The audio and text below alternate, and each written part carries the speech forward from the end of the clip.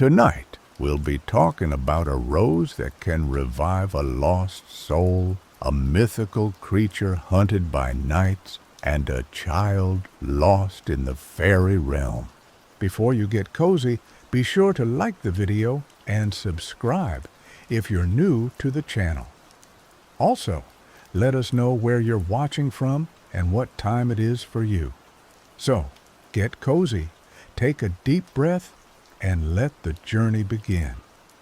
Liam knelt before the stark white marble of Una's tomb, the chill of the mortal world clinging to him deeper than the autumn air.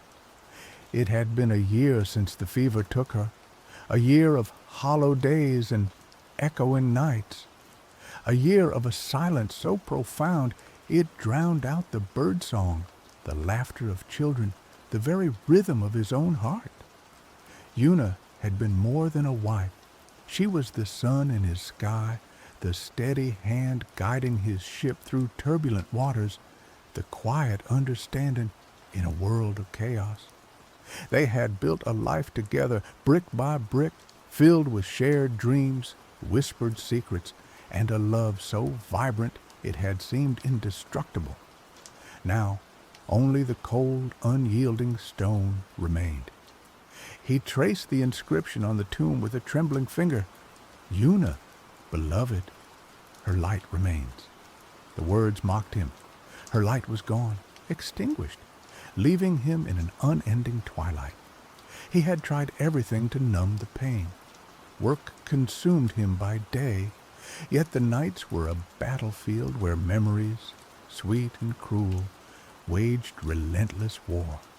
He had consulted healers, sought solace in the company of friends, even offered prayers to the gods, though his faith had withered with Una's passing. Nothing worked. The emptiness remained, a gaping chasm that threatened to swallow him whole. One evening, huddled by the fire, nursing a goblet of wine that tasted like ash, Liam overheard a fragment of conversation from passing travelers. They spoke of Elysium, the paradise reserved for heroes and the virtuous, and of a single crimson rose that bloomed only in those hallowed fields.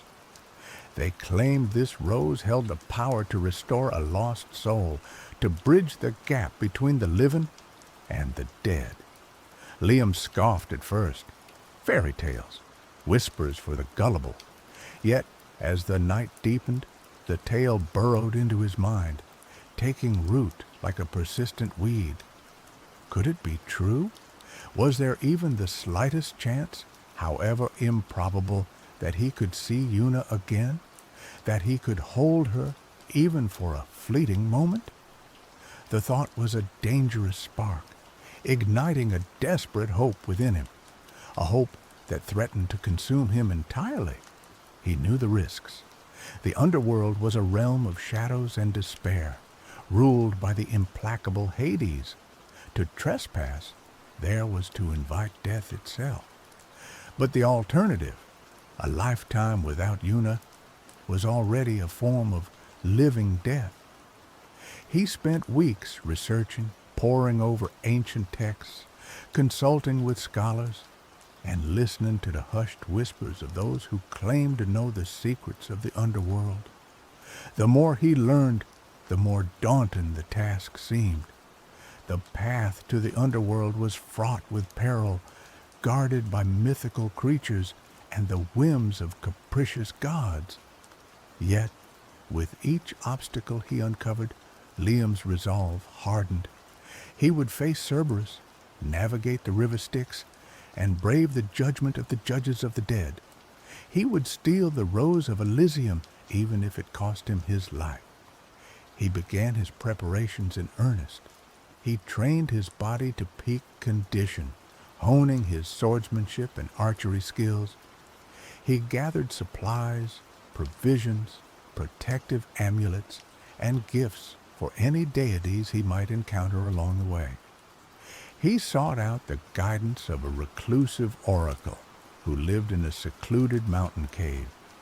The oracle, a wizened woman with eyes that seemed to hold the weight of centuries, warned him of the dangers that lay ahead. She spoke of the wrath of Hades, the treachery of spirits, and the seductive illusions of the underworld. The path you seek is paved with sorrow and despair, she croaked, her voice like dry leaves rustling in the wind. Many have tried, but few have returned. Are you truly prepared to face such darkness? Liam met her gaze, his eyes filled with a resolve that surprised even himself. I have already faced the greatest darkness imaginable, he said, his voice hoarse with emotion. A world without Una. I have nothing left to lose. The oracle nodded slowly, a flicker of understanding in her ancient eyes. Then go, mortal, but remember this. The underworld is a reflection of your own soul. What you find there will depend on what you carry within you. She then provided him with a cryptic map, supposedly charting a hidden passage to the realm of Hades. It was a starting point, at least. With a heavy heart and a grim determination, Liam kissed Una's tombstone one last time. He whispered a promise to bring her back, even if it meant defying the gods themselves. Then he turned his back on the world of the living and set out on his perilous journey to the underworld. The map led him to a desolate coastal region where jagged cliffs plunged into the churning sea. After days of searching, he found the entrance, a narrow, barely discernible cave hidden behind a waterfall. The air within the cave was thick with a palpable sense of dread, a suffocating darkness that seemed to press down on him from all sides. He lit a torch, its flickering flame casting long, dancing shadows on the damp cave walls. The passage descended steeply, winding deeper and deeper into the earth. The temperature plummeted, and a chilling wind seemed to whisper through the tunnels, carrying voices of sorrow and despair. He encountered his first obstacle, a chasm spanned by a rickety rope bridge. The bridge swayed precariously in the wind, threatening to collapse with every step. Liam took a deep breath and carefully made his way across, his heart pounding in his chest. Looking down into the abyss, he saw nothing but a swirling darkness that seemed to reach up and pull him down. On the other side of the chasm, the tunnel opened into a vast cavern. The air was thick with the stench of sulfur, and the ground was littered with bones. In the center of the cavern, a monstrous figure stirred. Cerberus, the three-headed hound of Hades, guardian of the underworld. The beast was even more terrifying than the legends had described. Each head roared with a different voice, one a deep, guttural growl, another a high-pitched whine, and the third a chilling shriek. Its eyes glowed with malevolent red light, and its teeth were like jagged daggers. Liam knew he couldn't defeat Cerberus in a direct confrontation. He had to use his wits. He remembered hearing that Cerberus was fond of sweet things. He reached into his pack and pulled out a honeyed cake he had baked before leaving. He tossed the cake towards the beast. Cerberus hesitated for a moment, then lunged at the offering, the three heads snarling and snapping at each other in their eagerness to devour the treat. While the beast was distracted, Liam slipped past, his heart pounding in his chest. He continued his descent, the tunnels becoming increasingly twisted and labyrinthine.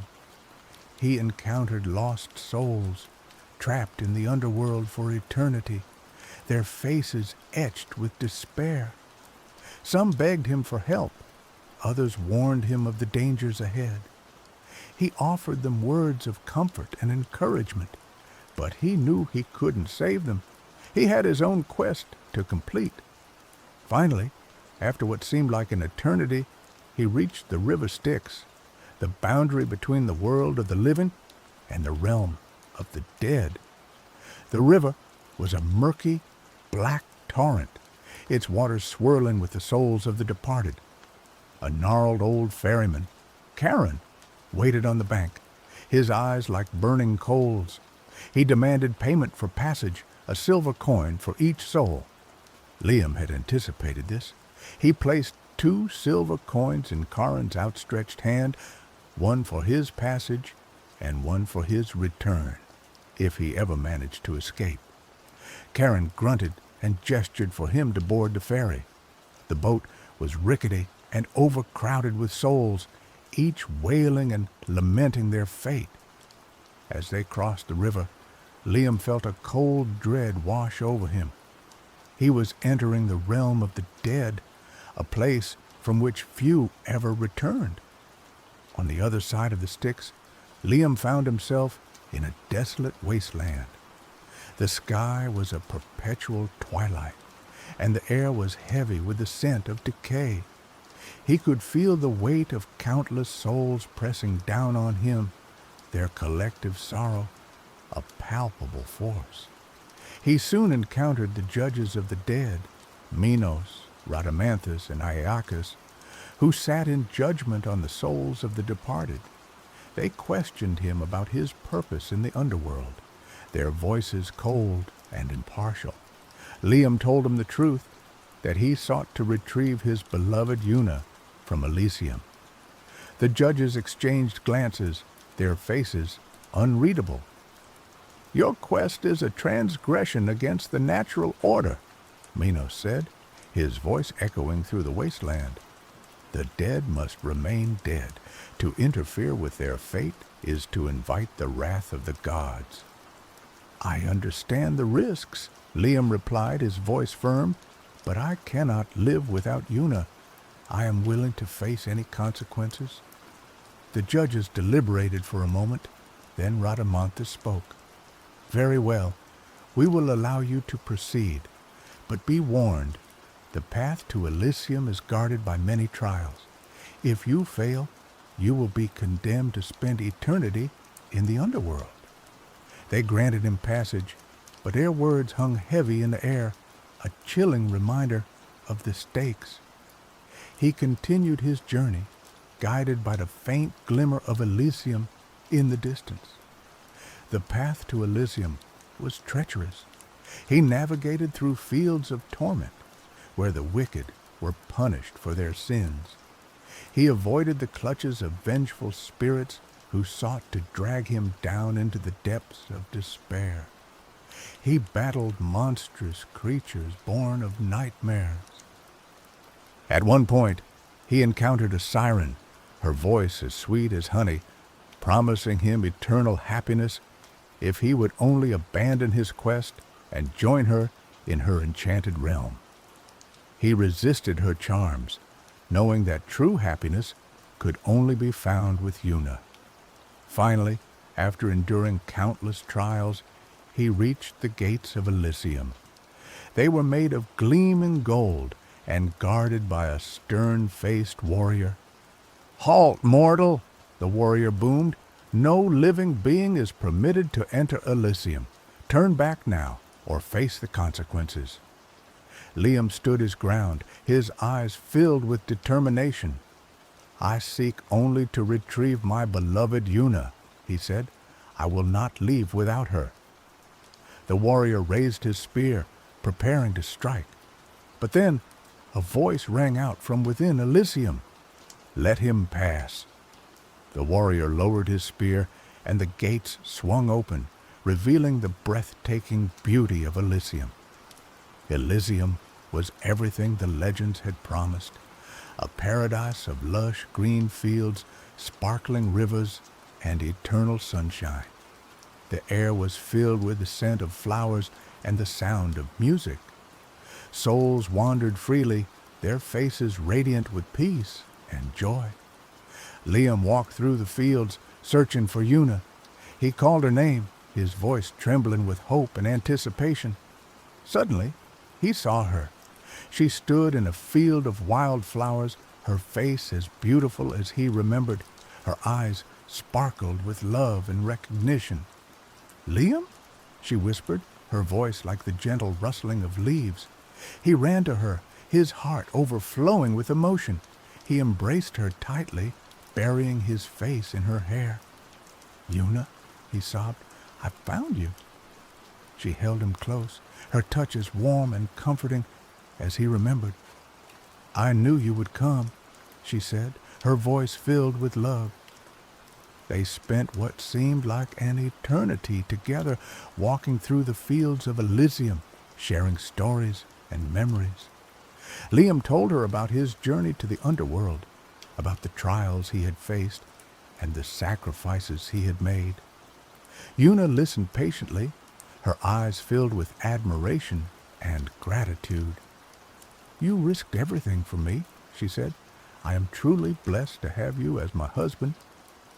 As they walked, Liam noticed a single crimson rose blooming in the center of a field. It was the rose of Elysium, the flower that held the power to restore a lost soul. He led Una towards the rose, his heart pounding in his chest. He knew what he had to do. "Una," he said, his voice filled with emotion, "this rose, it can bring you back to the world of the living, but it comes at a cost." He explained that only the soul attached to the rose could return. It was a one-way ticket.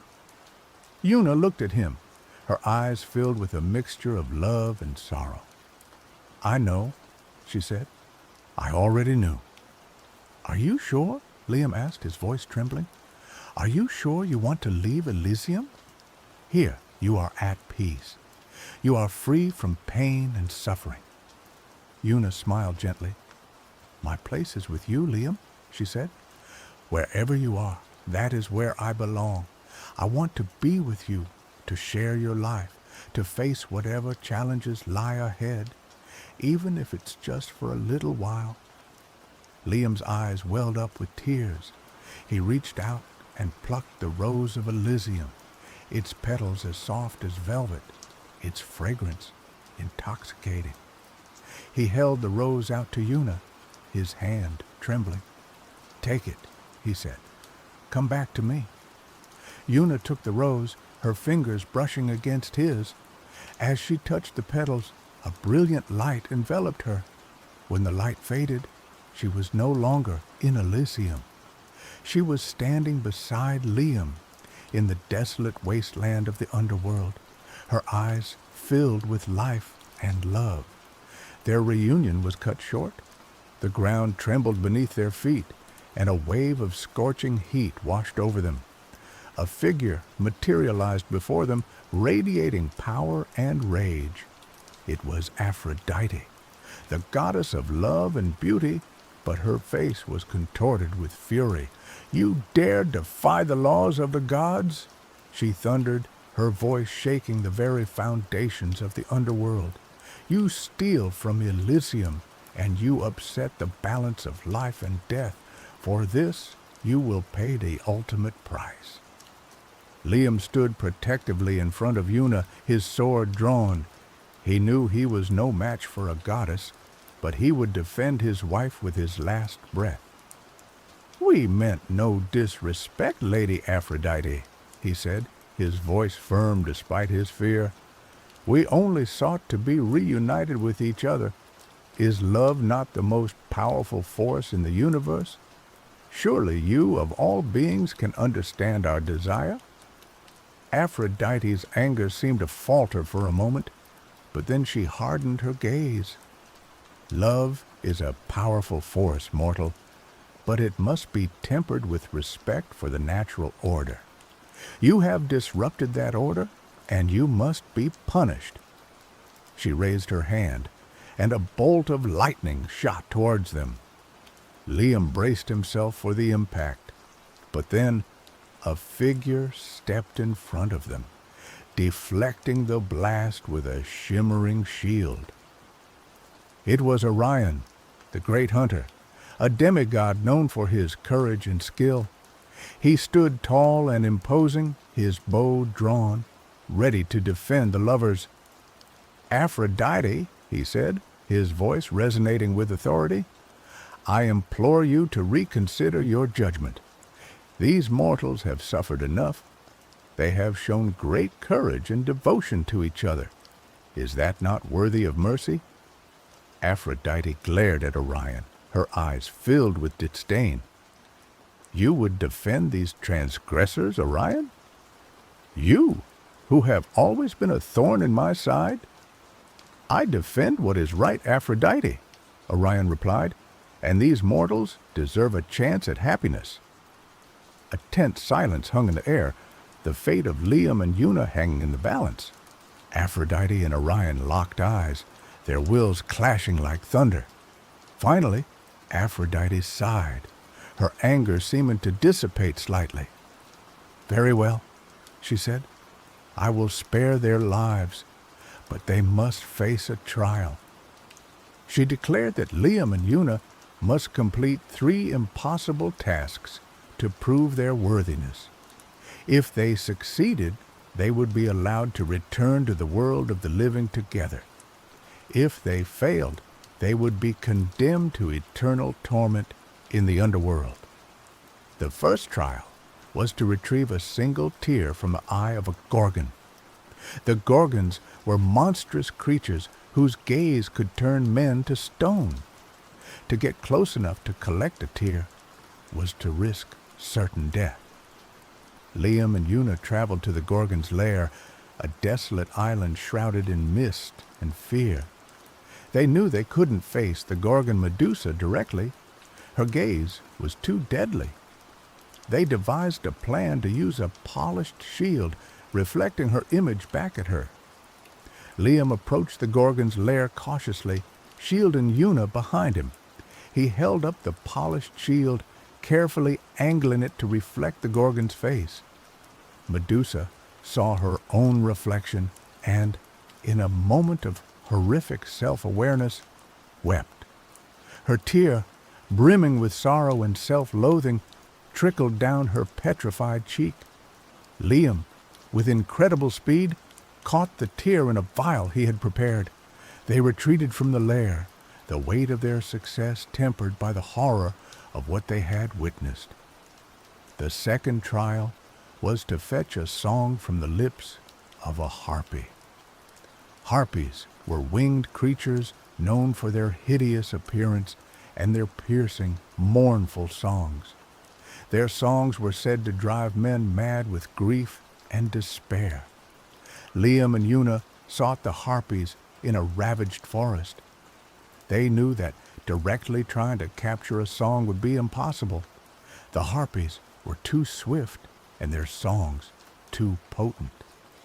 Una came up with the idea to lure them in with a scent they found irresistible.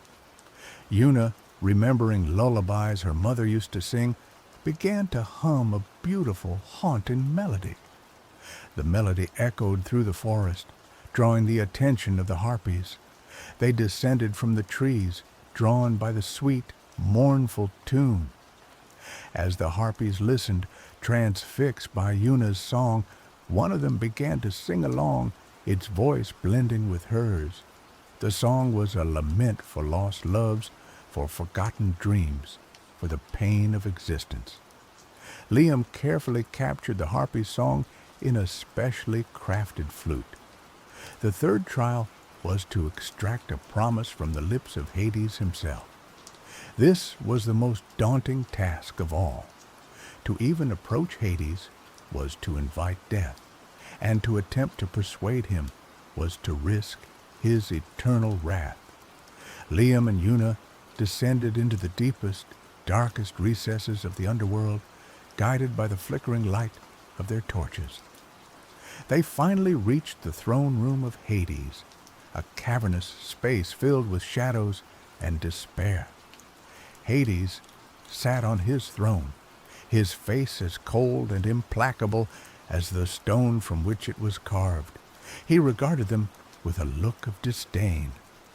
"Mortals," he said, his voice like the grinding of bones, You dare trespass in my domain again? Have you learned nothing from your previous encounter? Liam knelt before him, his head bowed. Great Hades, he said, we have come to ask for your mercy. We have completed the trials set before us by Aphrodite. We ask only for the chance to return to the world of the living together. Hades laughed, a chilling sound that echoed through the throne room. Mercy? In the underworld? Such a concept is unknown here. Why should I grant you your request? What do I gain from it? Liam thought for a moment, then spoke with conviction. You gain nothing, Lord Hades, but perhaps you would gain a small measure of respect. By granting us our wish, you would show that even in the realm of death, love and compassion can exist. Hades was silent for a long moment, studying Liam with his penetrating gaze. Finally, he spoke. I will grant you your wish, he said, but on one condition. Liam's heart leaped with hope. Anything, Lord Hades, he said. Name your price. The Rose of Elysium, Hades said. You must return it to the fields from whence it came. You cannot take it back to the mortal world. It belongs here, in the realm of the dead. Liam hesitated. He had risked everything to obtain the rose. It was the symbol of his love for Una, the key to their reunion. But he knew he had no choice. Very well, Lord Hades, he said. We accept your condition. Hades nodded, his expression unreadable. With a wave of his hand, he opened a portal back to the world of the living. Liam and Una emerged from the portal, blinking in the sunlight. They were back in their world together, but their journey was not yet complete. They traveled back to the entrance to the underworld, back to the fields of Elysium. With heavy hearts, they walked to the spot where Liam had plucked the Rose of Elysium. Liam took the rose from Una's hand, his fingers brushing against hers. He looked into her eyes, his heart filled with love and sorrow. Are you sure about this, Una? He asked. Once we return this rose, you will be bound to the natural order. We will never be able to return to the underworld, even in death. Una smiled gently. I am sure, Liam, she said. I have seen the wonders of Elysium, but my place is with you in the world of the living. I want to experience life with you, to share your joys and sorrows, to grow old together, even if it means facing the challenges and uncertainties of the mortal world. Liam nodded, his eyes filled with tears. He placed the Rose of Elysium back in the earth, its crimson petals a stark contrast to the green grass. As he released the flower, a wave of warmth washed over them. Una felt a sense of peace settle over her, a feeling of acceptance and belonging. They turned and walked away from the entrance to the underworld, hand in hand, their hearts filled with hope and determination. They had defied the gods, faced death, and endured countless trials. But they had also found a love that transcended the boundaries of life and death. Their trials continued in the mortal world. Una, having been brought back unnaturally, found that her body was frail. She tired easily, and she was haunted by memories of the underworld. Liam cared for her tenderly, nursing her back to health and shielding her from the harsh realities of the world. They rebuilt their lives, brick by brick, just as they had done before. They found joy in the simple things, the warmth of the sun, the laughter of children, the comfort of each other's presence. Years passed, and Una's health gradually improved. She grew stronger, her spirit renewed. They traveled, saw new places, and met new people. They lived life to the fullest, cherishing every moment together. They never forgot their journey to the underworld or the sacrifices they had made. They told their story to their children and grandchildren, passing down the tale of the Rose of Elysium and the power of love. Their story became a legend, a testament to the enduring strength of the human spirit. It was a reminder that even in the face of death, love can triumph. When Una finally passed away many years later, Liam was by her side, holding her hand. He felt a pang of grief, but it was not the same crushing despair he had felt before. He knew that Una had lived a full and happy life, and that their love would endure beyond the grave. He buried her beside the tomb he had built for her so long ago. On her tombstone, he inscribed a new message: Una, beloved, her light remains. Her love conquers all. Liam lived for many more years, carrying Una's memory in his heart. He never remarried, and he remained devoted to her memory until the day he died. When he finally passed away, his soul traveled to the underworld. He crossed the river Styx and stood before the judges of the dead. They recognized him, and they smiled. "You have lived a good life, mortal," Minos said. "You have shown great courage, compassion, and love. You are worthy of Elysium." Liam was led to the fields of Elysium, where he was reunited with Una. They embraced, their love as strong as ever. They spent eternity together in the paradise of Elysium, their souls intertwined, their love a beacon of hope in the realm of the dead. They had defied the gods, faced death, and conquered the underworld. And in the end, they had found true and everlasting love.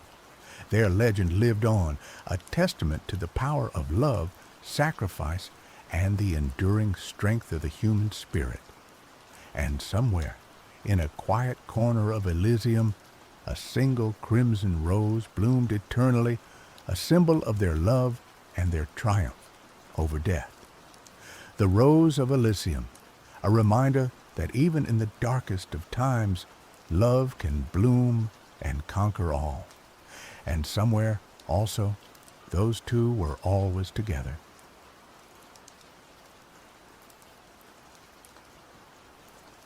The forest was a cathedral of ancient trees, their branches interwoven like the vaulted ceilings of forgotten gods. Sunlight dripped through the canopy in emerald shards, illuminating a path that Alexander, knight of the Silver Dawn, followed with grim determination. His armor, polished to a blinding sheen, betrayed no hint of the exhaustion that gnawed at him. 3 days he had tracked the basilisk, guided by the terrified whispers of the villagers of Oakhaven.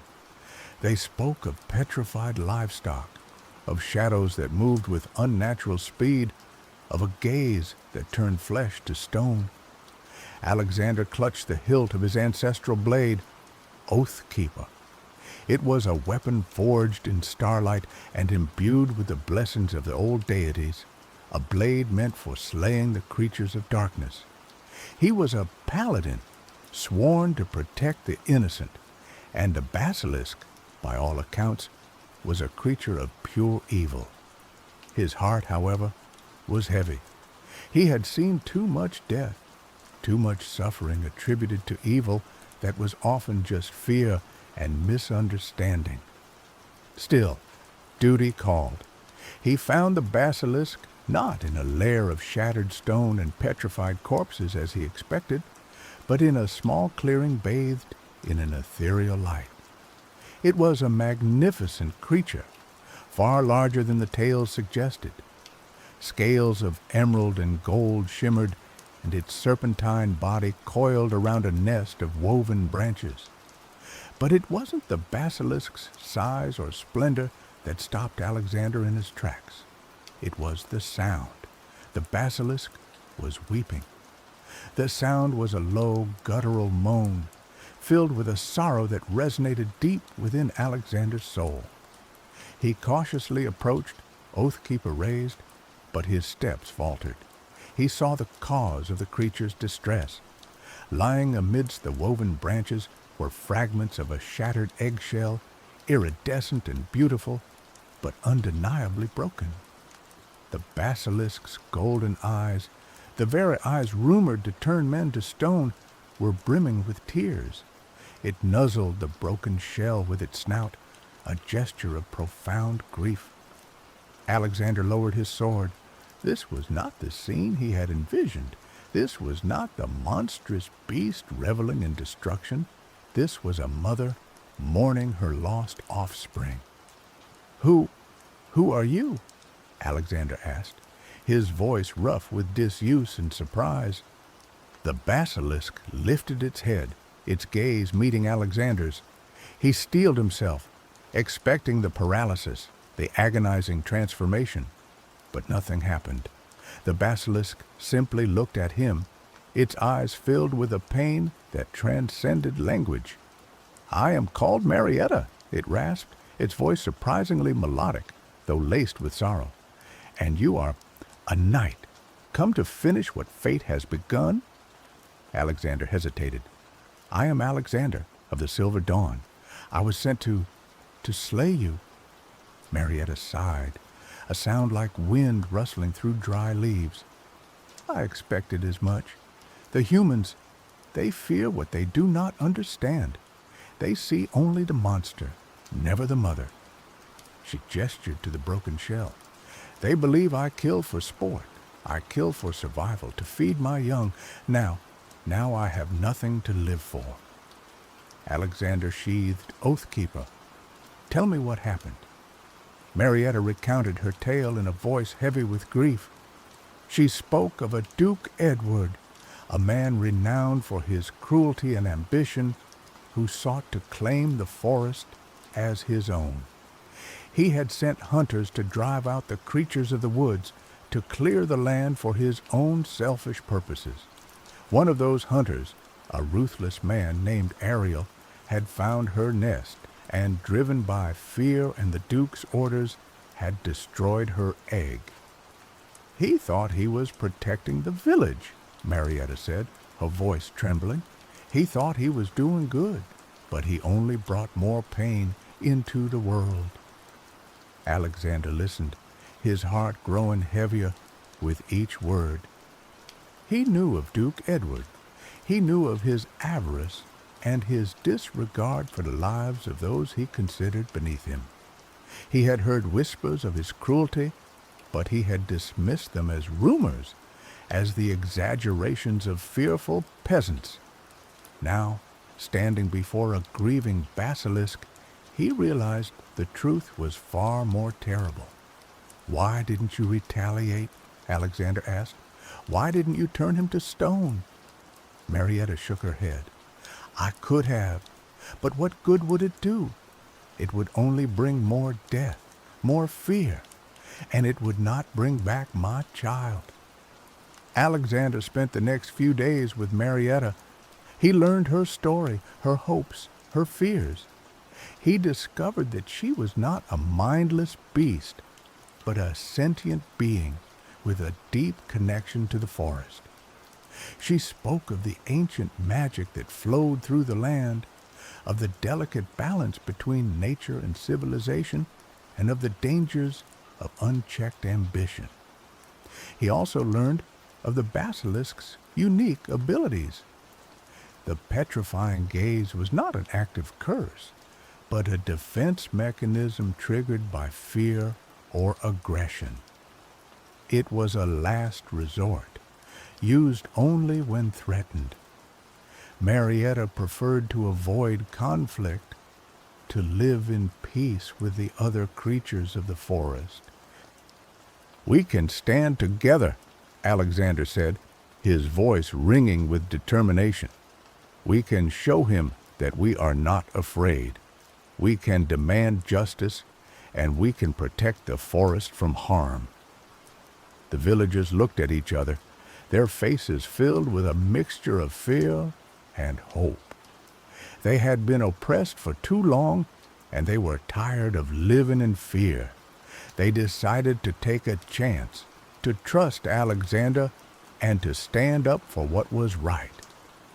Together, they marched towards Duke Edward's castle, their numbers growing with each step. They were armed with pitchforks and axes, but their true weapon was their courage and their determination. When they reached the castle gates, they found the Duke waiting for them, surrounded by his guards. He looked at them with contempt, his eyes filled with anger. "What is the meaning of this?" he demanded, his voice booming through the courtyard. "Why have you come here armed and unruly?" Alexander stepped forward, his hand resting on the hilt of Oathkeeper. "We have come for justice, your grace. We have come to expose your cruelty and your lies. We know the truth about the basilisk, about the forest, and about your misdeeds." The Duke laughed, a cold and cruel sound. "You are fools," he said. "You think you can stand against me? I am the Duke, and I have the power to crush you all." "You may have power," Alexander said, "but you do not have the truth, and the truth is stronger than any weapon." He then revealed the evidence he had gathered, the documents, the testimonies, the proof of the Duke's misdeeds. The villagers listened in stunned silence, their faces growing angrier with each revelation. The Duke's face turned red with rage. He ordered his guards to attack, but the villagers stood firm. They fought with courage and determination, fueled by their anger and their desire for justice. Alexander fought alongside them, Oathkeeper flashing in the sunlight. He moved with grace and skill, cutting down the Duke's guards with ease. The battle raged for hours, the courtyard filled with the clash of steel and the cries of the wounded. But in the end, the villagers prevailed. They overwhelmed the Duke's guards and captured the Duke himself. Alexander stood before the Duke, Oathkeeper pointed at his throat. "You have been judged, your grace," he said, "and you have been found wanting." The Duke looked at him with hatred, his eyes filled with rage. "You will regret this," he snarled. "I will have my revenge." "Your reign of terror is over," Alexander said. "You will be brought before the Queen and judged for your crimes." The Duke was taken away, and the villagers rejoiced. They had won a great victory, and they had finally freed themselves from the Duke's oppression. Alexander returned to the forest, to Marietta's clearing. He found her tending to the broken eggshell, her eyes still filled with sorrow. "It is done," Alexander said. "The Duke has been captured, and he will be brought to justice." Marietta looked at him, her eyes filled with gratitude. "Thank you, Alexander," she said. "You have done a great thing for my people and for the forest." Alexander smiled. "It was the least I could do," he said. "I am here to help rebuild your nest, if you will allow it." Together, they began to rebuild the nest, weaving branches and gathering leaves.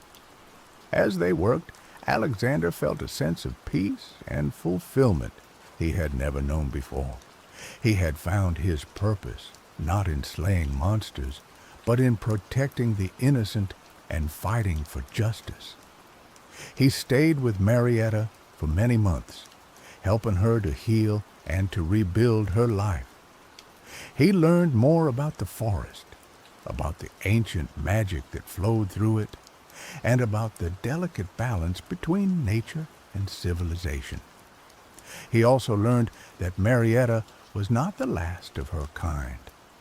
There were other basilisks in the forest, hidden deep within the woods, living in peace and harmony with nature. Alexander eventually returned to the Queen's court, where he testified against Duke Edward. The Duke was found guilty of his crimes and sentenced to life imprisonment. Alexander was hailed as a hero. but he refused to accept the accolades. He knew that the true heroes were the villagers of Oak Haven, who had stood up for what was right, and Marietta, who had shown him the true meaning of compassion and understanding. He returned to the forest, where he continued to protect the innocent and fight for justice. He became known as the Knight of the Forest, a protector of the creatures of the woods and a champion of the oppressed. And Marietta, the basilisk, who had once wept over a broken egg, became a symbol of hope and resilience. She taught the villagers of Oak Haven to respect the forest and to live in harmony with nature. The forest thrived, and the villagers prospered. They learned that the true monsters are not the beasts, but those who hunt them.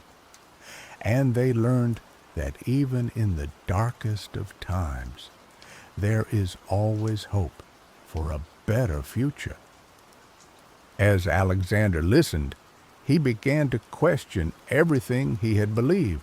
He had always seen the world in black and white, good versus evil, but Marietta showed him the shades of gray, the complexities of morality, the blurred lines between hunter and hunted. He also realized that the villagers of Oak Haven were not entirely innocent. They had allowed Duke Edward to exploit them, to turn them against the creatures of the forest in exchange for empty promises of protection. They had been blinded by fear and greed, and they had become complicit in the Duke's cruelty. Alexander knew he could not simply return to Oak Haven and tell them the truth. They would not believe him. They were too deeply entrenched in their fear and prejudice. He needed to find a way to expose Duke Edward's cruelty, to show the villagers the true monster that lurked in their midst. He decided to return to Duke Edward's castle under the guise of a knight who had slain the basilisk.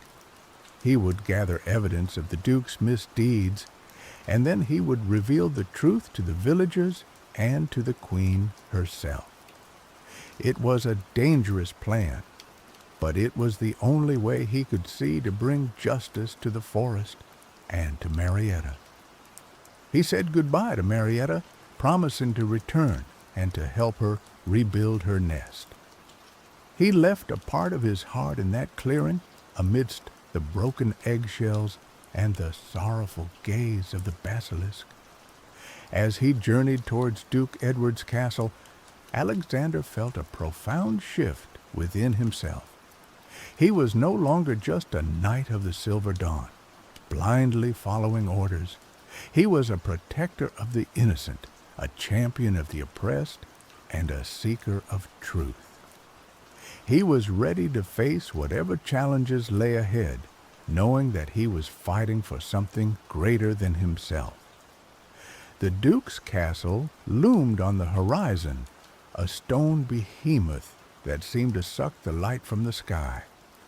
Alexander steeled himself and rode towards the gates, ready to confront the darkness that dwelled within. He presented himself to the guards, claiming to be the knight who had slain the basilisk.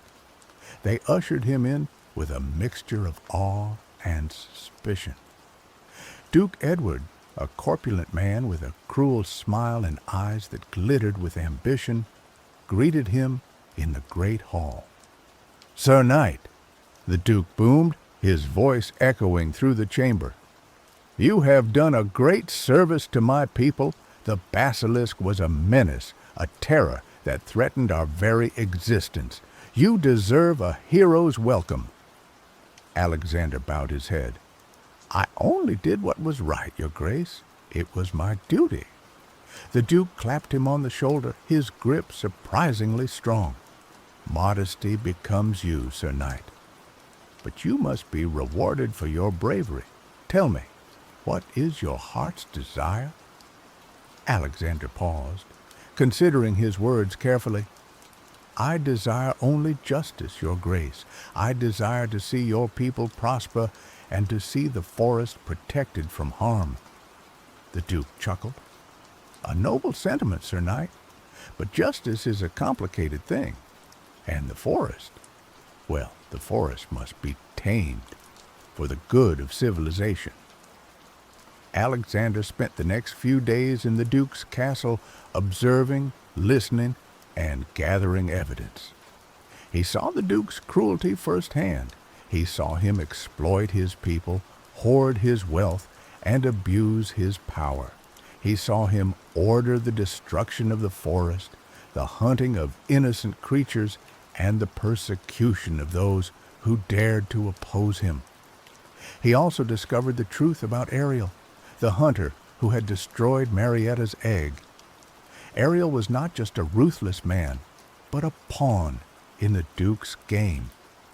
He had been promised land and riches in exchange for his loyalty, and he was willing to do anything to please his master. Alexander knew he had to act quickly. The Duke was growing suspicious of him, and he feared that his true intentions would soon be revealed. He decided to gather the villagers of Oakhaven and confront the Duke in front of them all. He slipped out of the castle under the cover of darkness and rode towards Oakhaven. He found the villagers huddled in their homes, their faces etched with fear and despair. He gathered them in the village square and told them the truth about Duke Edward. He told them about Marietta, the grieving basilisk, and about the Duke's cruelty and ambition. He showed them the evidence he had gathered, the documents that proved the Duke's misdeeds, the testimonies of those who had suffered under his rule.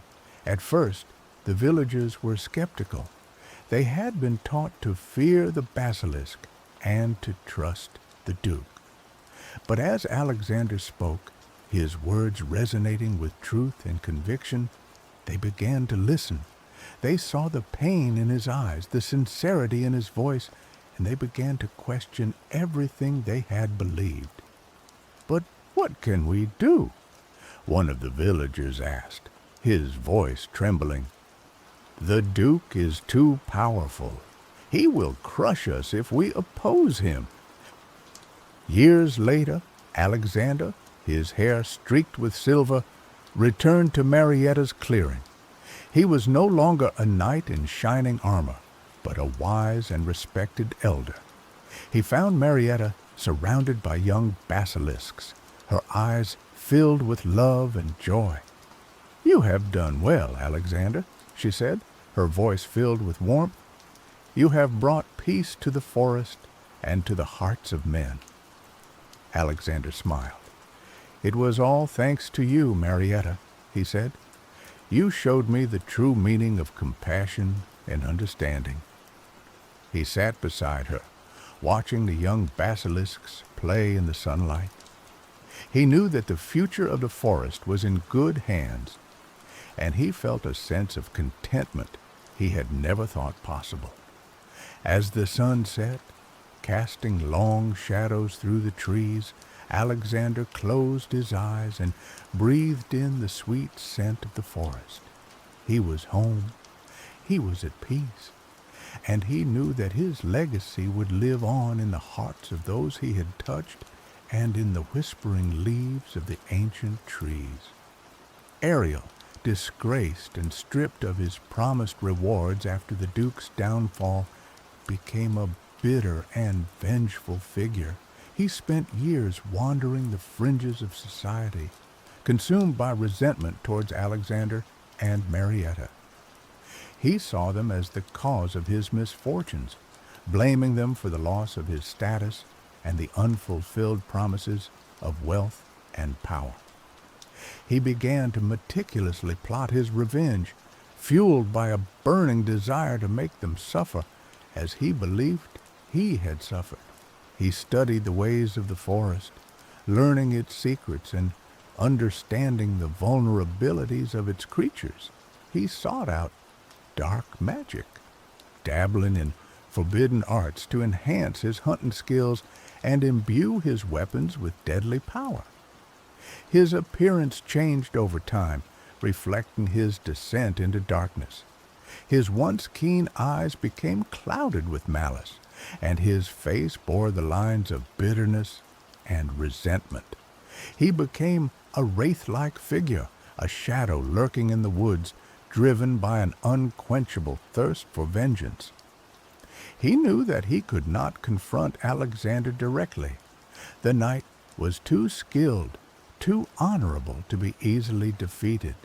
He needed to find a weakness, a vulnerability that he could exploit, and he found it in Marietta's young. He observed the basilisks, studying their habits and learning their vulnerabilities.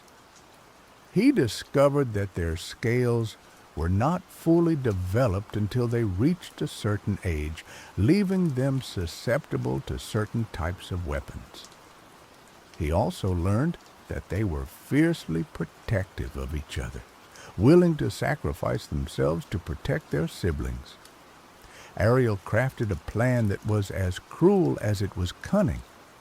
He would use the young basilisks as bait, luring Marietta into a trap where he could finally exact his revenge.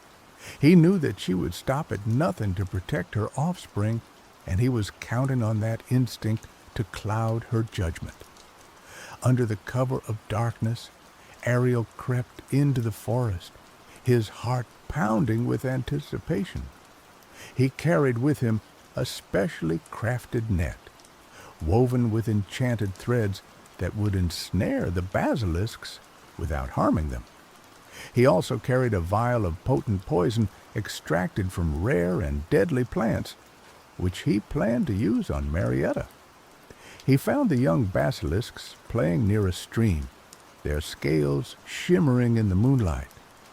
They were unguarded, unaware of the danger that lurked nearby. Ariel moved swiftly and silently, casting the net over them before they could react. The young basilisks cried out in alarm, their voices echoing through the forest. Marietta heard their cries and raced towards them, her heart pounding with fear. She arrived just as Ariel was tightening the net, trapping her offspring. "Let them go!" Marietta roared, her eyes blazing with fury. Ariel laughed, a shrill and maniacal sound. "Not a chance, Basilisk," he said. "This is for ruining my life. This is for taking away everything I had." He raised the vial of poison, ready to strike. But before he could act, Alexander appeared, his sword drawn and his eyes filled with fury. "Ariel!" Alexander shouted, his voice echoing through the forest. "Release the basilisks!" Ariel turned to face Alexander, his face contorted with hatred. "You!" he snarled. "This is all your fault. You and that monster." He lunged at Alexander, his weapon raised. Alexander parried a blow and struck back, his sword flashing in the moonlight. The two men fought fiercely, their blades clashing and their bodies straining. Marietta watched the battle with growing concern. She knew that Alexander was a skilled fighter, but Ariel was driven by rage and desperation. She feared that he would do anything to win, even if it meant sacrificing himself. As the battle raged, Ariel managed to land a blow on Alexander, cutting him across the arm. Alexander staggered back, his face pale with pain. Ariel pressed his advantage, raining blows down on the knight. Marietta knew she had to act. She could not let Ariel harm Alexander. She gathered her strength and unleashed her petrifying gaze upon Ariel. Ariel froze, his body turning to stone in an instant. He stood motionless, his face frozen in a mask of hatred and rage. Alexander watched in horror as Ariel was petrified. He knew that Marietta had only acted to protect him, but he could not help but feel a sense of sadness. Ariel had been consumed by hatred and vengeance, and he had paid the ultimate price. Marietta released the young basilisks from the net. They ran to her, nuzzling her and crying with relief.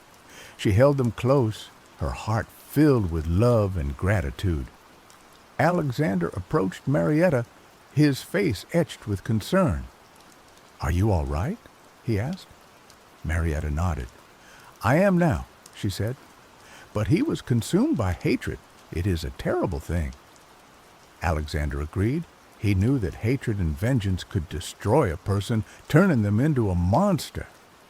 He had seen it happen to Ariel, and he never wanted to see it happen again. They buried Ariel's petrified body in the forest, marking the spot with a simple stone. They hoped that his spirit would find peace, and that his story would serve as a warning to others. Alexander and Marietta continued to protect the forest and its creatures, working together to create a world of peace and harmony.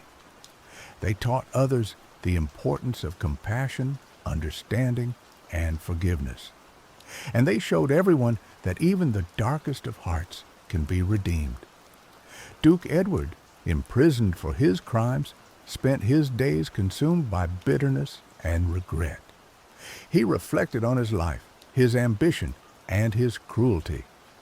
He realized that he had wasted his life pursuing power and wealth, neglecting the things that truly mattered: love, compassion, and kindness. He began to write letters to the villagers of Oak Haven, apologizing for his misdeeds and seeking their forgiveness. He offered to use his remaining wealth to help them rebuild their lives and to protect the forest. At first, the villagers were skeptical. They had been hurt by the Duke for so long, and they found it hard to believe that he had truly changed. But as they read his letters, they began to see a glimmer of hope. They saw a man who was genuinely remorseful for his actions, a man who wanted to make amends. They decided to visit the Duke in prison to see for themselves if he was truly sincere. They found him weak and frail, his face etched with sadness and regret. He spoke to them with humility and honesty, admitting his mistakes and begging for their forgiveness. The villagers were moved by his sincerity. They realized that he had truly changed, and they decided to forgive him. They accepted his offer of help, and they worked together to rebuild their lives and to protect the forest. The Duke spent the rest of his days in prison, but he found peace and redemption in his final years. He used his wealth to support the villagers and to protect the forest. He wrote letters to Alexander and Marietta, thanking them for their kindness and forgiveness.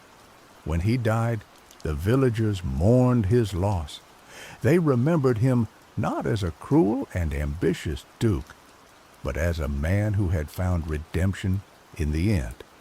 The story of Alexander, Marietta, and Duke Edward became a legend, a tale of hope, compassion, and forgiveness. It was a reminder that even the darkest of hearts can be redeemed, and that even the most terrible mistakes can be forgiven.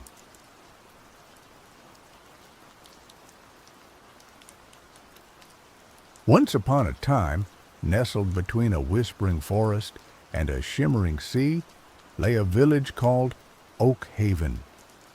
The villagers were a simple folk, content with their lives of fishing, farming, and the occasional lively festival. But Oak Haven also held a quiet fear, a fear whispered in hushed tones around crackling fires, the fear of the fair folk. Oliver, a boy with eyes the color of moss and hair like spun moonlight, was the heart of Oak Haven. He was known for his infectious laughter, his boundless curiosity, and his uncanny ability to find wonder in the smallest of things. He could charm the birds from the trees with his whistling and coax shy woodland creatures to nibble from his hand. It was perhaps this very connection to the wild that made him so alluring to the denizens of the fairy realm. One twilight eve, as Oliver chased fireflies near the edge of the whispering forest, a melody, sweet and beguiling, drifted on the breeze. He followed the sound, deeper and deeper into the woods, his heart pounding with childish excitement. The air grew thick with the scent of honeysuckle and damp earth, and the trees seemed to lean in, their branches intertwining to form a living archway. He stepped through the archway, and the world shimmered. The familiar forest vanished, replaced by a glade bathed in an ethereal glow. Towering trees with leaves of silver and gold formed a cathedral of light, and flowers of every imaginable hue bloomed in profusion. In the center of the glade, a circle of beings danced, their laughter like the tinkling of bells.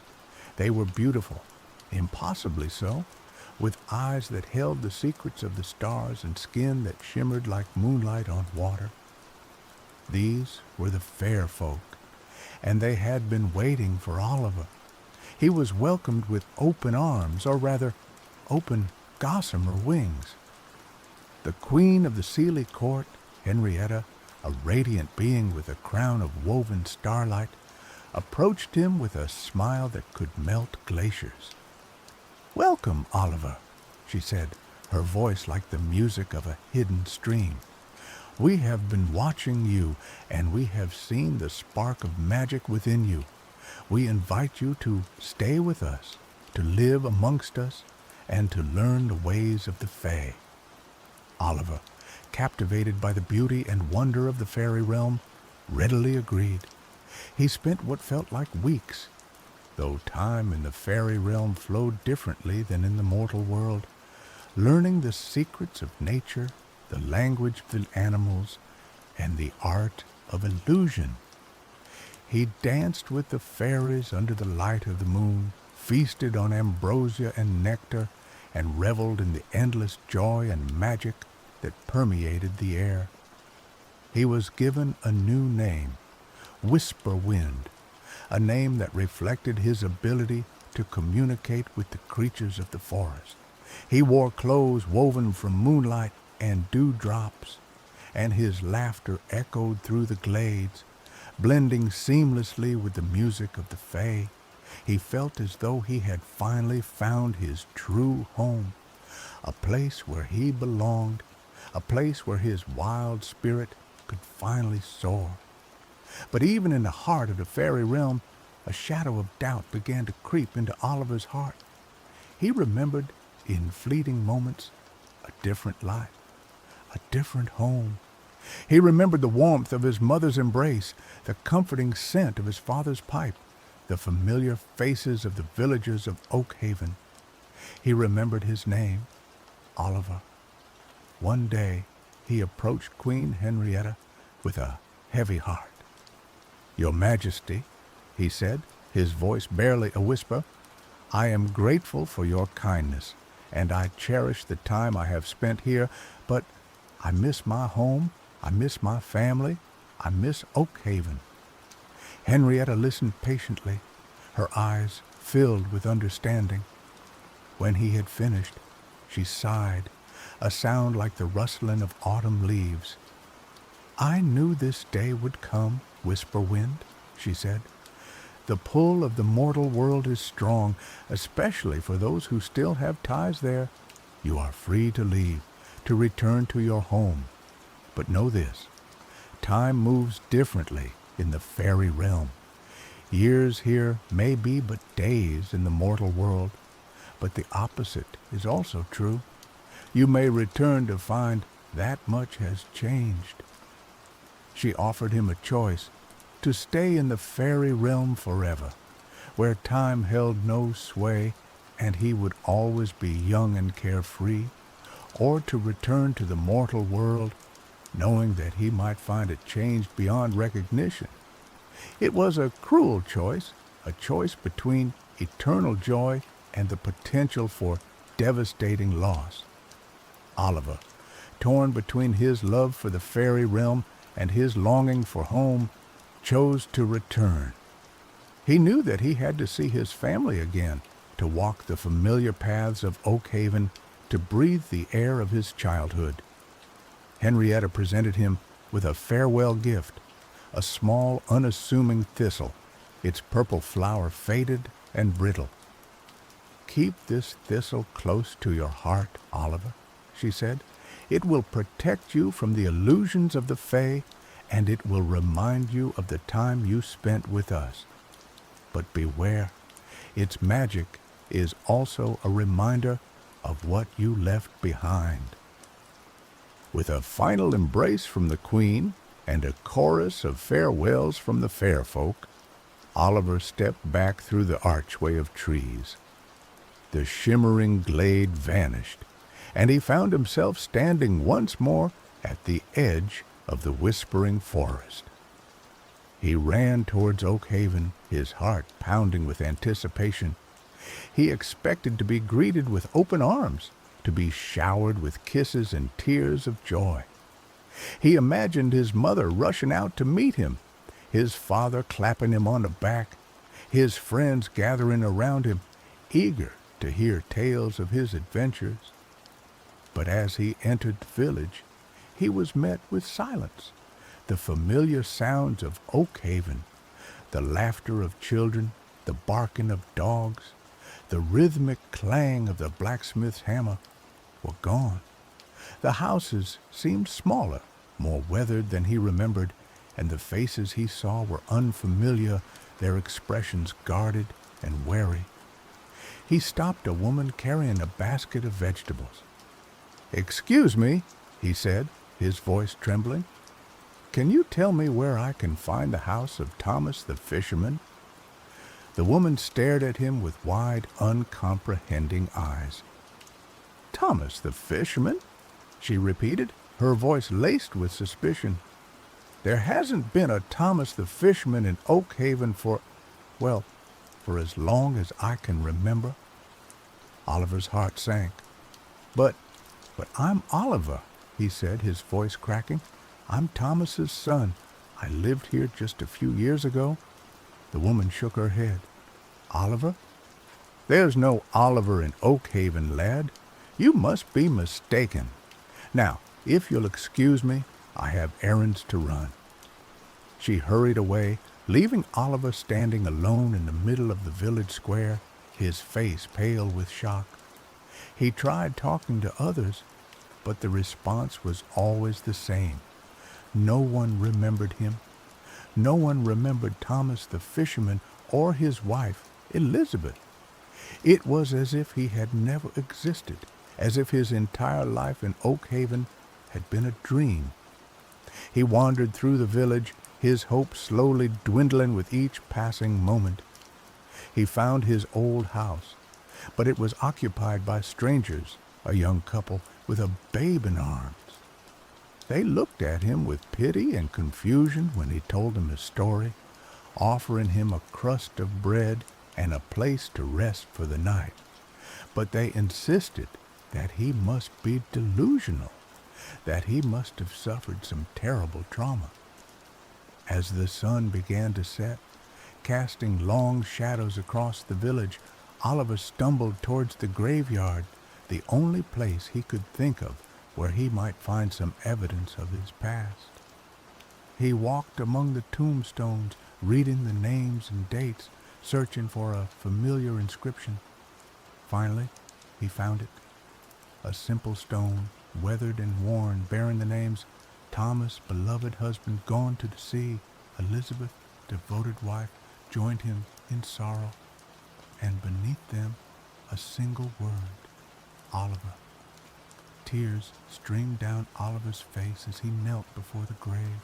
He had returned, but he had returned to a world that had forgotten him, a world where his parents were dead and buried, and where he himself was nothing more than a name on a tombstone. The years he had spent in the fairy realm had been but a blink of an eye to the fair folk, but in the mortal world they had been long enough to erase him from the memories of those he loved. He clutched the thistle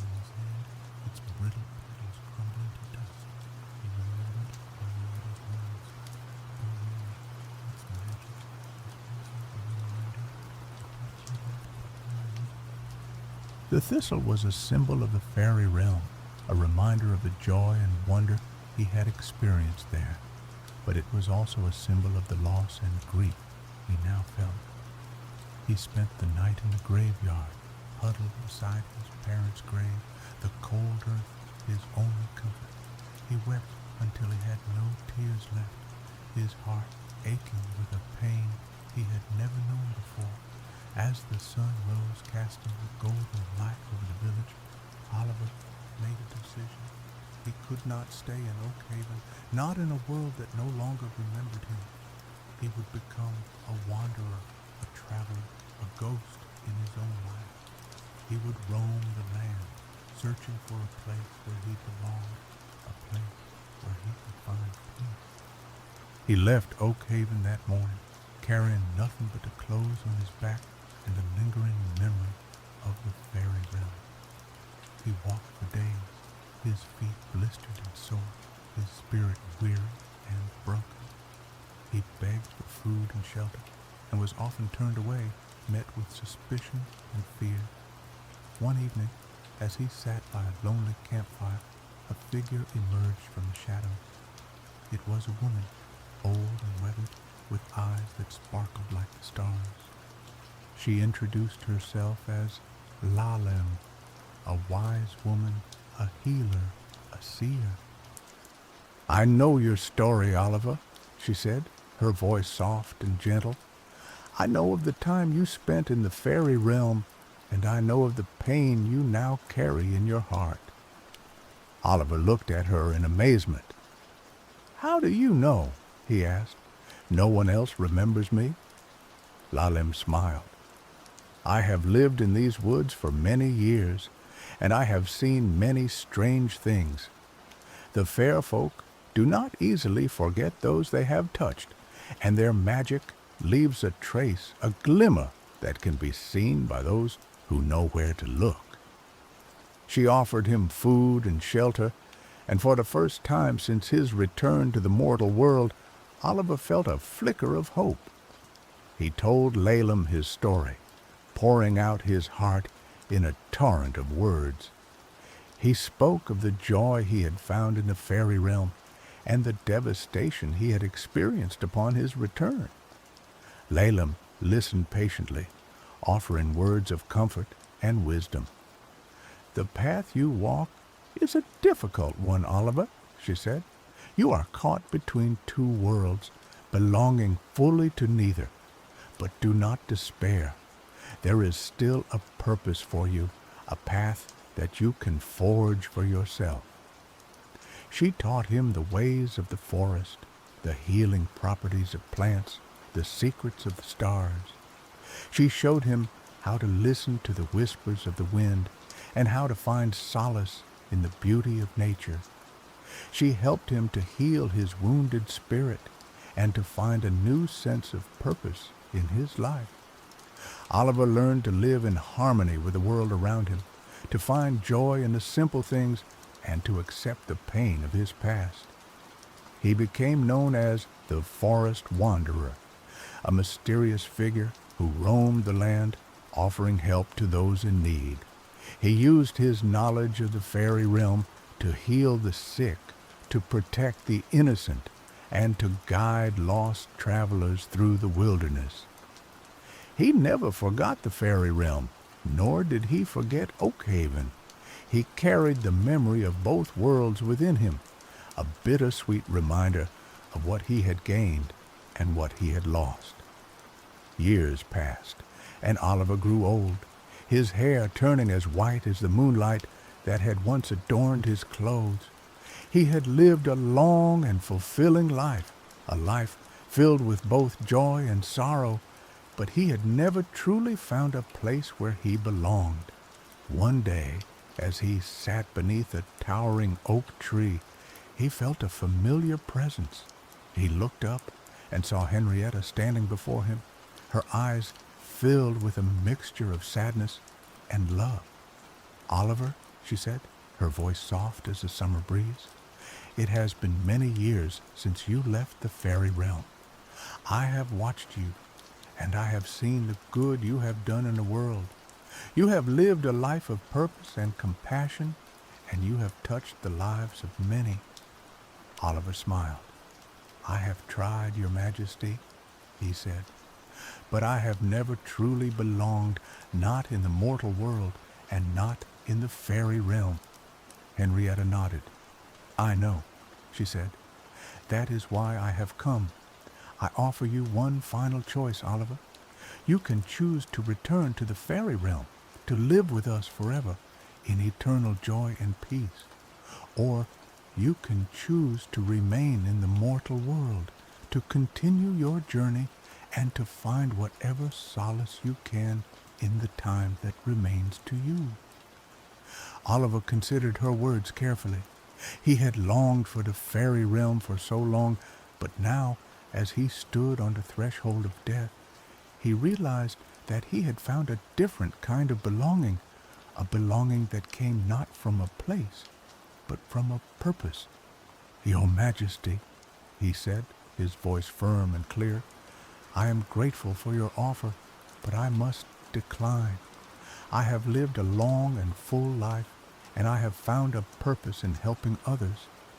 I wish to remain in the mortal world, to continue my journey, and to find whatever peace I can in the time that remains to me."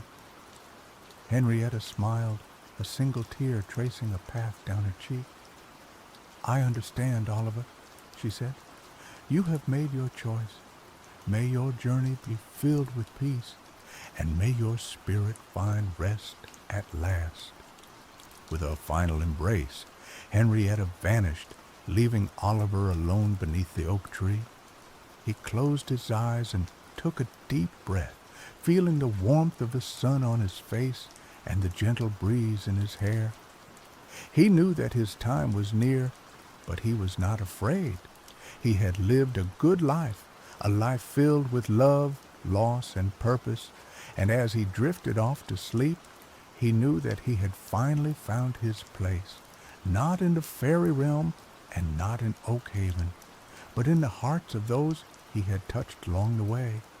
And so, the tale of Oliver, the boy who was stolen by the fairies, becomes a reminder that true belonging is not about where we come from, but about who we become and the impact we have on the world around us.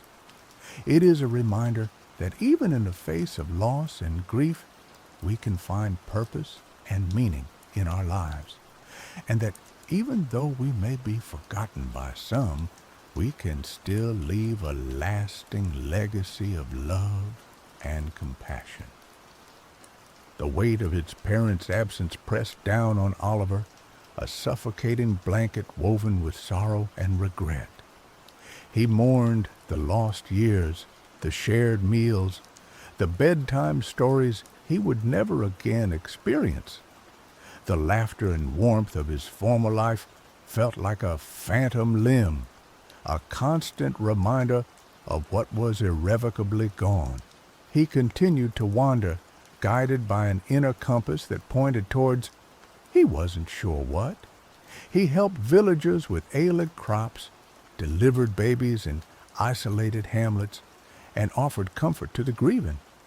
Each act of kindness, however small, was a balm to his own wounded soul, a way to stitch together the unraveling threads of his existence. One day, his travels led him to a bustling town, far larger than Oak Haven.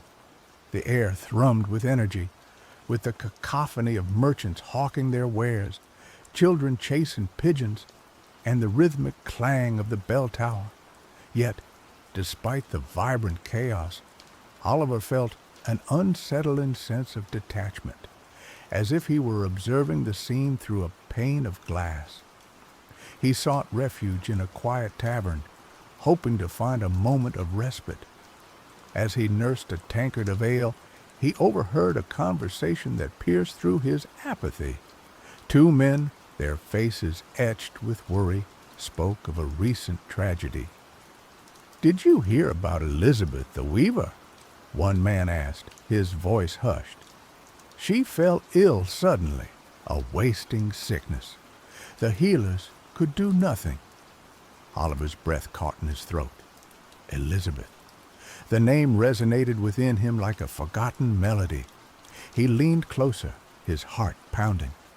"Aye, a terrible thing," the other man replied. "She leaves behind a daughter, Henrietta, a young woman barely old enough to care for herself." Oliver's mind reeled. Henrietta? Could it be the Queen of the Sealy Court had used the same name as his mother? He had to know more. He approached the men, his voice trembling with anticipation. "Excuse me," he said. "I couldn't help but overhear your conversation. I knew an Elizabeth a long time ago. Could you tell me more about this Elizabeth who recently passed?" The men eyed him with suspicion, but Oliver's earnest expression seemed to disarm them. They recounted the story of Elizabeth, a widow who had lived a quiet life in the town, renowned for her exquisite tapestries and her gentle nature. She had raised her daughter Henrietta alone, instilling in her a love for beauty and a strong sense of independence. As they spoke, Oliver realized with a sickening certainty that this was indeed his mother, or rather a version of her, whose path had diverged from his own when he was taken by the fairies. This Elizabeth had never married Thomas, had never given birth to him. She had lived a different life, a life shaped by a different set of circumstances. And Henrietta, she was not the Queen of the Sealy Court, but a mortal woman, struggling to cope with the loss of her mother. The Queen had chosen the same name, perhaps as a subtle connection to the mortal world, a reminder of the life Oliver had left behind. Overwhelmed by a wave of conflicting emotions, Oliver thanked the men and stumbled out of the tavern. He wandered through the town, his mind racing, trying to make sense of the fragmented pieces of his past. He found himself drawn to a small cottage on the outskirts of town. Smoke curled from the chimney, and the scent of beeswax and lavender wafted from the open windows. He hesitated for a moment, then knocked on the door. A young woman answered, her eyes red-rimmed and her face pale. She was beautiful, with a delicate grace that reminded Oliver of the fairy realm. "Can I help you?" she asked, her voice soft and weary. I heard about your mother," Oliver stammered. "I'm so sorry for your loss." Henrietta looked at him with suspicion. "Do I know you?" "No," Oliver replied, "but I knew an Elizabeth a long time ago. I just wanted to offer my condolences." Henrietta sighed. "Thank you," she said. "It's been a difficult time." Oliver hesitated, then took a deep breath. "My name is Oliver," he said. I used to live in Oakhaven." Henrietta's eyes widened. "Oakhaven?" she repeated. "My mother used to tell me stories about Oakhaven, about a boy who was lost in the woods, a boy named Oliver." Oliver's heart skipped a beat. "She remembered me?" Henrietta nodded. "She said she had a dream a long time ago about a son who was taken away. She always wondered what happened to him." Tears welled up in Oliver's eyes. His mother, this version of his mother, had remembered him, had carried the memory of him in her heart. It was a small comfort, but it was enough to fill the void that had been growing within him. He spent the next few days helping Henrietta with the chores, offering her support and companionship. He told her stories of his travels, careful to avoid any mention of the fairy realm.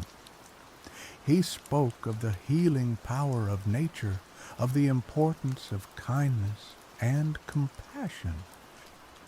He saw in Henrietta a spark of the same magic that had drawn him to the fairy realm, a deep connection to the natural world, a sensitivity to the unseen forces that shaped their lives. He knew that she would be all right, that she would find her own path, her own purpose. As he prepared to leave, Henrietta took his hand. "Thank you, Oliver," she said, her voice filled with gratitude. "You've helped me more than you know. I feel like I've known you my whole life." Oliver smiled. "Perhaps you have," he said. "Perhaps we're connected in ways we don't understand." He left the town with a lighter heart. He had found a piece of his past, a connection to the life he had lost, and he had given Henrietta a glimmer of hope, a reminder that even in the darkest of times, there is still beauty and kindness to be found in the world. His journey continued, but it was no longer driven by a desperate search for belonging. He had found a different kind of belonging, a belonging that came from within, a belonging that was rooted in his experiences, his memories, and his unwavering commitment to helping others. Years turned into decades. Oliver's hair grew whiter, his steps slower, but his spirit remained undimmed. He traveled far and wide, witnessing the ebb and flow of human existence, the triumphs and tragedies that shaped their destinies. He became a living legend, a figure whispered about in hushed tones, a symbol of hope and healing.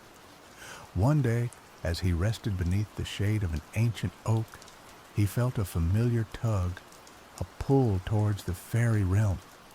It had been years since he had last felt their presence, but the connection remained, a faint echo of the glade that had once been his home.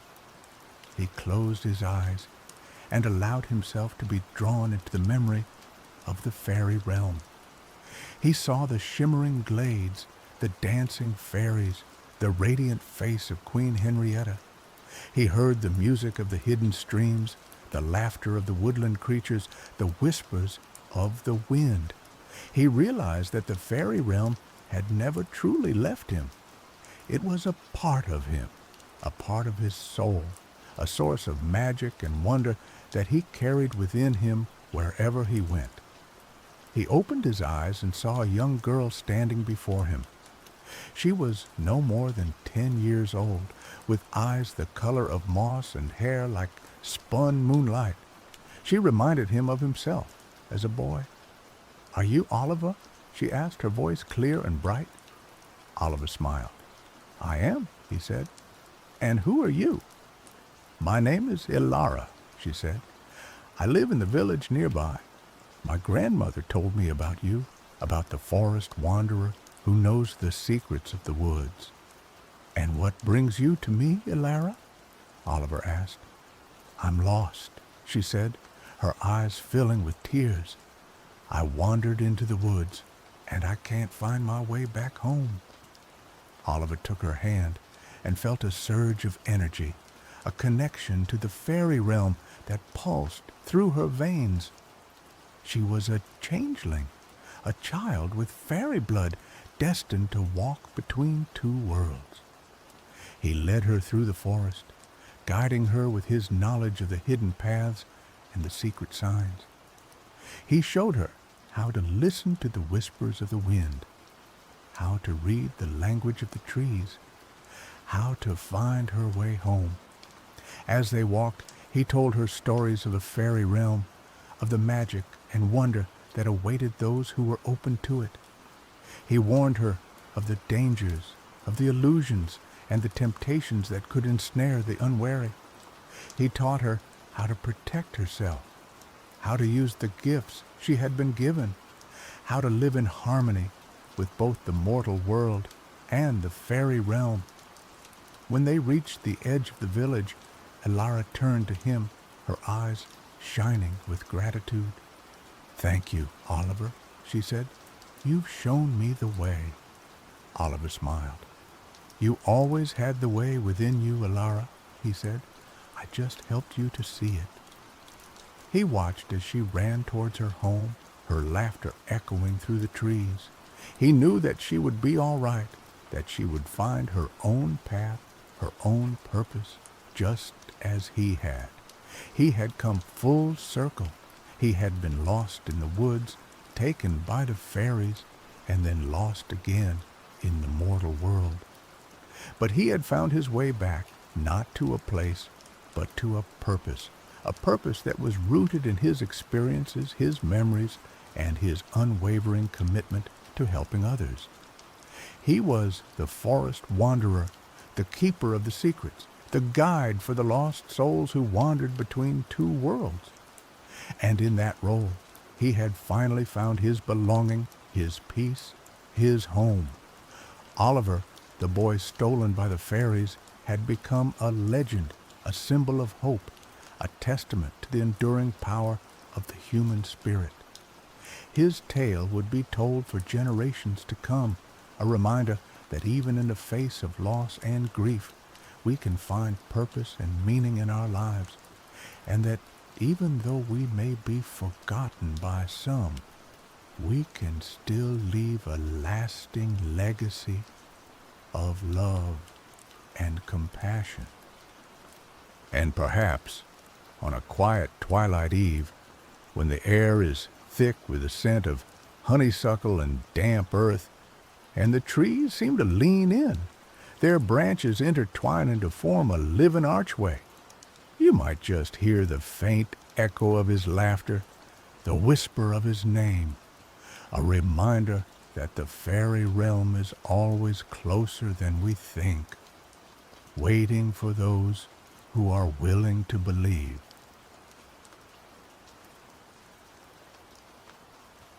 The biting November wind whipped through the cobbled streets of Hamelin, a town steeped in history and shadowed by a chilling legend. Carl, a historian with a penchant for the macabre, hunched deeper into his worn tweed jacket as he hurried towards the town archive. He was chasing shadows, whispers from a past that refused to stay buried, the tale of the Pied Piper and the vanished children. Carl wasn't a local. He'd been drawn to Hamelin by an obscure, almost forgotten manuscript detailing bizarre occurrences in the years following the children's disappearance in 1284.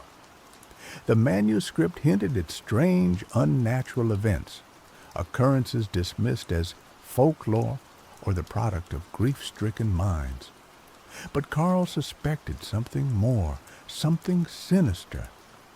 He pushed open the heavy oak door of the archive, the scent of aged paper and dust filling his nostrils.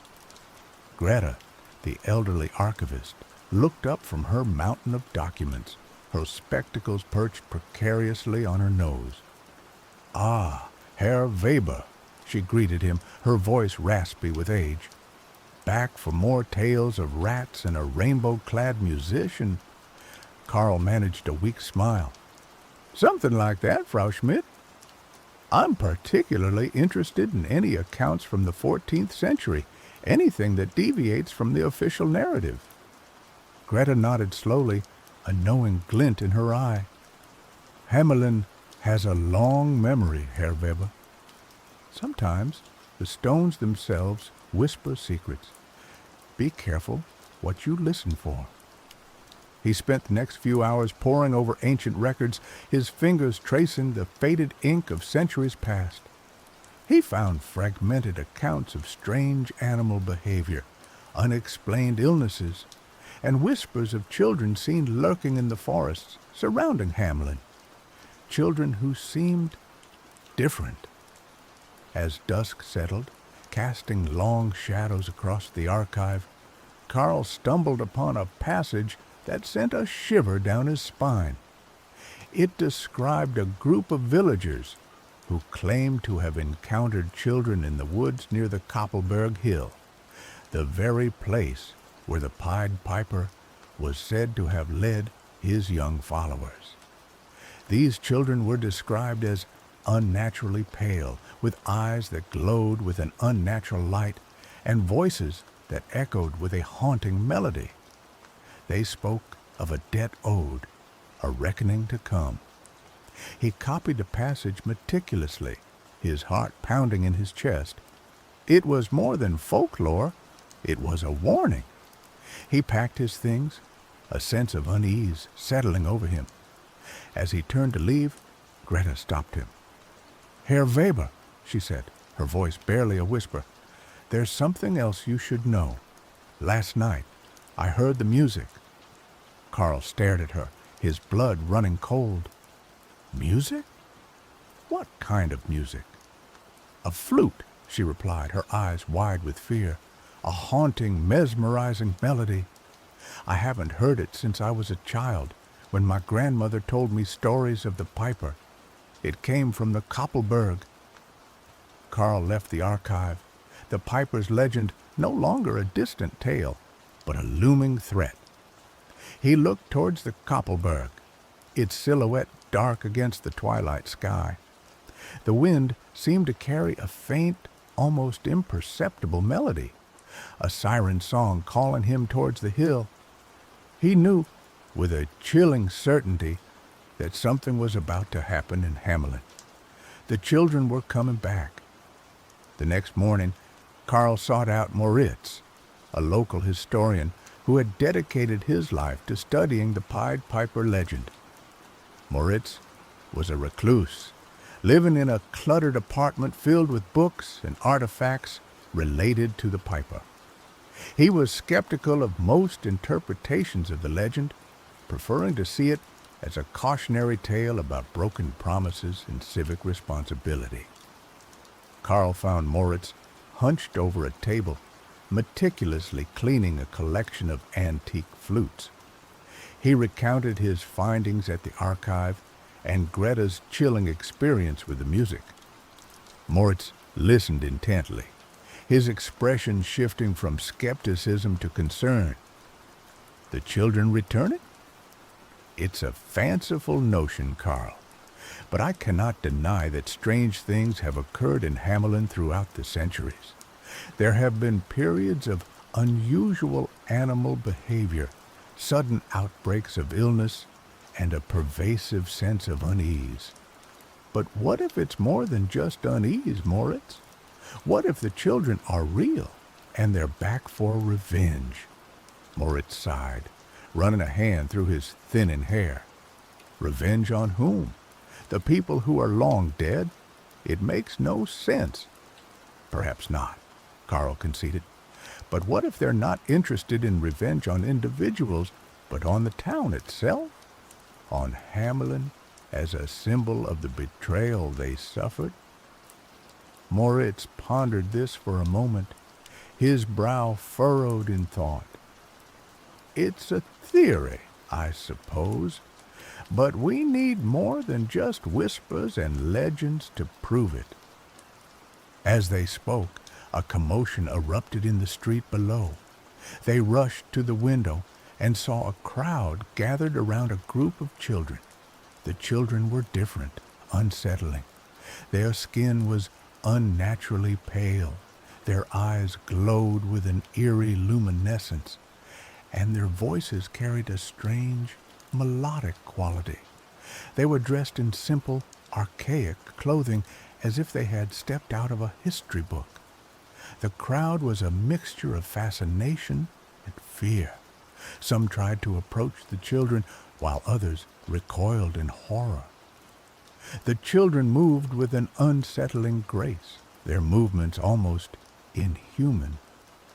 They began to sing a haunting melody, a song that seemed to resonate deep within the listener's soul. Carl felt a strange compulsion to join the crowd, to succumb to the music's allure, but he resisted, recognizing the danger lurking beneath the surface. He grabbed Moritz's arm. "We need to get out of here now." They fled the apartment, joining the throng of people fleeing the town square. The children's song echoed through the streets, drawing more and more people towards its source. The town was descending into chaos as the children's influence spread like a contagion. As the sun set, casting long shadows across Hamelin, the children's power grew stronger. They seemed to be able to control the minds of the townspeople, compelling them to follow their every command.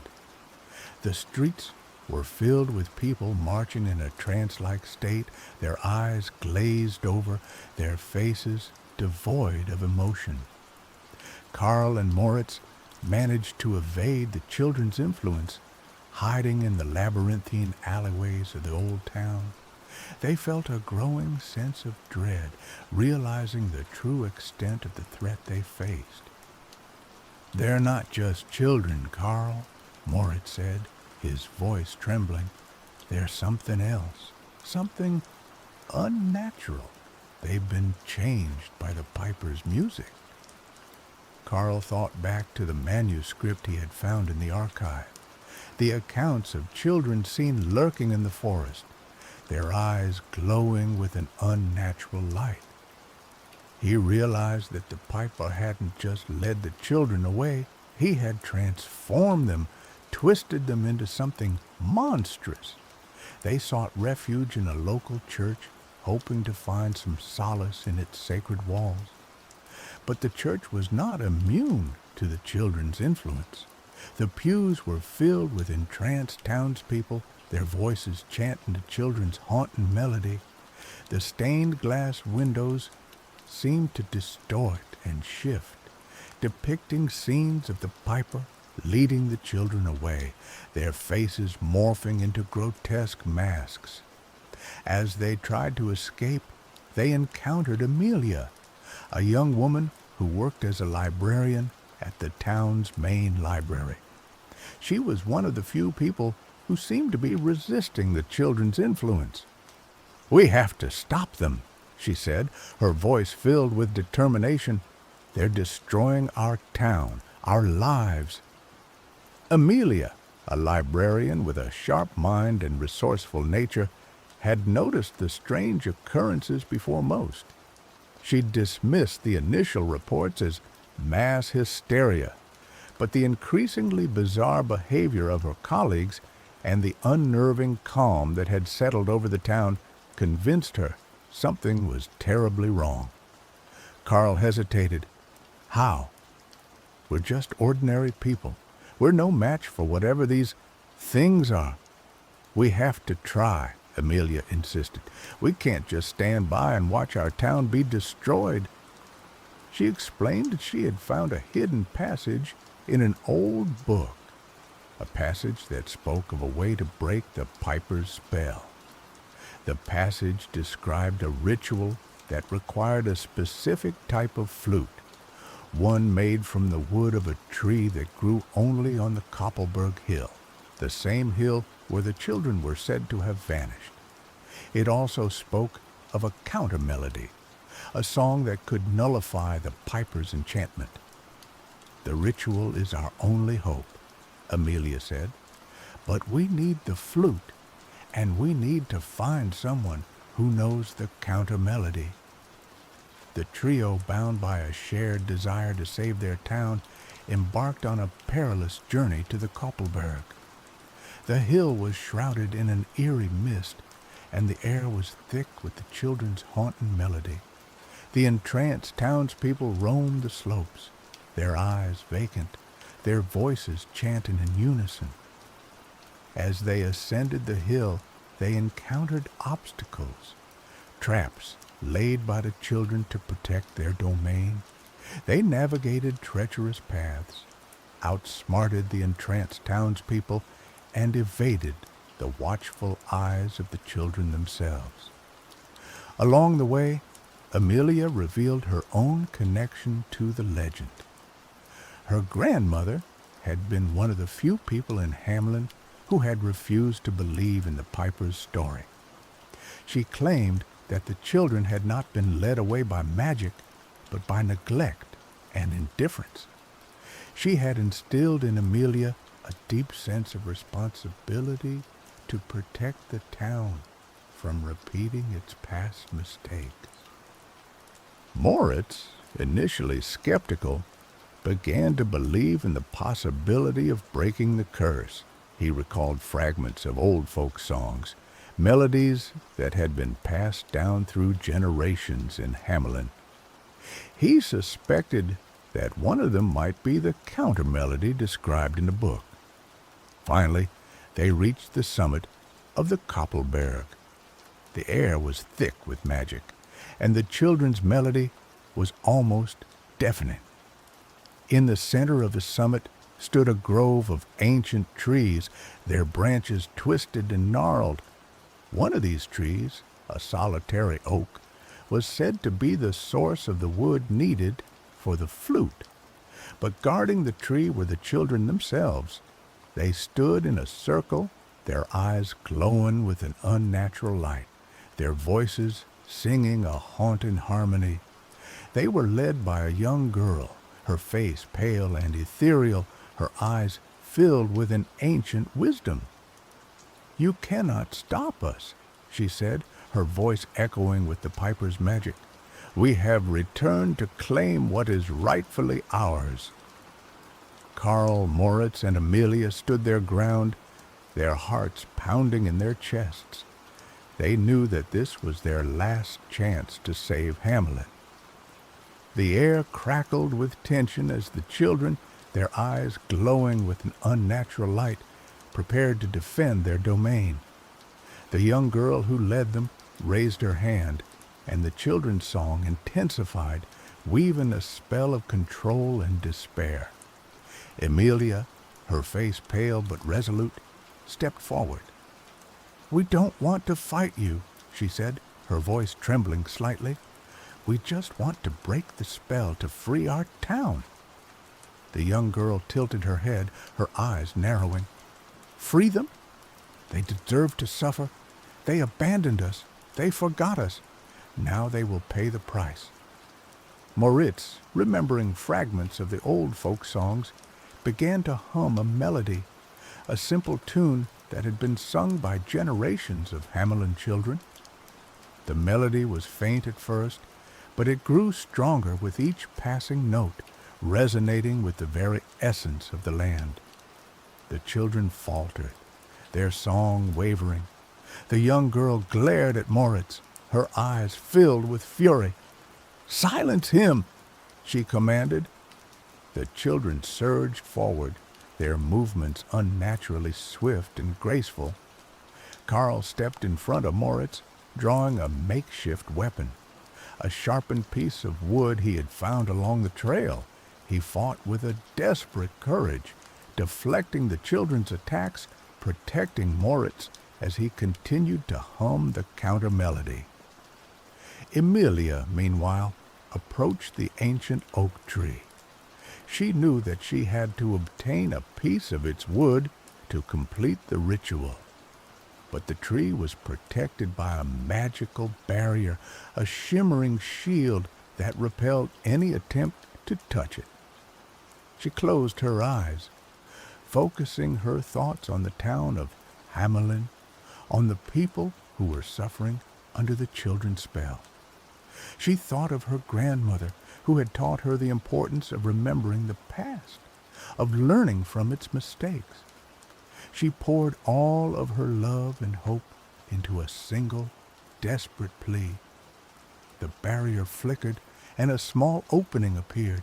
Amelia reached through, breaking off a branch from the ancient oak. As she did so, a surge of energy coursed through her body, filling her with a sense of power and purpose. Armed with the branch, Amelia retreated to Karl and Moritz's side, just as the children, enraged by Moritz's humming, overwhelmed Karl. Karl, battered and bruised, collapsed to the ground.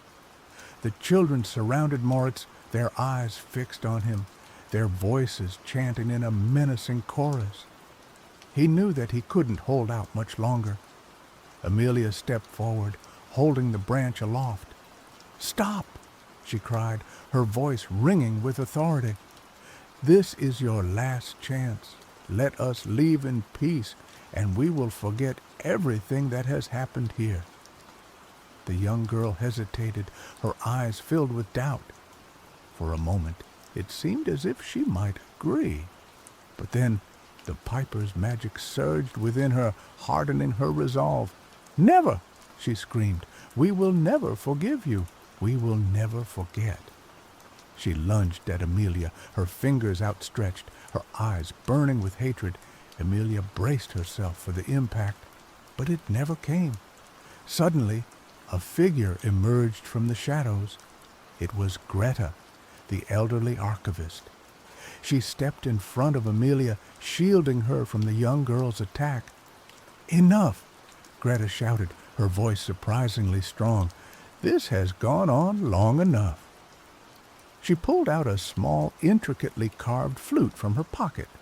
It was made from the wood of the ancient oak, the same wood that Amelia held in her hand. Greta raised the flute to her lips and began to play. The melody that she played was haunting and beautiful, a lament for the lost children of Hamelin. It was a song of sorrow and regret, of forgiveness and hope. It was the counter-melody, the song that could break the piper's spell. As Greta played, the children began to weep. Their eyes lost their unnatural glow, and their faces softened. The piper's magic faded, and they were once again just children, lost and afraid. The young girl who had led them collapsed to the ground, sobbing uncontrollably. "We just wanted to go home," she cried. "We just wanted to be loved." Greta continued to play, her melody filling the air with compassion and understanding. The entranced townspeople on the slopes of the Koppelberg began to stir, their eyes clearing, their faces returning to normal. The spell was broken. As the sun rose over Hamelin, casting its golden rays upon the town, the children slowly began to disappear. They faded away like mist, their spirits returning to the realm from which they had come. The townspeople emerged from their trance, confused and disoriented. They had no memory of what had happened, of the children's return, of the chaos and destruction.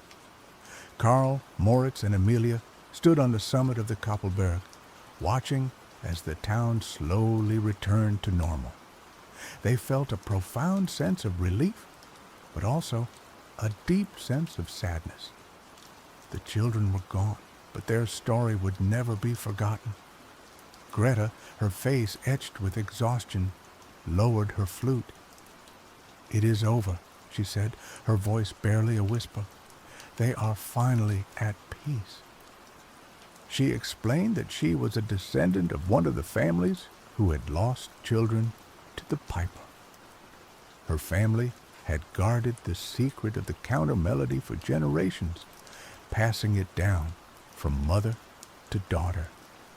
She had known that one day the children would return, and she had been waiting for that day to come. "But why didn't you tell anyone?" Karl asked. "Why did you keep this a secret?" "Because the world wasn't ready to hear it," Greta replied. The legend of the piper had become a convenient way to forget the past, to ignore the town's sins. But now the time has come to remember, to learn from our mistakes. She handed the flute to Amelia. "You must keep this safe," she said. "You must protect it from those who would seek to exploit its power. And you must never forget the children of Hamelin." Amelia accepted the flute, feeling its smooth wood warm in her hand. She understood the weight of responsibility that Greta had placed upon her. In the weeks that followed, Hamelin slowly began to heal. The townspeople rebuilt their homes, repaired the damage caused by the children's return, and tried to put the past behind them. But some things had changed. The townspeople were more aware of their history, more willing to confront the darker aspects of their past. They established a memorial to the lost children, a place where they could remember their names and honor their memory. Karl returned to his research, determined to uncover the truth behind the piper legend. He traveled to other towns and cities, searching for clues, piecing together fragments of forgotten history. Moritz, inspired by his experience, dedicated his life to preserving Hamelin's cultural heritage. He worked tirelessly to restore the town's historical landmarks, to document its folklore, to ensure that its stories would never be forgotten.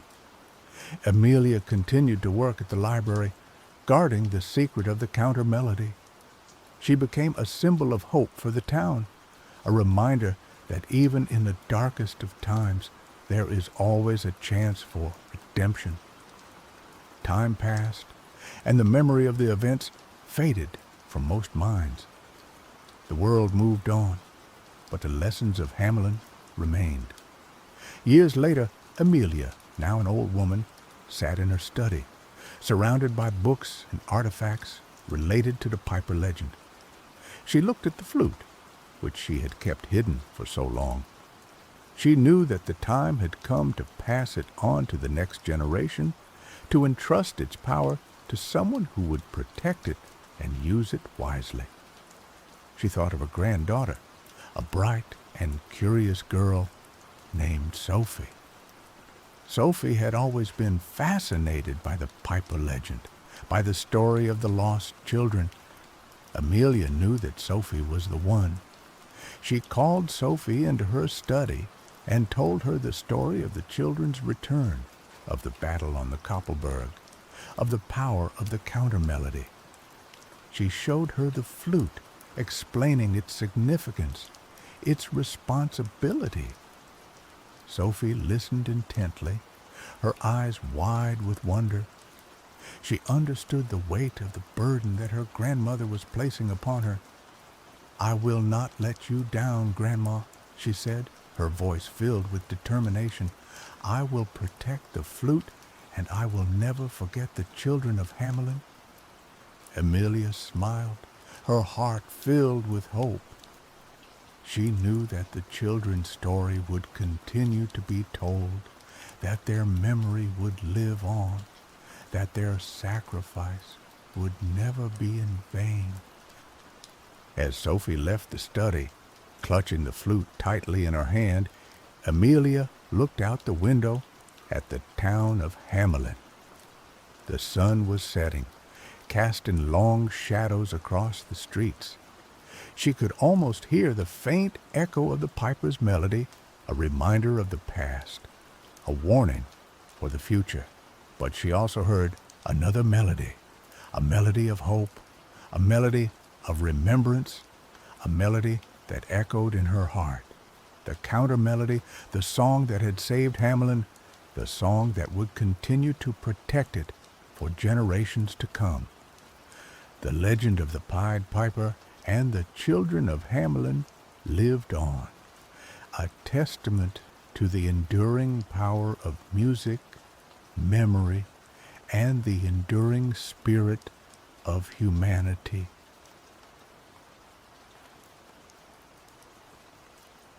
The desert air hung thick and heavy, tasting of dust and the promise of something wicked.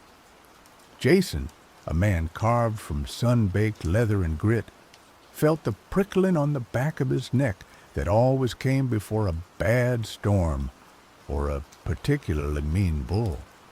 He'd ridden both countless times and usually walked away with only a few new scars and a healthy dose of respect. But tonight felt different. Tonight, the air thrummed with an unnatural energy. He'd heard the whispers in saloons, the drunken boasts of old-timers, and the hushed warnings of Navajo elders. Whispers of a rodeo that only appeared beneath a blood moon, a spectacle of spectral cowboys and bulls forged from nightmare. Jason, a champion in the modern circuit, a man who scoffed at superstition, had dismissed them as tall tales, until now. He'd been riding the circuit through Arizona, chasing prize money and the fleeting glory of 8 seconds, when a faded, weather-beaten handbill had caught his eye in a dusty diner. It depicted a skeletal cowboy astride a bull wreathed in flames, the words, "Midnight Rodeo Tonight," scrawled beneath in spidery ink. Underneath that, was a single line that made the blood in Jason's veins run cold. Ride or remain.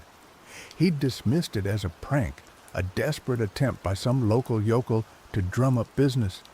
But curiosity, and a certain reckless streak he'd never quite managed to tame, had led him out to the desolate stretch of land described in the handbill. He wasn't alone. A small crowd had gathered, their faces illuminated by the eerie crimson glow of the rising blood moon.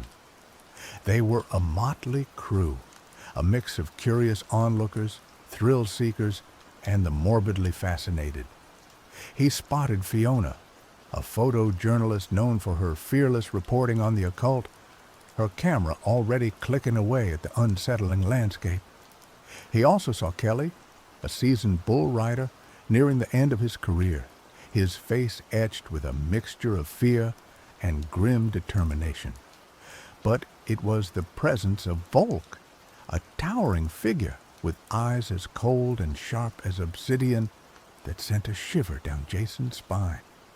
Volk was a legend, a man whispered to have made deals with forces beyond mortal comprehension. He hadn't been seen on the circuit in years, and his presence here felt ominous. As the moon climbed higher, bathing the desert in its crimson light, the air crackled with anticipation. Then, with a sudden rush of wind and a low guttural roar that seemed to emanate from the very earth, the rodeo materialized. It wasn't like anything Jason had ever seen. The arena shimmered, half real and half illusory, constructed from shadows and moonlight. The cowboys were gaunt figures, their faces obscured by wide-brimmed hats, their bones visible through tattered clothing. They moved with a jerky, unnatural grace, their laughter hollow and echoing. The bulls were even more terrifying. They were creatures of nightmare, their bodies wreathed in spectral flames, their eyes burning with an ancient, malevolent intelligence. One was a massive beast with horns of twisted bone, another a serpentine creature that slithered more than ran, and a third a whirlwind of dust and fury with eyes that glowed like embers. Jason felt a primal fear claw at his throat, but beneath it a stubborn spark of defiance flickered. He was a rodeo champion. He didn't back down from a challenge, not even one from beyond the grave. "Well, I'll be damned," Kelly breathed beside him, his voice a shaky whisper. "It's real." Fiona, her face pale but her eyes shining with excitement, adjusted her camera. "This is incredible," she murmured, her fingers flying over the controls. "I have to get this on film." Volk remained silent, his gaze fixed on the arena, his expression unreadable. A skeletal announcer, his voice a dry rasp, addressed the crowd. "Welcome, mortals, to the Midnight Rodeo. Tonight, we offer you a chance to test your mettle against the finest spectral stock in the netherworld. Ride well, or join our ranks for eternity." The rodeo began. One by one, the ghostly cowboys mounted the spectral bulls. The rides were violent, chaotic, and terrifying. The bulls bucked and twisted with unnatural strength, their spectral flames scorching the air. Some cowboys were thrown immediately, their screams fading into the desert wind. Others managed to cling on for a few seconds, their skeletal forms contorted in impossible angles before they were inevitably thrown, their spirits absorbed into the rodeo. Jason watched, his heart pounding in his chest. He'd seen plenty of wrecks in his career, but nothing like this. This wasn't just about physical injury, it was about the very essence of a person being consumed. Kelly, despite his earlier fear, seemed to be steeling himself. "I'm going to give it a shot," he said, his voice hoarse. "I ain't got much to lose." Jason grabbed his arm. "Kelly, don't be a fool. This ain't no ordinary rodeo. This is something else." Kelly shook his head. "I know, kid, but I ain't ready to be put out to pasture. This might be my last chance to prove I still got what it takes." He walked towards the gate, his steps slow but determined. Jason watched him go, a knot of dread forming in his stomach. Kelly climbed onto a bull that resembled a living storm cloud, its body crackling with lightning. He nodded to the gatekeeper, a shadowy figure with eyes like burning coals. The gate swung open, and the bull exploded into the arena. Kelly held on, his body a silhouette against the raging storm. He rode with a desperate ferocity, his muscles straining, his face contorted in a grimace of effort. For a moment, it seemed like he might actually make it. But then, the bull unleashed a bolt of spectral lightning, and Kelly was thrown, his body disappearing in a flash of light. Jason stared in horror. Kelly was gone, vanished without a trace, presumably absorbed into the rodeo. Fiona, her camera still clicking, lowered it slowly, her face pale. I think I've seen enough," she whispered. Jason felt a surge of anger directed at the rodeo, at the forces that had claimed Kelly, and at himself for being too late to stop him. He knew he should leave, run as far and as fast as he could, but he couldn't, not yet. The skeletal announcer's voice echoed through the arena. "And now, for our final ride of the night, a challenge for any mortal fool brave enough to accept, we offer you death's own stallion, Nightmare." A hush fell over the crowd.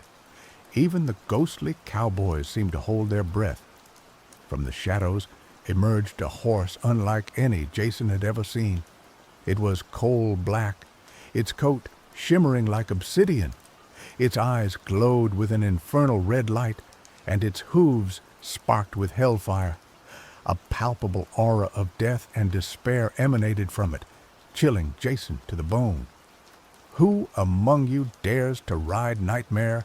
the announcer rasped. "Ride him, and you shall be granted a boon beyond your wildest dreams. Fail, and you shall join our rodeo for eternity." A long silence stretched over the arena. No one moved. No one dared to even breathe. Then Folk stepped forward. His towering figure cast a long shadow in the crimson moonlight. His face was impassive, his eyes fixed on the demonic stallion. "I accept your challenge," he said, his voice a low growl that resonated through the air. Jason stared at him in disbelief. Folk, a legend, a man who seemed to possess everything, was risking his very soul for this? "Folk, what are you doing?" Jason shouted. "This is insane." Folk didn't turn to look at him. "I have my reasons," he said, his voice barely audible above the crackling of the spectral flames. He approached Nightmare, the stallion snorting and pawing the ground, its eyes fixed on Volk with a baleful glare. Volk reached out a hand and laid it on the horse's neck. To Jason's surprise, the stallion didn't rear or buck. It stood still, as if recognizing a kindred spirit. Volk swung himself onto Nightmare's back with a practiced ease that belied his age. He gripped the stallion's mane, his knuckles white. The announcer cackled.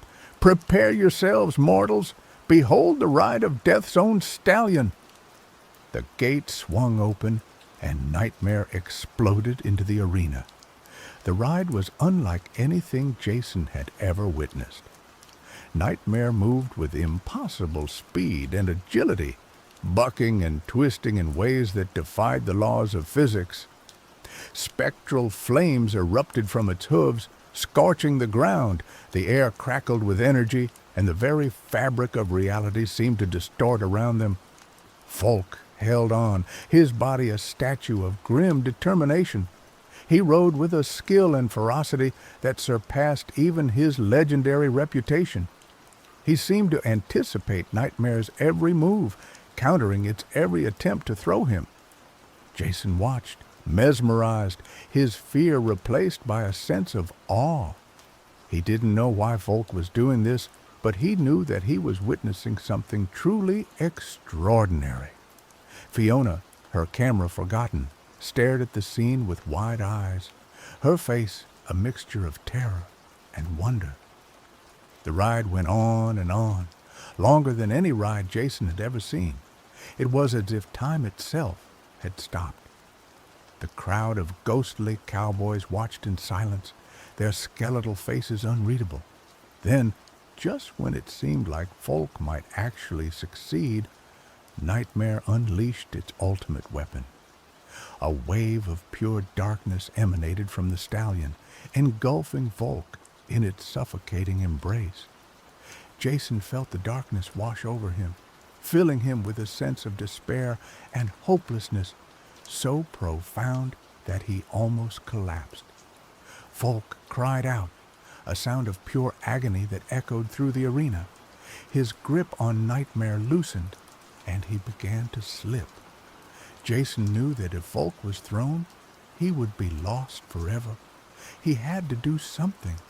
He didn't know what he could do, but he couldn't just stand by and watch Volk be consumed by the darkness. He ran towards the arena, ignoring the screams of Fiona and the warnings of the ghostly cowboys. He had to get to Volk. As he reached the edge of the arena, he saw Volk falling, his body enveloped in the darkness. Without thinking, Jason leaped into the arena, reaching out for Volk. His fingers brushed against Volk's hand, and he felt a surge of energy pass through him. He grabbed hold of Volk's arm, pulling him close. The darkness tried to pull them apart, but Jason held on tight, his muscles straining. He wouldn't let go. He looked into Volk's eyes, and he saw a flicker of hope, a spark of defiance in the face of overwhelming despair. "Hold on, Volk!" Jason shouted, his voice hoarse. "I'm not going to let you fall." Together, they fought against the darkness, their combined will a force to be reckoned with. Slowly, painstakingly, they began to push back the shadows. The crowd of ghostly cowboys watched in stunned silence. They had never seen anything like this before, a mortal intervening in the affairs of the netherworld. Then, something remarkable happened. One of the ghostly cowboys, a figure with a tattered Confederate uniform and a face etched with sorrow, stepped forward. He reached out a hand and touched Jason's shoulder. "I'll help you, son," he said, his voice a low whisper. "I know what it's like to be trapped in this place." Another ghostly cowboy stepped forward, and then another, and another. Soon, the entire crowd of spectral riders was surrounding Jason and Volk, their hands outstretched, their faces filled with a newfound hope. Together, they formed a circle of light, pushing back the darkness and shielding Jason and Volk from Nightmare's influence. Nightmare reared and bucked, its eyes blazing with fury, but it couldn't break through the circle of light. With the help of the ghostly cowboys, Jason managed to pull Volk free from Nightmare's grasp. They stumbled to the ground, exhausted but alive. The darkness receded, and Nightmare stood panting in the center of the arena, its infernal flames dimmed. The skeletal announcer, his voice filled with disbelief, addressed the crowd. This is impossible. No mortal has ever resisted Nightmare's power." He turned to Jason and Volk, his skeletal face contorted in a snarl. "You may have won this battle, mortals, but the war is far from over. We will meet again." With a final roar, the rodeo began to fade, the arena dissolving into shadows and moonlight. The ghostly cowboys vanished, their faces filled with gratitude. Nightmare disappeared, its demonic laughter echoing in the desert wind. Jason and Volk were left standing alone in the desolate stretch of land, the blood moon casting a long, ominous shadow. Fiona ran towards them, her face flushed with excitement. "I can't believe what I just saw," she exclaimed. "It was incredible." She snapped a few quick photos of Jason and Volk, their faces etched with exhaustion and awe. "What was that all about, Volk?" Jason asked, his voice still shaking. "Why did you risk your life like that?" Volk remained silent for a moment, his eyes fixed on the horizon. Then he turned to Jason, his expression unreadable. "I had a debt to pay," he said, his voice low. "A debt to someone who saved my life a long time ago." He didn't elaborate, and Jason didn't press him. He knew that Volk was a man of secrets, a man who carried a heavy burden on his shoulders. "Well, whatever it was, I'm glad you're okay," Jason said, "and I'm glad I was there to help." Volk nodded, a rare smile gracing his lips. "Thank you, Jason," he said. "You have proven yourself to be a true friend." As the blood moon began to set, casting a long crimson shadow over the desert, Jason, Fiona, and Volk walked away from the desolate stretch of land, leaving the midnight rodeo behind them. They had witnessed something extraordinary, something that would stay with them for the rest of their lives. They had faced death, defied the forces of the netherworld, and emerged victorious, not through strength or skill, but through courage, friendship, and a willingness to believe in the impossible.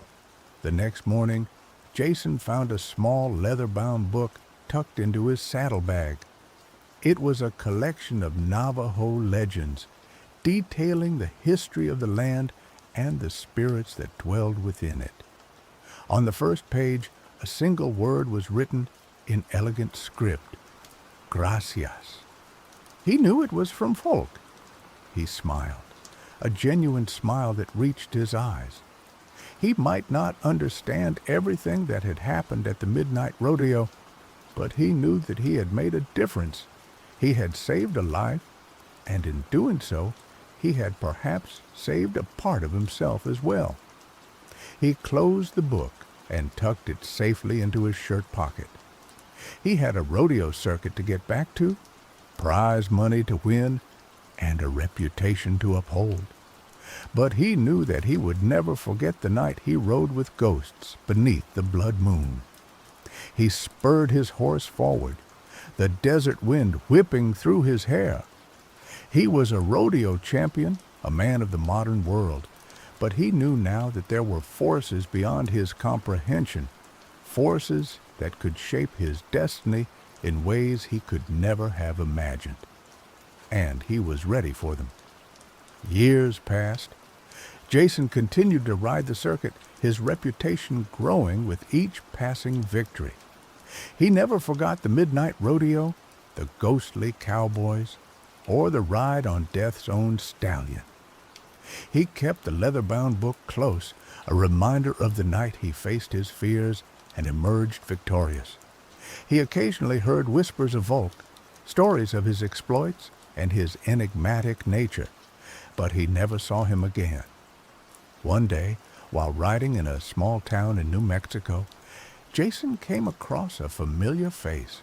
It was Fiona, older now, her hair streaked with gray, but her eyes still shining with the same spark of curiosity.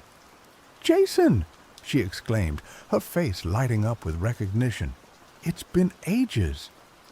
They embraced, exchanging stories of their lives and adventures. Fiona had continued to travel the world, documenting the strange and the unexplained. "I never forgot that night at the midnight rodeo," she said, her voice filled with awe. It was the most incredible thing I've ever witnessed. She had published a book about her experiences, including a chapter on the midnight rodeo, but no one believed her. They dismissed it as fiction, a product of her overactive imagination. I know it sounds crazy, she said, but I know what I saw, and I know it was real. Jason smiled. I believe you, Fiona, he said. I was there too. They spent the rest of the afternoon reminiscing about the midnight rodeo, sharing their memories, and trying to make sense of what they had experienced. As the sun began to set, Fiona turned to Jason, her expression serious. I've been researching Volk, she said. I've been trying to find out more about him. And what have you found? Jason asked. Fiona hesitated for a moment, then took a deep breath. I think I know why he risked his life at the midnight rodeo, she said. I think I know what debt he was trying to repay. She told Jason a story she had pieced together from old legends, historical records, and whispered rumors. It was a story of a young man named Volk, who had been orphaned at a young age and left to fend for himself in the harsh wilderness. He had been taken in by a tribe of Navajo Indians, who had taught him their ways and shared their secrets. One day, a group of bandits had attacked the Navajo village, killing many of the villagers and stealing their sacred artifacts. Volk, barely more than a boy, had fought bravely to defend his adopted family, but he had been overwhelmed and left for dead. As he lay dying, he had been approached by a mysterious figure, a spirit of the land, who had offered him a deal.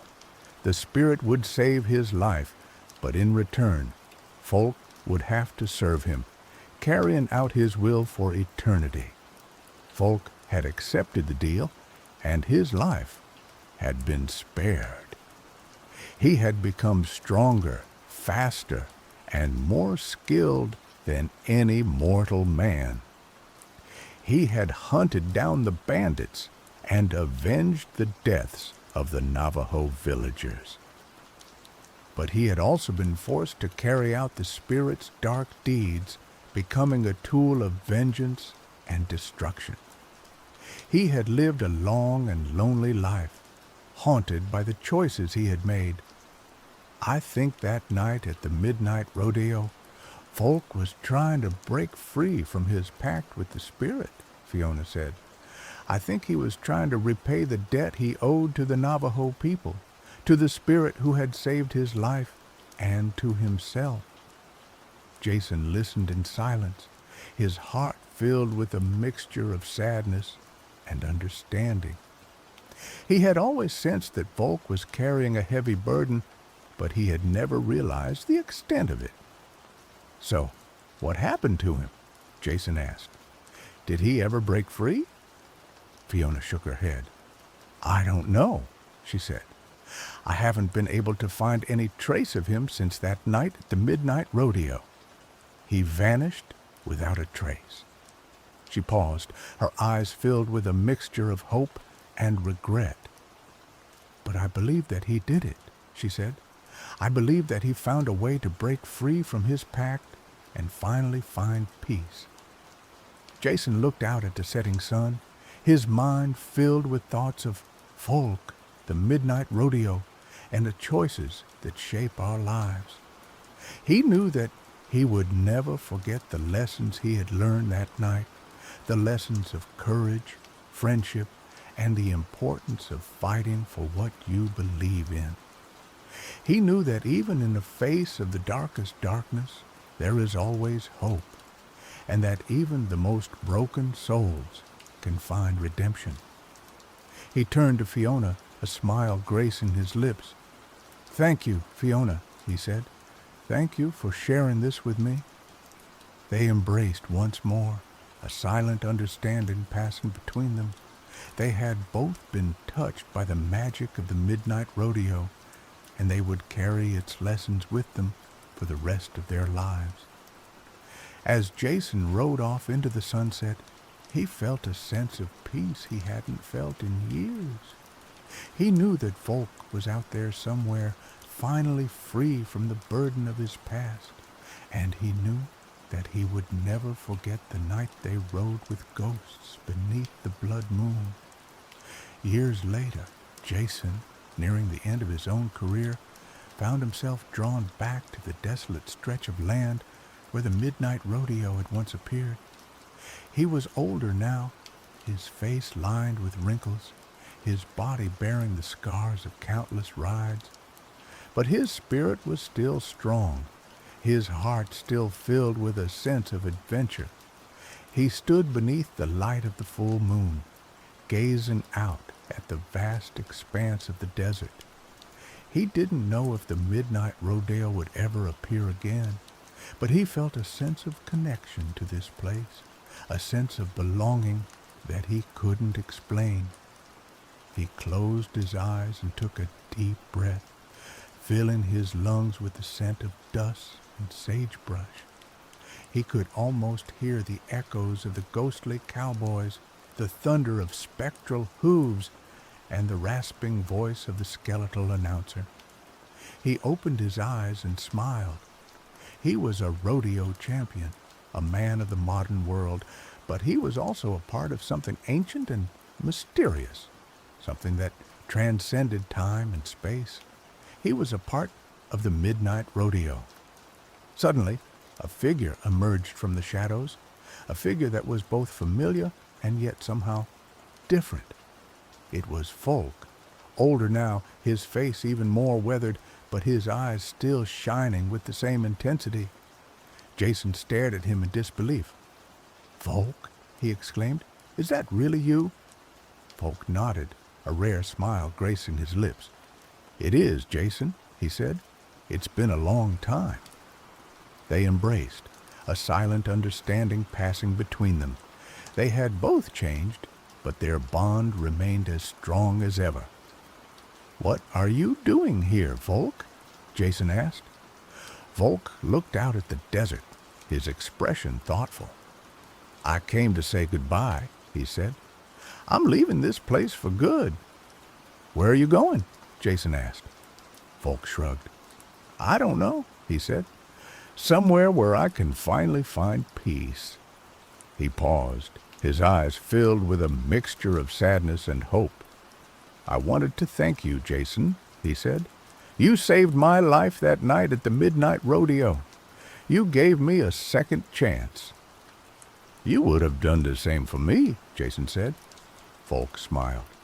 "I know," he said. "That's what makes us friends." They stood in silence for a moment, gazing out at the desert. Then Volk turned to Jason, his expression serious. "There's something I want to give you," he said.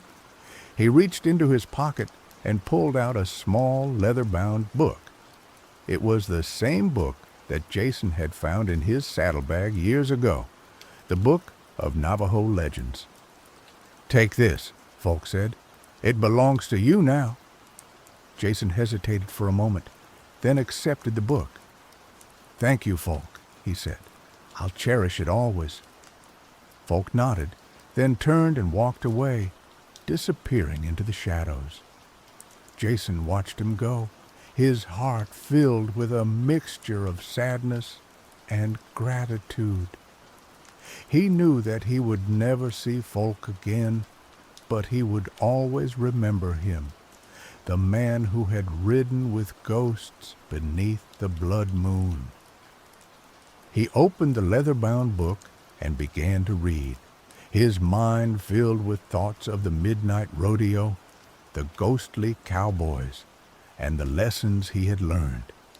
He read about the spirits of the land, the power of friendship, and the importance of fighting for what you believe in. As he read, he felt a sense of peace wash over him, a sense of belonging that he had never felt before. He was a rodeo champion, a man of the modern world, but he was also a part of something ancient and mysterious. something that transcended time and space. He was a part of the midnight rodeo. He closed the book and tucked it safely into his shirt pocket. He knew that he would carry its lessons with him for the rest of his days. He turned and walked away from the desolate stretch of land, leaving the midnight rodeo behind him. He was ready to face whatever challenges lay ahead, knowing that he was not alone. He had the memories of his friends, the lessons of the past, and the courage to face the future. As he rode off into the sunrise, he knew that the spirit of the midnight rodeo would live on in his heart, in his memories, and in the stories he would tell for generations to come. The legend of the rodeo that appeared beneath the blood moon, a testament to the enduring power of courage, friendship, and the human spirit.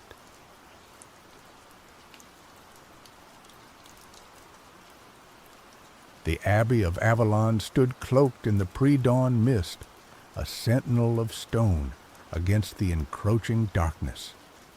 For centuries, it had been a place of peace, a sanctuary for the weary and a silent guardian of secrets older than Britain itself. Among its hallowed relics lay a treasure of unimaginable power, Excalibur, the sword of King Arthur, resting in its scabbard, waiting for the day its king would rise from the ashes. Tonight, however, peace was a forgotten dream. A shadow detached itself from the abbey walls, a figure cloaked in darkness, moving with a practiced silence that spoke of countless nights spent in the shadows. This was Caelan, a thief whispered about in hushed tones in taverns from Tintagel to Londinium. He was a ghost, a whisper, a phantom, and tonight he was after the greatest prize of all. Caelan wasn't driven by greed, not entirely.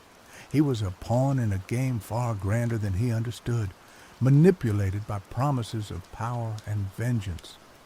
A nobleman, Lord Edric, stripped of his lands after backing the losing side in a succession war, had promised Caelan riches beyond measure, the freedom to live a life free from the shadows if he could retrieve the sword.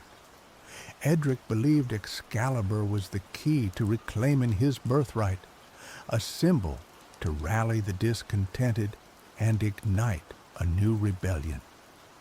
The abbey's defenses were formidable, a labyrinth of locked doors, hidden passages, and watchful monks. But Caelan was a master of his craft. He slipped past the outer guards with ease, his movements fluid and silent as a whisper of wind. He navigated the maze of corridors, his fingers tracing the cold stone walls, guided by a map stolen from Edric's heavily guarded study. He disabled pressure plates, slid past watchful sentinels, and picked locks that had guarded their secrets for generations. Finally, he stood before the inner sanctum, the chamber where Excalibur rested. Two hulking guards stood watch, their faces grim, their hands resting on the hilts of their swords. Caelan knew he couldn't fight them head-on. Stealth was his only weapon. He noticed the small ventilation shaft above the door, a forgotten relic of the abbey's early construction. It was a tight squeeze, but Caelan was slender and agile. He scaled the wall, his fingers finding purchase in the ancient stone, and squeezed into the shaft. He crawled through the darkness, the musty air choking his lungs, until he reached a point directly above the guards. He loosened a stone from the ceiling, letting it fall with a soft thud. The guards looked up, their eyes narrowed. As they did, Caelan dropped down, landing silently behind them. He moved with lightning speed, his dagger flashing in the dim light. Both guards fell without a sound, their bodies crumpling to the floor. The chamber was circular, the walls lined with ancient tapestries depicting scenes from Arthurian legend. In the center, resting on a pedestal of white marble, lay Excalibur. The sword gleamed in the flickering candlelight, its blade radiating an almost palpable aura of power. The scabbard, crafted from dragon hide and inlaid with precious jewels, added to the sword's majesty. Kalen approached cautiously, his heart pounding in his chest. He had stolen from kings and nobles, from temples and treasuries, but nothing he had ever touched felt like this. This was more than just a sword. It was a legend, made steel. He reached out, his fingers trembling, and grasped the hilt. As his hand closed around the grip, a surge of power coursed through him, a jolt of pure energy that sent him reeling. Visions flooded his mind, charging knights, clashing steel, the roar of battle, the face of a noble king. The images were overwhelming, terrifying. He almost dropped the sword, but the promise of freedom, the image of a life free from the shadows, kept him anchored. He pulled Excalibur from its scabbard. The blade sang as it left its sheath, a high, clear note that echoed through the chamber. The air crackled with energy. Kalen felt a strange lightness, a sense of invincibility. He was Kalen, the thief, but for this moment he felt like a king.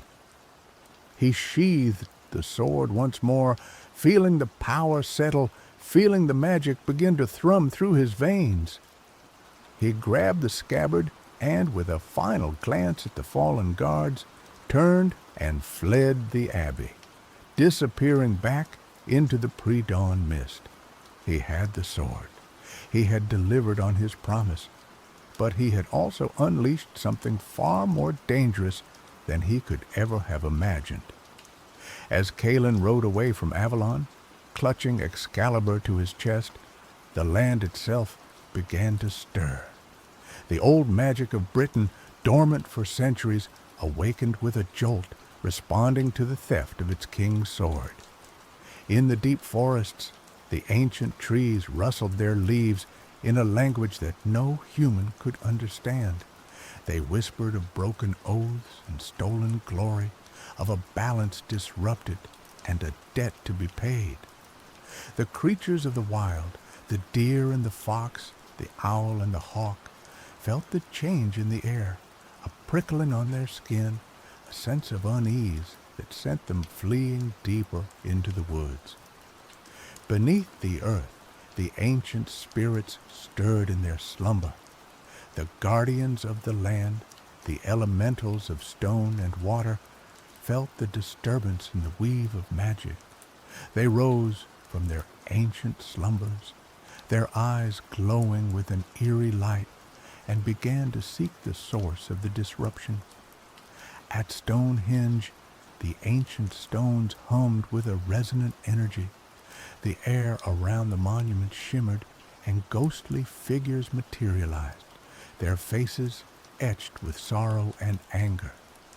These were the spirits of the Druids, the priests and priestesses who had once held dominion over the land. They had foreseen this day, the day when the balance would be broken and the land would cry out for justice. The first sign of the awakening came in the form of unnatural weather. A storm brewed on the horizon, a tempest of wind and rain that gathered with unnatural speed. Lightning cracked across the sky, illuminating the landscape in flashes of blinding white. The wind howled like a banshee, tearing at trees and whipping the rain into a frenzy. Kalen felt the storm gathering around him, a physical manifestation of the magic he had unleashed. His horse, spooked by the lightning and the roaring wind, reared and bucked, threatening to throw him from its back. He struggled to control the animal, his hands slick with rain, his heart pounding in his chest. He pressed on, driven by the urgency of his task. He had to deliver the sword to Lord Edric, collect his payment, and disappear before the storm consumed him. But the land itself seemed to be working against him. Fallen trees blocked his path, swollen rivers forced him to detour, and the wind seemed determined to rip the sword from his grasp. As he rode through a dense forest, a figure emerged from the shadows, blocking his path. It was a woman, tall and slender, with eyes as green as a forest canopy and hair as dark as a raven's wing. She wore a cloak of woven leaves and carried a staff of twisted oak. "You cannot pass," she said, her voice as soft as the rustling of leaves, but as firm as the earth itself. "The land does not permit it." Kaelin recognized her instantly. She was a druid, a guardian of the forest, a servant of the old gods. He had heard tales of their power, of their ability to command the elements and communicate with the spirits of the land. He knew he couldn't fight her. "I mean no harm," he said, his voice trembling slightly. "I am merely delivering this sword to its rightful owner." The druid's eyes narrowed. "There is only one rightful owner of that sword," she said, "and he is not among the living. You have stolen what does not belong to you, and you have awakened a power that you cannot control." "I was paid to do this," Kaelin protested. "I had no choice." "Everyone has a choice," the druid said. "You chose to serve greed and ambition. Now, you must face the consequences." She raised her staff, and the forest around them seemed to come alive. The trees swayed and groaned, the ground trembled, and the air crackled with energy. Kaelin felt a surge of fear, a primal terror that threatened to overwhelm him. He knew he couldn't stay and fight. He spurred his horse forward, hoping to break through the druid's blockade, but the forest seemed to close in around him, the trees reaching out to ensnare him, the ground opening up to swallow him whole. He managed to escape the druid's grasp, but he knew he couldn't outrun the wrath of the land. The storm raged around him, the wind howling, the lightning flashing, the rain lashing at his face. He was lost, alone, and hunted by forces far beyond his understanding. Lord Edric waited impatiently in his castle, a crumbling fortress perched on a craggy hilltop. He paced the great hall, his boots echoing on the stone floor, his eyes fixed on the storm raging outside. He had sent for Kaelin days ago, and the thief should have arrived by now. Edric was a man consumed by ambition. He had once been a powerful nobleman, but his fortunes had been reversed when he chose the losing side in the succession war. His lands had been confiscated, his title stripped, and he had been forced into exile. But he had never given up hope of reclaiming his birthright. He believed that Excalibur was the key to his success. He had studied the ancient texts, consulted with sorcerers and seers, and convinced himself that the sword held the power to restore his family's glory. He imagined himself leading an army, wielding Excalibur, and overthrowing the usurper king. He knew that the theft of Excalibur would not go unnoticed. The king would send his knights, his spies, and his assassins to retrieve the sword. But Edric was prepared. He had gathered a loyal band of followers, men who had also been wronged by the king, and he had fortified his castle, preparing for a siege. Finally, he saw a figure approaching through the storm. It was Kaelin, his face pale, his clothes soaked, his horse lathered in sweat. Edric rushed out to meet him, his eyes gleaming with anticipation. "You have it?"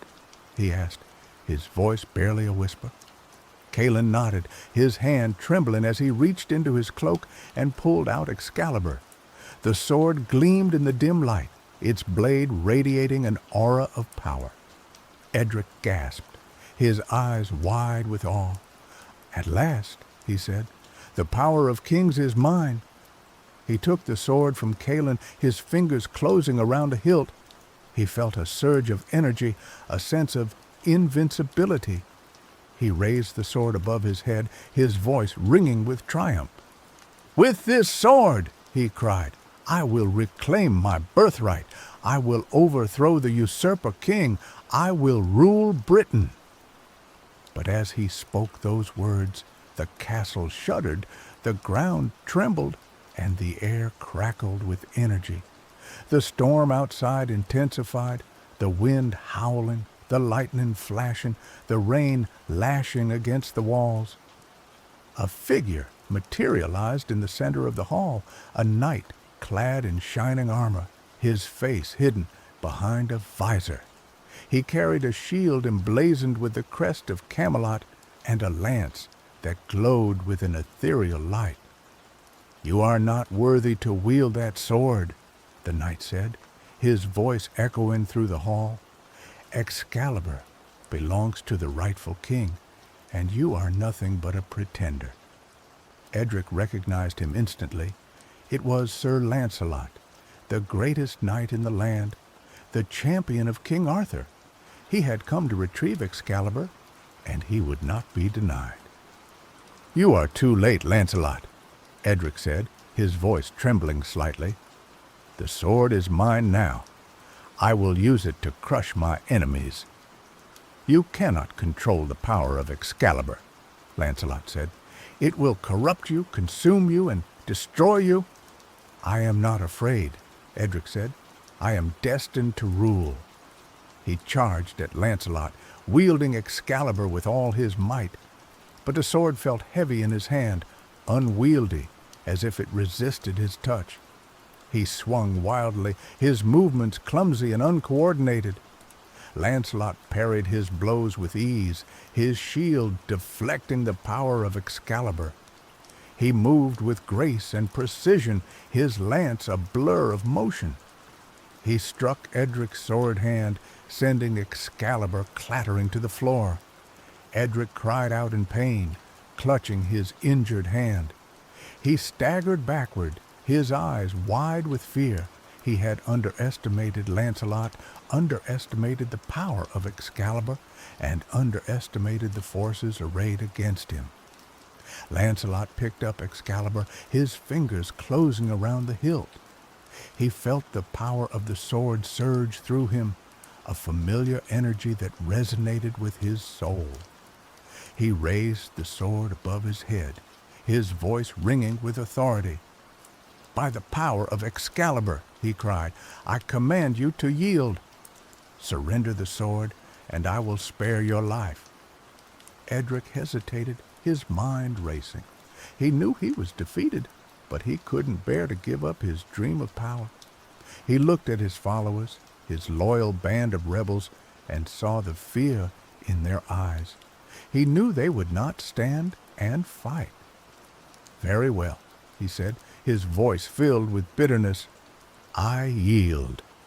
Lancelot lowered the sword, his eyes fixed on Edric. "You have made the right choice," he said. "Now, you must face the consequences of your actions." He ordered his knights to seize Edric and his followers, to take them back to Camelot, to face the king's justice. He sheathed Excalibur, feeling the power of the sword settle once more. He knew that the theft of Excalibur had unleashed a chain of events that would have far-reaching consequences for the land. Lancelot returned to Camelot, bringing Edric and his followers as prisoners, and Excalibur as a testament to the power of good over evil. King Arthur was overjoyed to see his sword returned, but he was also troubled by the events that had transpired. He knew that the theft of Excalibur was not merely an act of greed or ambition. It was a sign that the old magic of Britain was stirring, that the balance of power was shifting, and that the land was crying out for a true king. Arthur summoned his advisors, his knights, and his sorcerers to discuss the matter. They debated for days, arguing about the meaning of the events and the best course of action. Some argued that Edric should be executed as a traitor, others that he should be imprisoned for life. Some suggested that the sword should be locked away in a vault, never to be wielded again. Others that it should be used to crush any potential rebellion. Merlin, the court's ancient and wise enchanter, listened patiently to the debate, his eyes twinkling with amusement. Finally, he spoke, his voice ringing with authority. "You are all missing the point," he said. "The theft of Excalibur was not a threat to the kingdom, but an opportunity. It was a test, a sign that the land is ready for a new king." "What do you mean, Merlin?" Arthur asked, his brow furrowed with confusion. "The rightful heir to the throne is not among us," Merlin said. "He or she is hidden, waiting for the time to come when they will reveal themselves. The theft of Excalibur was a catalyst, an event that will draw the true heir out of the shadows." "But how will we find this heir?" Arthur asked. "How will we know if they are worthy to wield Excalibur?" "The sword will choose its own master," Merlin said. "It will only respond to the touch of the true heir. You must organize a tournament, a trial of skill and courage, where any who claim to be worthy can attempt to draw Excalibur from its stone. The one who succeeds will be the rightful king or queen of Britain." Arthur agreed to Merlin's plan. He sent messengers throughout the land, announcing the tournament and inviting any who believed themselves worthy to participate. The news spread like wildfire, attracting knights, nobles, and adventurers from far and wide. Among those who heard the call was a young woman named Isolde. She was a shepherdess, living a simple life in a remote village, but she had always felt a strange connection to the land, a sense of destiny that she couldn't explain. She had grown up hearing tales of King Arthur and Excalibur, and she had always dreamed of one day wielding the sword herself. Isolde knew that she was not a knight or a noble, that she had no claim to the throne, but she felt a pull towards Camelot, an irresistible force that drew her towards the tournament. She believed that she was the one the land had been waiting for. She set out for Camelot, traveling alone and on foot. She faced many dangers along the way, bandits, wild animals, and treacherous terrain. But she persevered, driven by her belief in her destiny.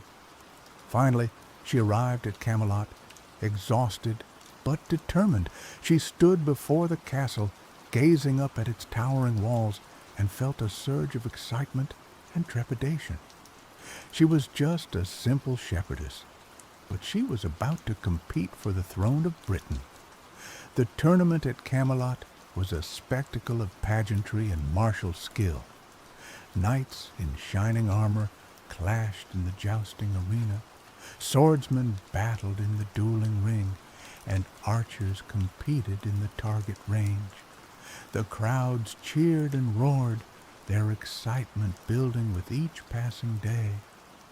Isolde felt out of place among the knights and nobles, but she refused to be intimidated. She knew that she didn't have their training or their experience, but she had something they didn't, a connection to the land, a sense of destiny, and the unwavering belief in herself. She competed in the various events, surprising everyone with her skill and courage. She was a natural archer, her arrows flying straight and true. She was agile and quick in the dueling ring, dodging blows and landing strikes with precision. She even held her own in the jousting arena, unseating several experienced knights with her surprising strength. But the true test was yet to come. the trial of Excalibur. The sword was placed in a stone in the center of the castle courtyard, surrounded by guards and onlookers. One by one, the knights and nobles stepped forward to attempt to draw the sword, but none were able to even budge it. Some strained and grunted, their faces red with effort.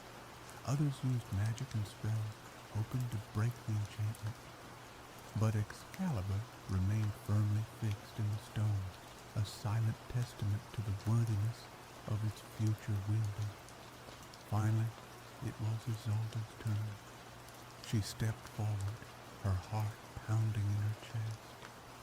She ignored the jeers and whispers of the crowd, focusing instead on the sword.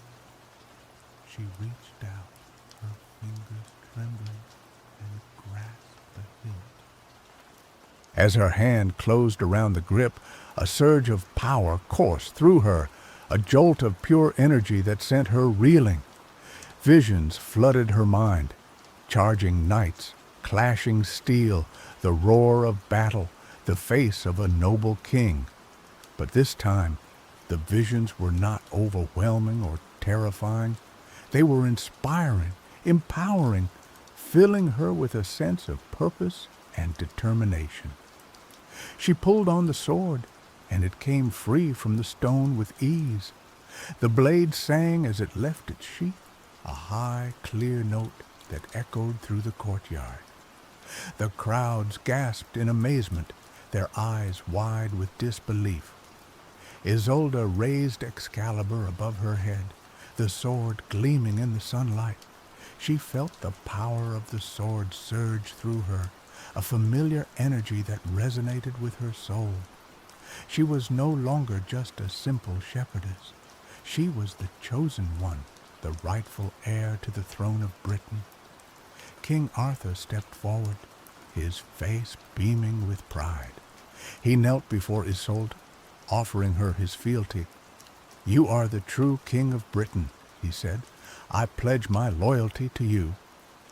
The crowds followed suit, cheering and shouting their support for the new ruler. Isolde smiled, her heart filled with joy. She had never sought power or glory, but she knew that she had a duty to her people. She had to lead them, protect them, and guide them to a brighter future.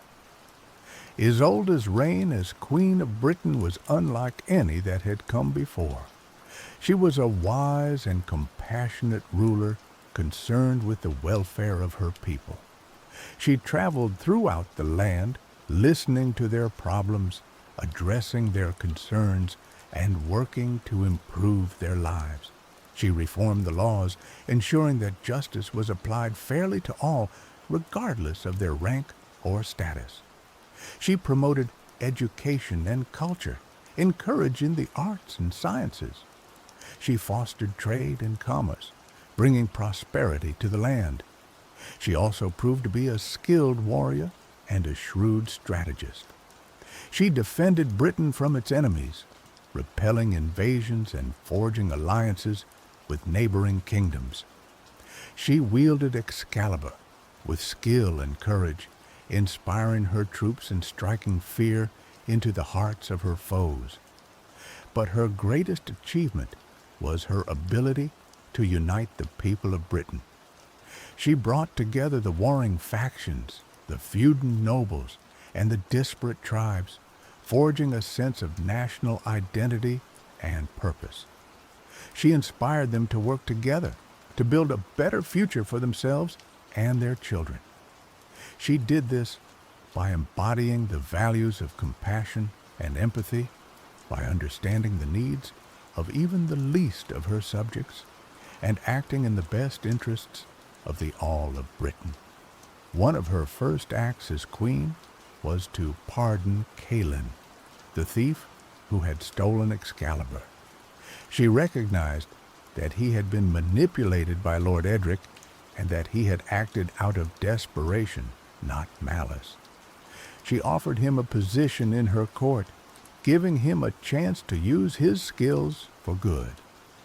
Calin accepted her offer, becoming one of Isolde's most trusted advisors. He used his knowledge of the shadows to uncover plots against the queen and to protect her from danger.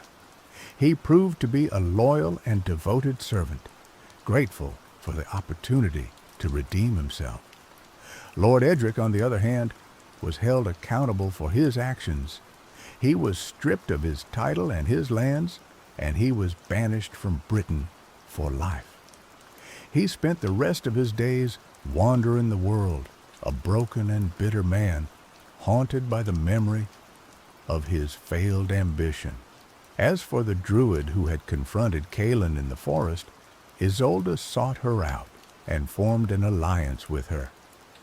She recognized the importance of respecting the old magic of Britain and of working in harmony with the land. She appointed the druid as her chief advisor on matters of nature and spirituality, ensuring that the kingdom would be guided by both wisdom and magic. Isolde's reign brought peace and prosperity to Britain. The land flourished, the people thrived, and the kingdom became a beacon of hope and justice in the world.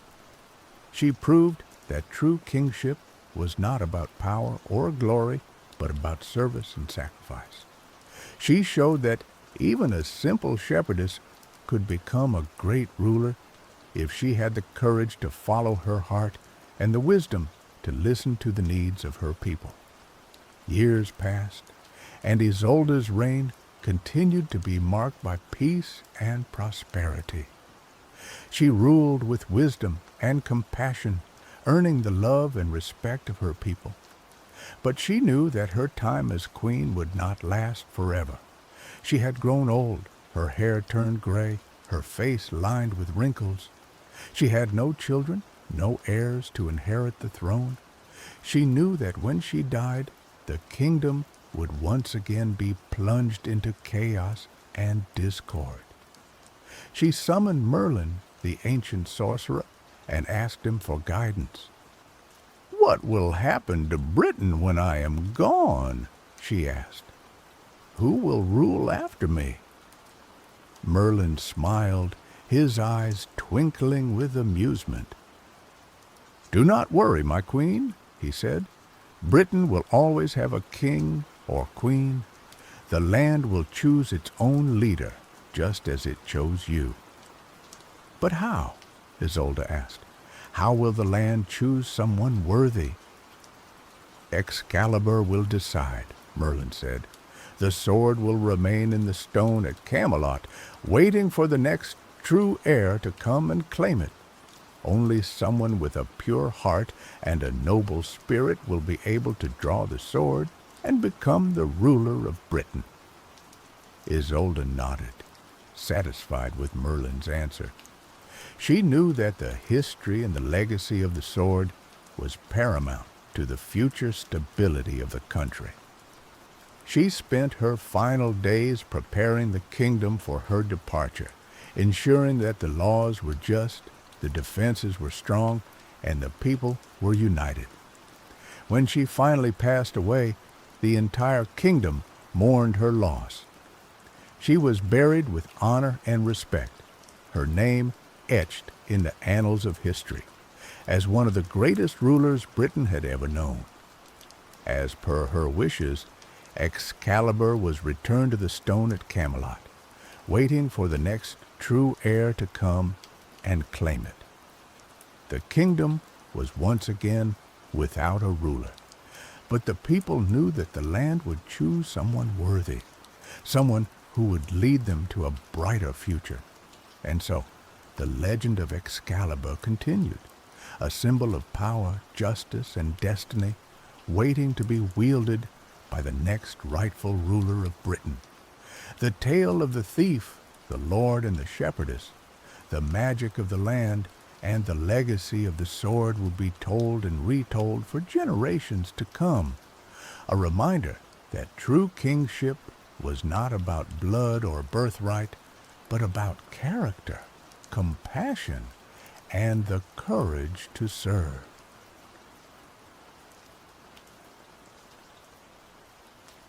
The biting wind howled through the skeletal branches of the petrified forest, a mournful dirge that mirrored the emptiness in Astrid's heart.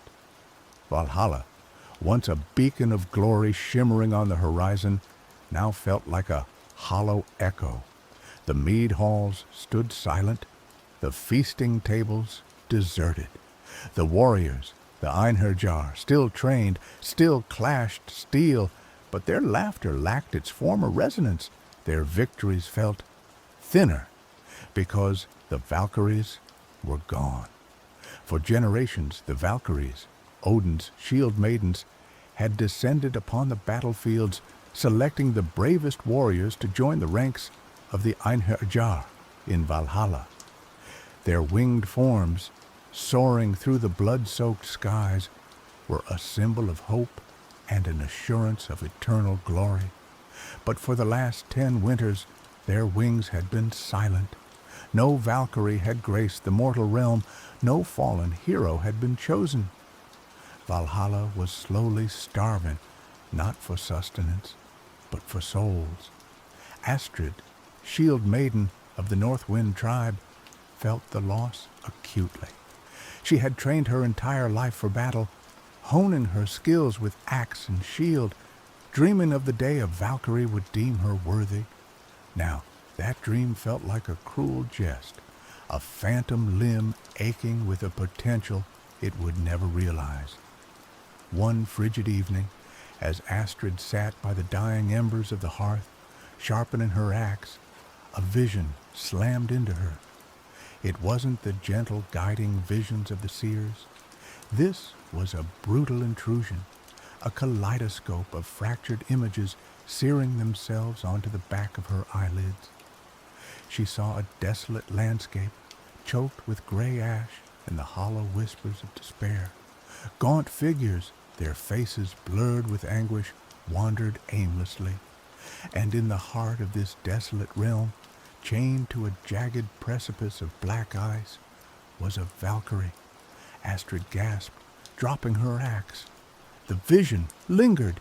The image of the chained Valkyrie burned into her mind. The Valkyrie's wings, usually a dazzling white, were tattered and stained a horrifying crimson.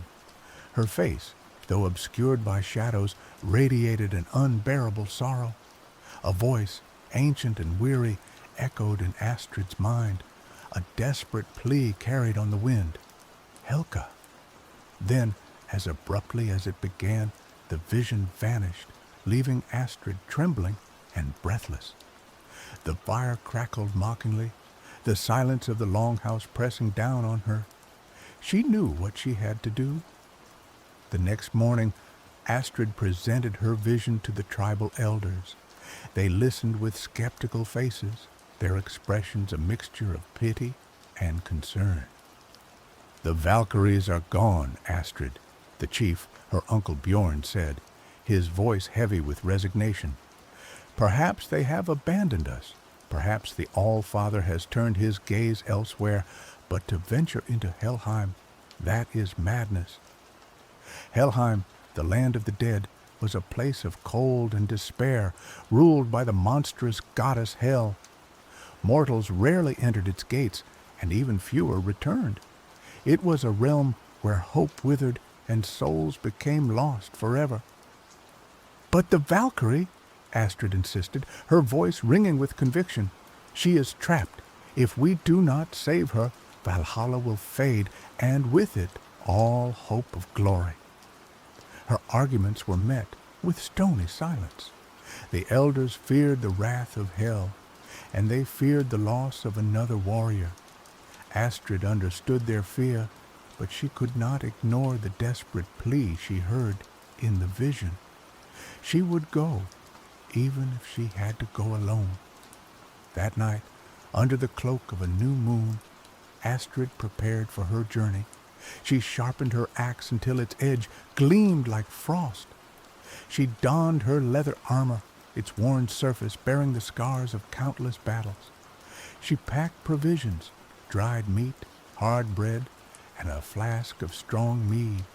And most importantly, she gathered the tools she would need to navigate the treacherous paths to Helheim. She sought out the village seeress, a wizened woman named Ilara, who lived on the fringes of the settlement. Ilara, her eyes milky with age, had initially dismissed Astrid's vision as a fever dream. But she saw the fire in Astrid's eyes, the unwavering determination that flickered like a stubborn flame in the face of despair. Helheim is not a place for the living, Astrid, Ilara croaked, her voice like rustling leaves. Its paths are shrouded in illusion, its guardians are relentless, and its mistress, she is merciless. I know the risks, Astrid replied, her voice firm, but I must go. Ilara sighed, her frail hand reaching out to grasp Astrid's. Then I will give you what little aid I can. Take this. She handed Astrid a small pouch filled with shimmering dust. This is shimmering ash from the roots of Yggdrasil. It can pierce through illusions and reveal the true path. Use it wisely. She then presented Astrid with a tarnished silver ring etched with ancient runes. This ring belonged to a shaman who walked between worlds. It will offer you some protection against the spirits that haunt Helheim. But be warned, it's a fragile ward. Don't rely on it entirely. Finally, Ilara gifted Astrid a length of rope woven from the hair of the dead.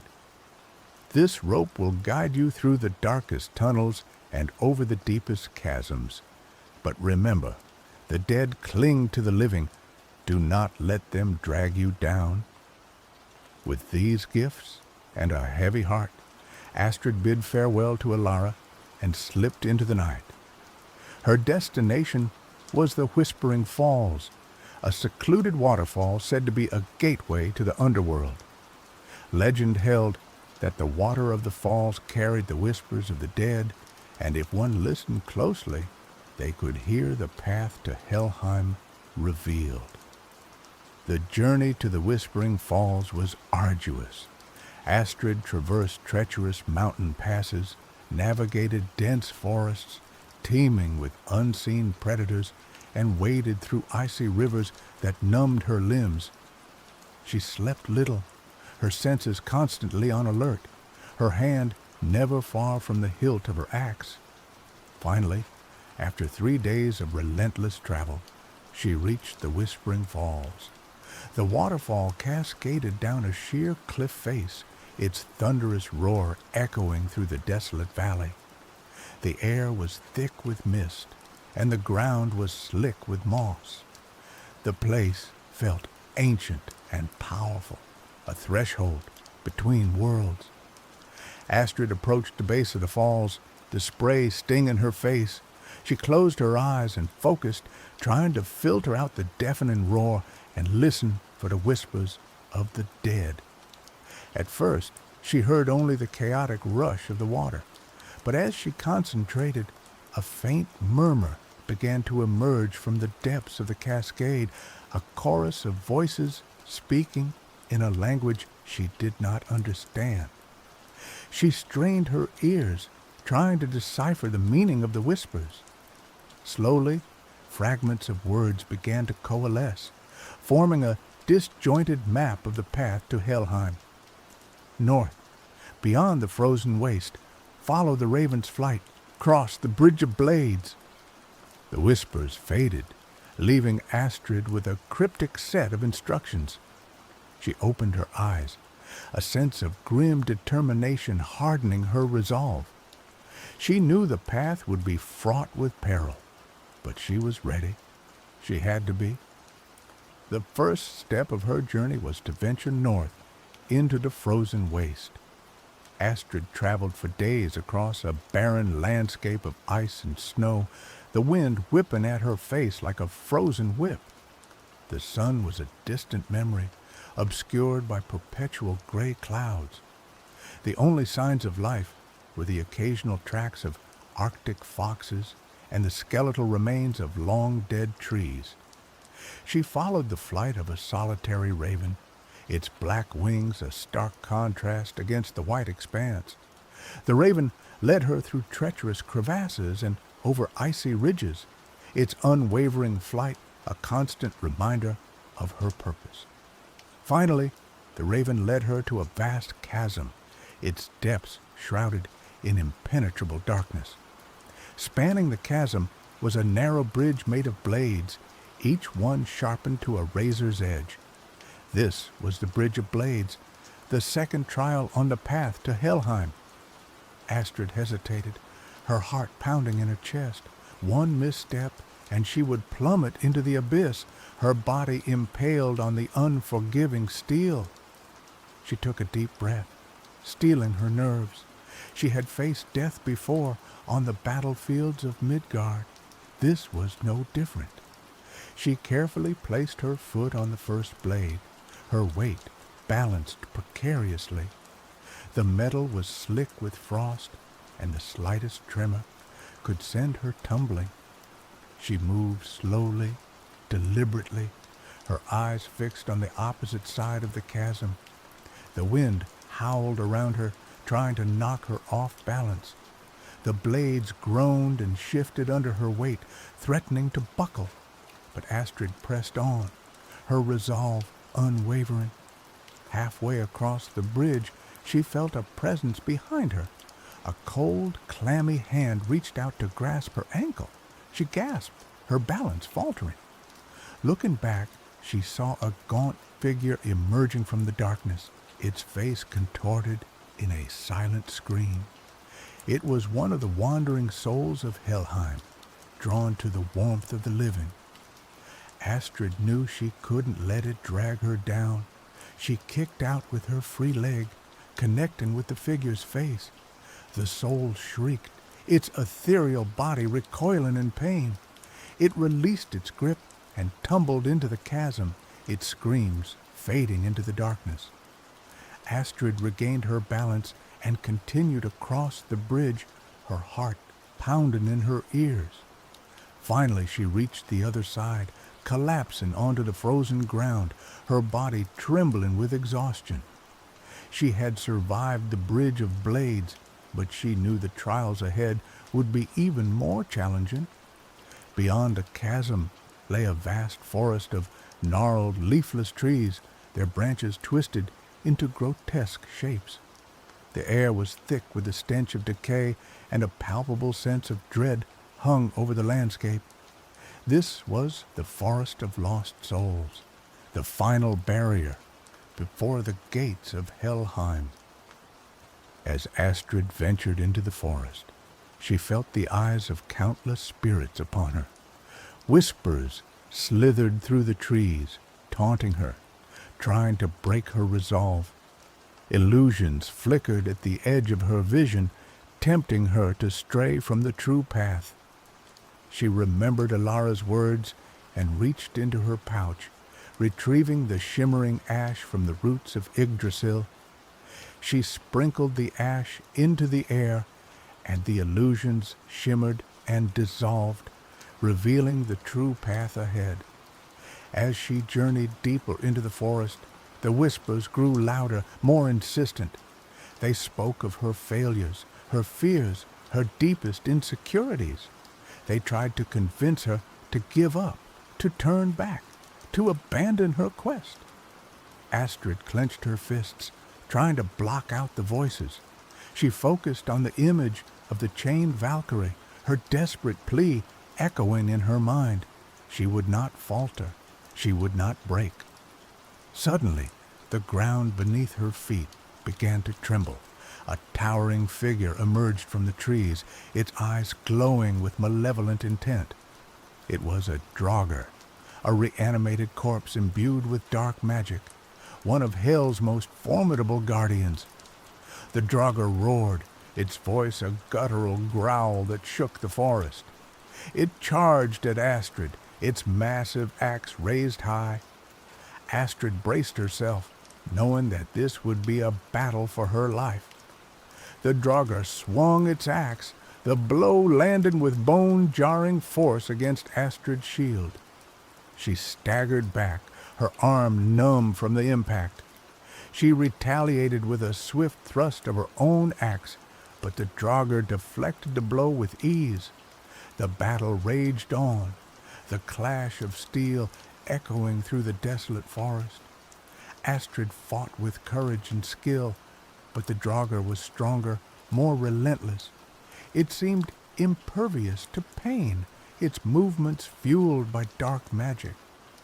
Astrid realized that she couldn't defeat the Draugr through brute force alone.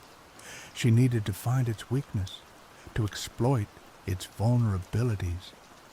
She remembered the tales of the Draugr, their bodies often vulnerable to specific types of attacks. As the Draugr lunged again, Astrid noticed a patch of exposed flesh on its neck, where the skin had rotted away. It was a small target, but it was her only chance.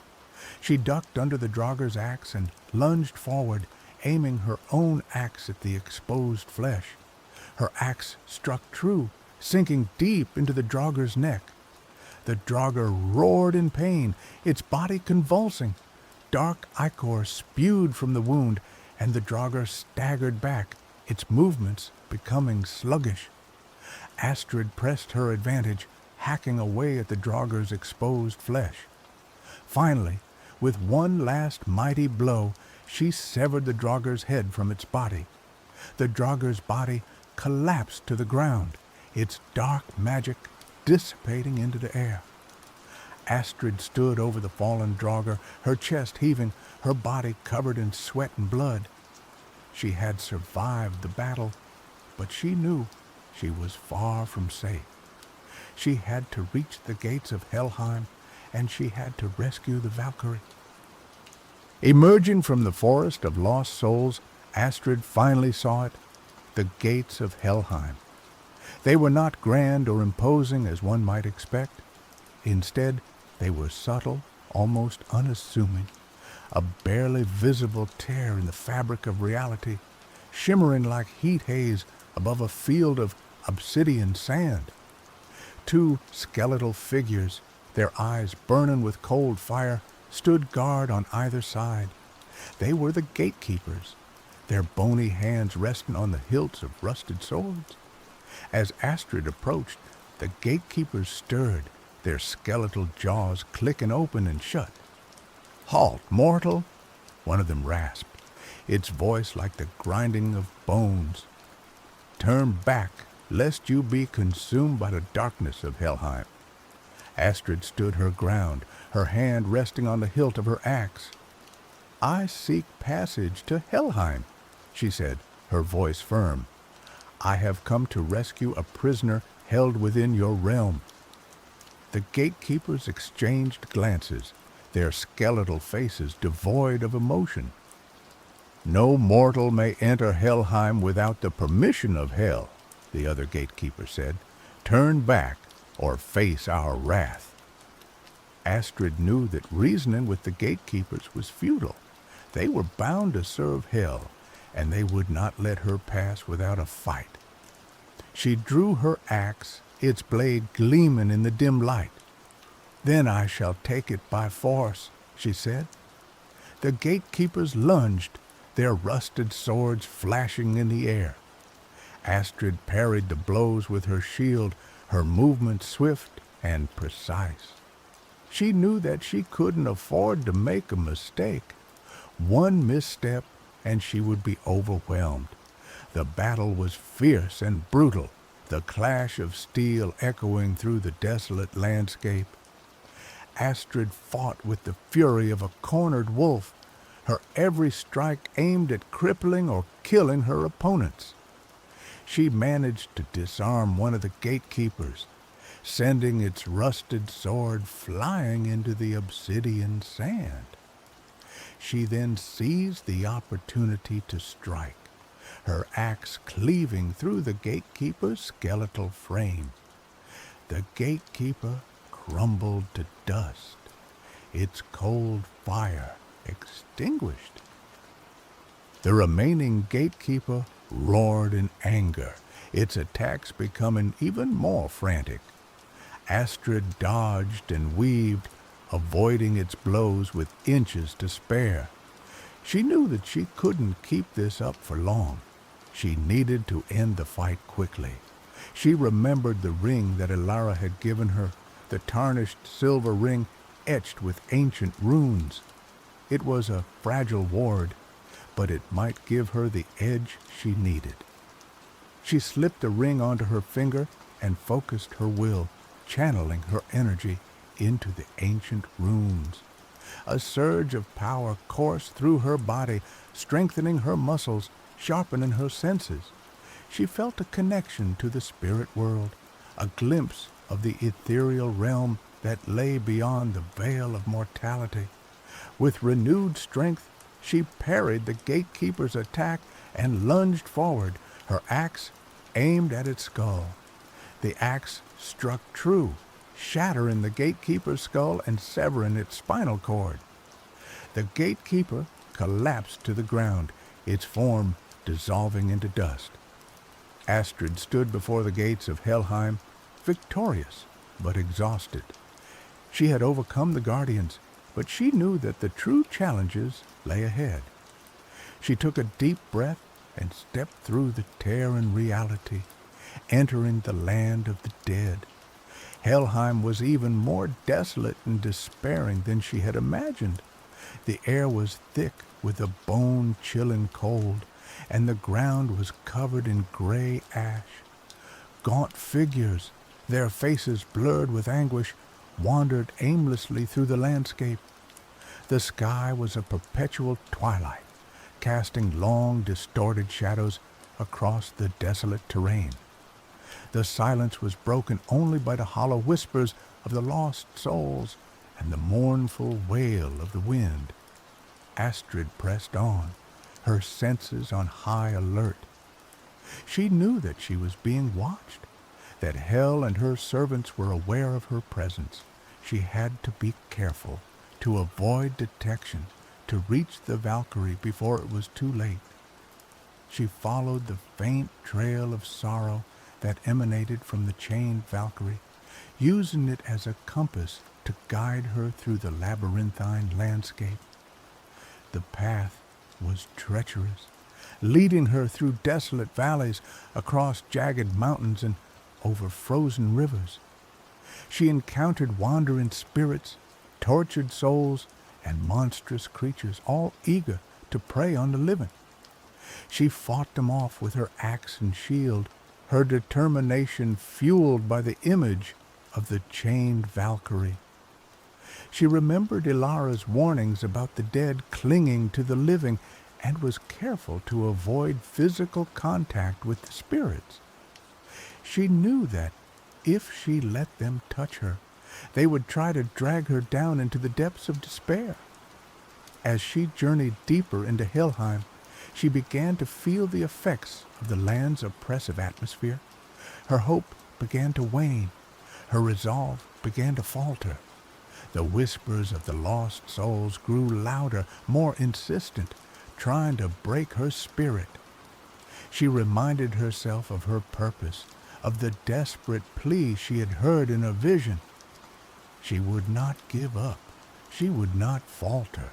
She would rescue the Valkyrie, even if it cost her her life.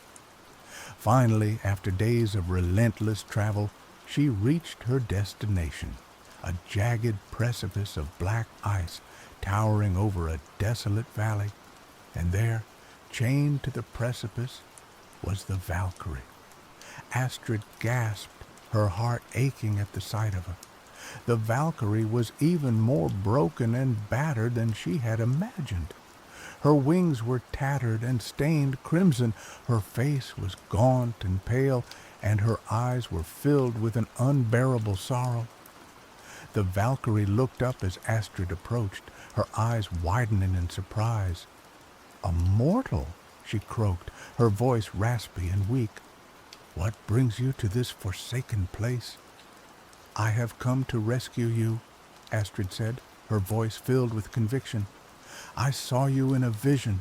I know that you are trapped here, and I have come to set you free." The Valkyrie shook her head, her expression filled with despair. "It is too late," she said. "I am Helka, last of the Valkyries. Hell has claimed me as her prisoner. She will never let me go.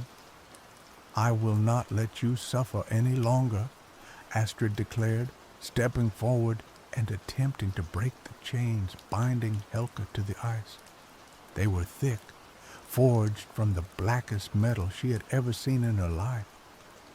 They are enchanted with powerful sorcery, Helka warned. No mortal blade can cut them. Then I will find another way, Astrid replied, pulling back and studying the chains closely. She noticed a series of intricate runes etched into the metal, pulsing with a faint, dark energy.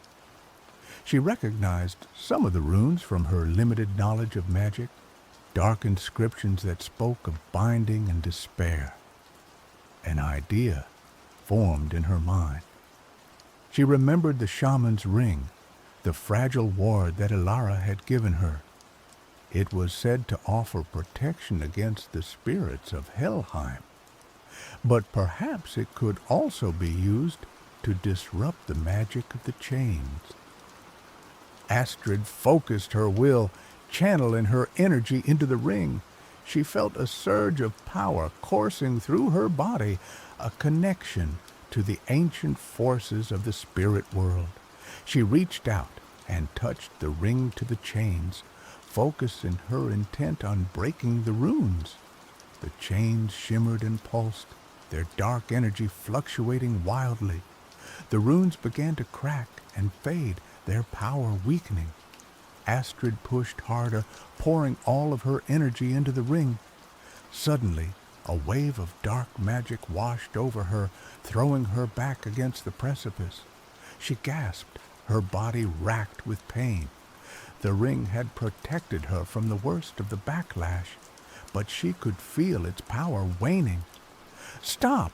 Helka cried. "You will destroy yourself. You cannot break these chains." Astrid ignored her pleas. She knew that this was her only chance. She had come too far to give up now. She rose to her feet and touched the ring to the chains once more, focusing her will on shattering the remaining runes. The chains groaned and strained, their dark energy reaching a fever pitch. The runes began to explode, sending shards of dark magic flying through the air. Astrid braced herself, knowing that the end was near. With a final surge of power, the chains shattered, falling to the ground in pieces. Helka was free. But as the chains broke, a wave of dark energy erupted from the precipice, coalescing into a swirling vortex of shadow and ice. A voice, cold and cruel, echoed through the valley. "So, a mortal dares to trespass in my realm and steal my prize?" Hell appeared before them, her form a terrifying amalgamation of beauty and decay. One half of her face was stunningly fair, while the other was a rotting skull. Her eyes burned with cold fire, and her voice dripped with malice. "You have defied me, mortal," Hel said, her gaze fixed on Astrid. "Now you will pay the price." Hel raised her hand, and a wave of dark magic surged towards Astrid. Astrid braced herself for the impact, knowing that she couldn't withstand the full force of Hel's power. But before the magic could strike, Helka stepped in front of Astrid, shielding her from the blast. The Valkyrie's weakened form absorbed the brunt of the attack, her already tattered wings crumpling further. Helka cried out in pain, her body convulsing, but she stood her ground, refusing to cede. "You will not harm her," she declared, her voice ringing with defiance. "She came here to save me, and I will not let you destroy her."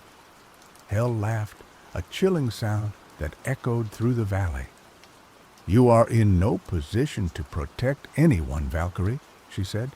"You are weak, broken, and powerless." "Perhaps," Helka replied, "but I am not without allies." She turned to Astrid, her eyes filled with warmth and gratitude. "Thank you, Shield Maiden. You have given me back my hope. Now, It is time for us to leave this place." Helka reached out and grasped Astrid's hand, her touch infusing Astrid with a surge of energy. Together, they focused their will on escaping Helheim, on returning to the world of the living. The ground beneath their feet began to tremble, and the air crackled with energy. A portal opened before them, a shimmering gateway leading back to Midgard. Hel screamed in fury, her power oscillable as she tried to close the portal. But it was too late. Helka and Astrid stepped through the gateway, escaping the clutches of the goddess of the dead. They found themselves back at the Whispering Falls, the thunderous roar of the waterfall a welcome sound after the oppressive silence of Helheim. Helka collapsed to the ground, her body exhausted, but her spirit renewed. Astrid knelt beside her, her heart filled with relief. They had done it. They had survived Helheim, and they had rescued the last Valkyrie. "Thank you, Astrid," Helka said, her voice weak. "You have saved me from a fate worse than death. I will never forget your courage and your sacrifice." "It was my honor," Astrid replied, her voice choked with emotion. "The Valkyries are needed. Valhalla needs you." Helka smiled, her eyes regaining their former brilliance. "Then I shall return to Valhalla," she said, "and I shall bring with me the bravest warriors from the mortal realm to join the ranks of the Einherjar." Helka stood up, her wings slowly unfurling, their crimson stains fading to white. She looked at Astrid, her gaze filled with warmth and gratitude. "Come, Shield Maiden," she said. "Let us return to Valhalla together." Astrid grasped Helka's hand, and together they took flight, soaring through the sky towards the shimmering halls of Valhalla. As they flew, Astrid felt a sense of peace and fulfillment she had never known before. She had faced death and despair, and she had emerged victorious. She had saved the last Valkyrie, and she had restored hope to Valhalla. Her name would be etched in legends, sung by skalds for generations to come. As they approached Valhalla, the gates opened wide, welcoming them home. The Einherjar cheered, their voices echoing through the halls. The mead flowed, the laughter resounded, and the feasting tables were once again filled with joy. The Valkyries had returned, and with them a new era of glory had begun. And Astrid, the Shield Maiden who dared to venture into Helheim, would forever be remembered as the hero who saved Valhalla. Her name would be whispered in awe and reverence, a testament to her courage, her determination, and her unwavering belief in the power of hope. The halls of Valhalla rang with tales of her journey, a song of bravery that would echo through eternity. The age of heroes was not over. It had merely been waiting for a Shield Maiden to rekindle the flame.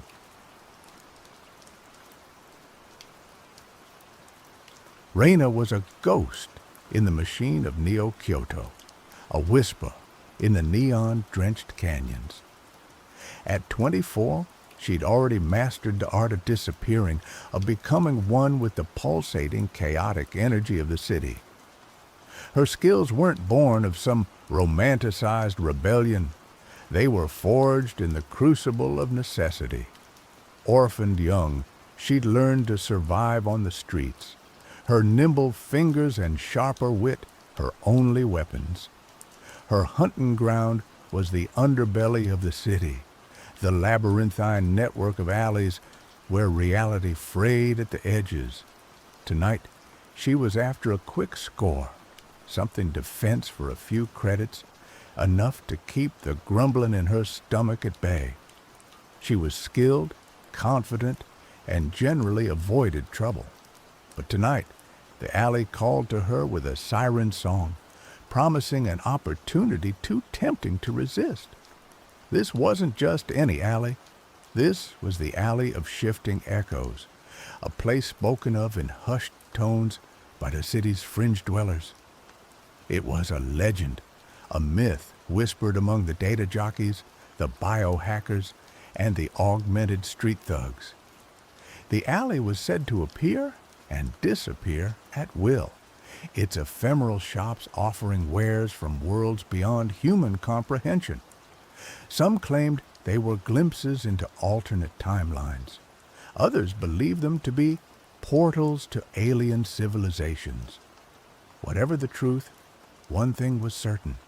The Alley of Shifting Echoes was dangerous. Raina had heard the stories. Shops selling memories, weapons that bent the laws of physics, elixirs that promised immortality, and the consequences for those who dared to steal from them. But hunger had a way of silencing good sense. The alley materialized before her as if summoned by her own desperation.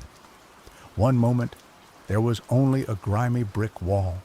The next, a shimmering portal ripped open the fabric of reality, revealing a narrow passage choked with alien storefronts. The air thrummed with an otherworldly energy, a low hum that resonated deep within her bones. The smells were intoxicating, exotic spices, ozone and metallic tang, and something else, something ancient and indescribably other. The shops were a kaleidoscope of the bizarre and the beautiful. One stall displayed shimmering orbs that pulsed with inner light. Another offered weapons crafted from obsidian-like material that seemed to drink in the surrounding light. Garbled alien languages spilled from open doorways, mingling with the cacophony of the city. Raina moved cautiously, her senses on high alert. The alley was teeming with beings she couldn't identify, their forms ranging from vaguely humanoid to utterly alien. Some were haggling over strange artifacts. Others were simply browsing, their multifaceted eyes gleaming with curiosity. She found herself drawn to a small, unassuming shop tucked away in a darkened corner. The sign above the door was written in a language she couldn't decipher, but the objects displayed in the window held her captive. They were trinkets, seemingly worthless baubles, yet they radiated an aura of immense power. One object in particular caught her eye. It was a small, intricately carved amulet, no bigger than her thumb. It was made of a dark, metallic substance, inlaid with swirling patterns of iridescent blue. It pulsed with a faint, rhythmic beat, as if it possessed a life of its own. Raina felt an inexplicable pull towards it, a desire to possess it that overwhelmed her reason. Inside the shop, the air was thick with incense and the low, guttural chanting of the shopkeeper.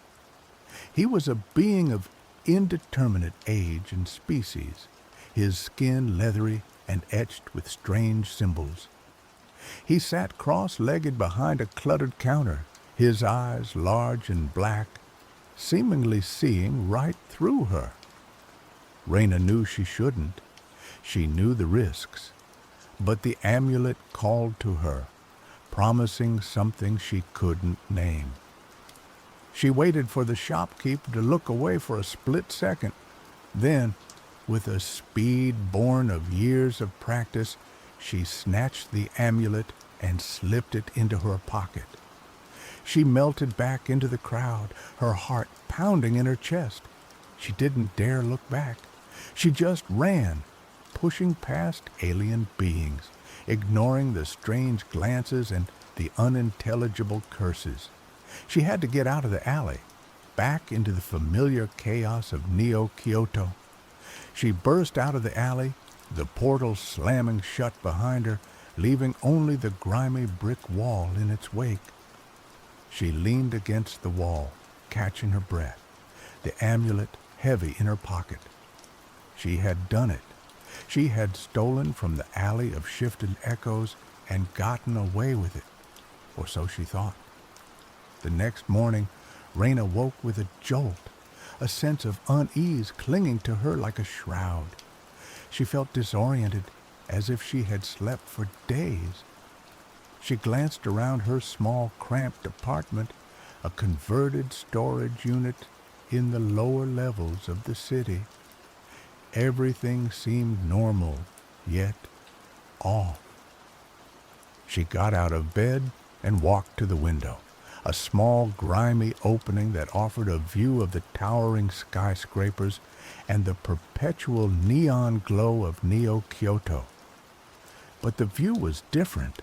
The buildings were somehow taller, the neon signs brighter, the air thicker with a strange, unfamiliar haze. She dismissed it as the lingering effects of a restless night and went to the communal washroom to clean up. As she looked at her reflection in the cracked mirror, she gasped. Her face was different. Her features were sharper, her eyes more intense, and there was a faint, almost imperceptible shimmer around her. She touched her face, her fingers tracing the unfamiliar contours. Something was happening to her, something she didn't understand. She went back to her apartment and took out the amulet, the one she had stolen from the alley of shifting echoes.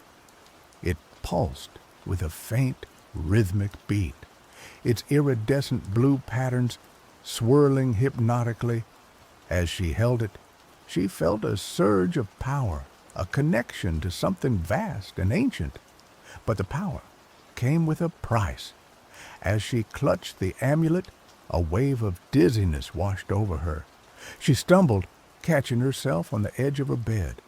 When the dizziness subsided, she looked around the room, her heart pounding in her chest. Everything was exactly as she had left it, except for one thing, the door. It was gone. In its place was a solid brick wall, identical to the one that hid the alley of shifting echoes. Panic seized her. She ran to the wall, pounding on it with her fists. Nothing. It was as solid as bedrock. She was trapped. She tried the window. It was sealed shut, the glass fused to the frame. She kicked at it, punched at it, but it wouldn't budge. She was trapped, alone in her cramped apartment with no way out. She sank to the floor, her head in her hands. What had she done? What had she stolen? What had she unleashed? As the initial panic subsided, a cold dread settled in. She was cursed to never leave, to be imprisoned within the confines of her own apartment. But why? What was the meaning of it all? Days turned into weeks, weeks into months. Raina lived in a state of perpetual anxiety and growing despair. She rationed her food, her meager supplies dwindling with each passing day. She tried everything to escape, to break through the wall, to find some way out of her prison. But nothing worked. The amulet remained her constant companion, its rhythmic pulse a constant reminder of her folly. She tried to get rid of it, to throw it away, but it always reappeared, clutched tightly in her hand. It was a part of her now, a parasitic growth that fed on her life force. As time wore on, Raina began to change. The shimmer around her intensified. Her features became more alien. Her eyes glowed with an unnatural light. She was transforming, becoming something other than human. She began to experience strange visions, glimpses into other worlds, other realities. She saw alien landscapes, bizarre creatures, and technologies beyond human comprehension. The amulet was opening her mind, exposing her to the vastness of the universe. But the visions were also terrifying. She saw war, destruction, and the decay of civilizations. She saw the dark side of the universe, the horrors that lurked in the shadows. She realized that the amulet wasn't just a trinket. It was a key to unlocking the secrets of the universe, but it was also a burden, a curse that was slowly consuming her. One day, as she sat staring at the amulet, a new vision came to her. It was clearer, more vivid than any she had experienced before. She saw the shopkeeper from the alley of shifting echoes, his leathery face etched with concern. He was speaking to her, his voice a low guttural hum that resonated within her mind. "The amulet," he said, "it does not belong to you. It is a sacred artifact, a key to the balance of worlds. You have disrupted the harmony, and now you must pay the price." "What do you want?" Raina asked, her voice hoarse from disuse. "What can I do?" "Return the amulet," the shopkeeper said. "Return it to the alley of shifting echoes, and the curse will be lifted." "But how?" Raina cried. "The alley is gone. I am trapped." "The alley will return," the shopkeeper said. "But you must be ready. You must be willing to sacrifice." The vision faded, leaving Raina alone in her prison, the shopkeeper's words echoing in her mind. She knew what she had to do. She had to find a way to return the amulet, to undo the damage she had caused. But how? She spent days studying the amulet, trying to decipher its secrets. She meditated, trying to connect with its energy, to understand its purpose. She researched the alley of shifting echoes, scouring the data nets for any information she could find. She discovered that the alley was more than just a marketplace. It was a nexus point, a place where different realities intersected. It was guarded by powerful forces, beings who maintained the balance between worlds. She also learned about the amulet. It was called the Keystone, and it was said to be the key to opening and closing the gateways between realities. It was a powerful artifact, capable of unimaginable destruction if it fell into the wrong hands. Raina realized that she had stumbled upon something far greater than she could have ever imagined. She was no longer just a thief trying to survive. She was a pawn in a cosmic game, a game with stakes that were higher than life itself. She knew that she couldn't face this alone. She needed help. But who could she trust? Who would believe her story? She remembered Kai, a data jockey she had worked with in the past. He was eccentric, paranoid, and often unreliable. But he was also brilliant. He knew the data nets like the back of his hand, and he had a network of contacts that stretched across the city. Raina hadn't seen Kai in years, but she knew where to find him. He frequented a dive bar in the lower levels of the city, a place where the augmented and the forgotten gathered to drown their sorrows. It took her weeks to prepare. She had to conserve her remaining food, to repair her tattered clothes, and to steel herself for the journey. She didn't know if she would ever return to her apartment, but she had to try. One night, when the moon was full and the city was shrouded in a thick fog, Raina made her move. She focused her mind, channeling the energy of the amulet. She closed her eyes and imagined the alley of shifting echoes, the shimmering portal, the alien storefronts. She felt a surge of power, a tearing sensation in her mind. When she opened her eyes, she gasped. The wall was gone. In its place was a swirling vortex of energy, a gateway to another dimension. The alley of shifting echoes had returned. Raina stepped through the portal, her heart pounding in her chest. The alley was even more chaotic than she remembered. Alien beings jostled past her, their strange languages filling the air. The smells were overwhelming, a mix of exotic spices, ozone and metallic tang, and something else. something ancient and indescribably other. She made her way through the crowd, her senses on high alert. She had to find Kai, to convince him to help her. She found him in the back of the bar, hunched over a terminal, his fingers flying across the keyboard. He was surrounded by empty glasses and discarded data chips, his eyes bloodshot and unfocused. "Kai," Raina said, her voice barely a whisper. Kai looked up, his eyes widening in surprise. "Raina, is that really you? What are you doing here?" "I need your help," Raina said. "I'm in trouble." Kai raised an eyebrow, his expression skeptical. "Trouble? You? What kind of trouble could you possibly be in?" Raina took a deep breath and told him everything.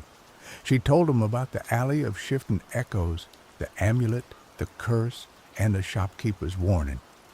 Kai listened in silence, his expression shifting from skepticism to disbelief to grudging acceptance. He knew Raina. He knew that she wasn't one to exaggerate, that she wouldn't come to him unless she was desperate. "Okay," Kai said when she had finished. "I believe you, but this is insane. You're talking about alternate realities, curses, and cosmic artifacts. This is way beyond my pay grade." "I know," Raina said, "but you're the only one who can help me. I need you to research the amulet, to find out what it is and what it does. I need you to help me find a way to return it to the alley of shifting echoes."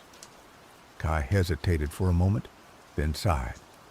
"All right," he said. "I'll help you, but you owe me big time." They spent the next few days holed up in Kai's apartment, a cramped and cluttered space filled with computers, cables, and discarded junk food wrappers. Kai delved into the data nets, searching for any information he could find on the amulet. Raina, meanwhile, tried to control her visions, to understand the power that was coursing through her veins. Kai discovered that the amulet was indeed a powerful artifact, a key to unlocking the secrets of the universe. It was said to be able to manipulate reality, to open gateways to other dimensions, and to grant its wielder unimaginable power. But it was also dangerous. The amulet was sentient, with a will of its own. It could corrupt its wielder, twisting their desires and amplifying their darkest impulses. Raina was beginning to understand the true nature of the curse. It wasn't just about being trapped in her apartment. It was about the amulet slowly consuming her, turning her into something other than human. They also discovered that the alley of shifting echoes was in danger. A powerful force was trying to control it, to seize its power for their own nefarious purposes. If they succeeded, the consequences could be catastrophic, not just for the alley, but for the entire universe. Raina and Kai realized that they had to act fast. They had to return the amulet to the alley of shifting echoes, to restore the balance and prevent the forces of darkness from taking control. But how? They knew that they couldn't just walk into the alley and hand the amulet over to the shopkeeper. The forces that were trying to control the alley would be watching, waiting for an opportunity to strike. They needed a plan. Kai suggested that they use a loophole in the code, a hidden pathway that would allow them to bypass the security protocols and slip into the alley unnoticed.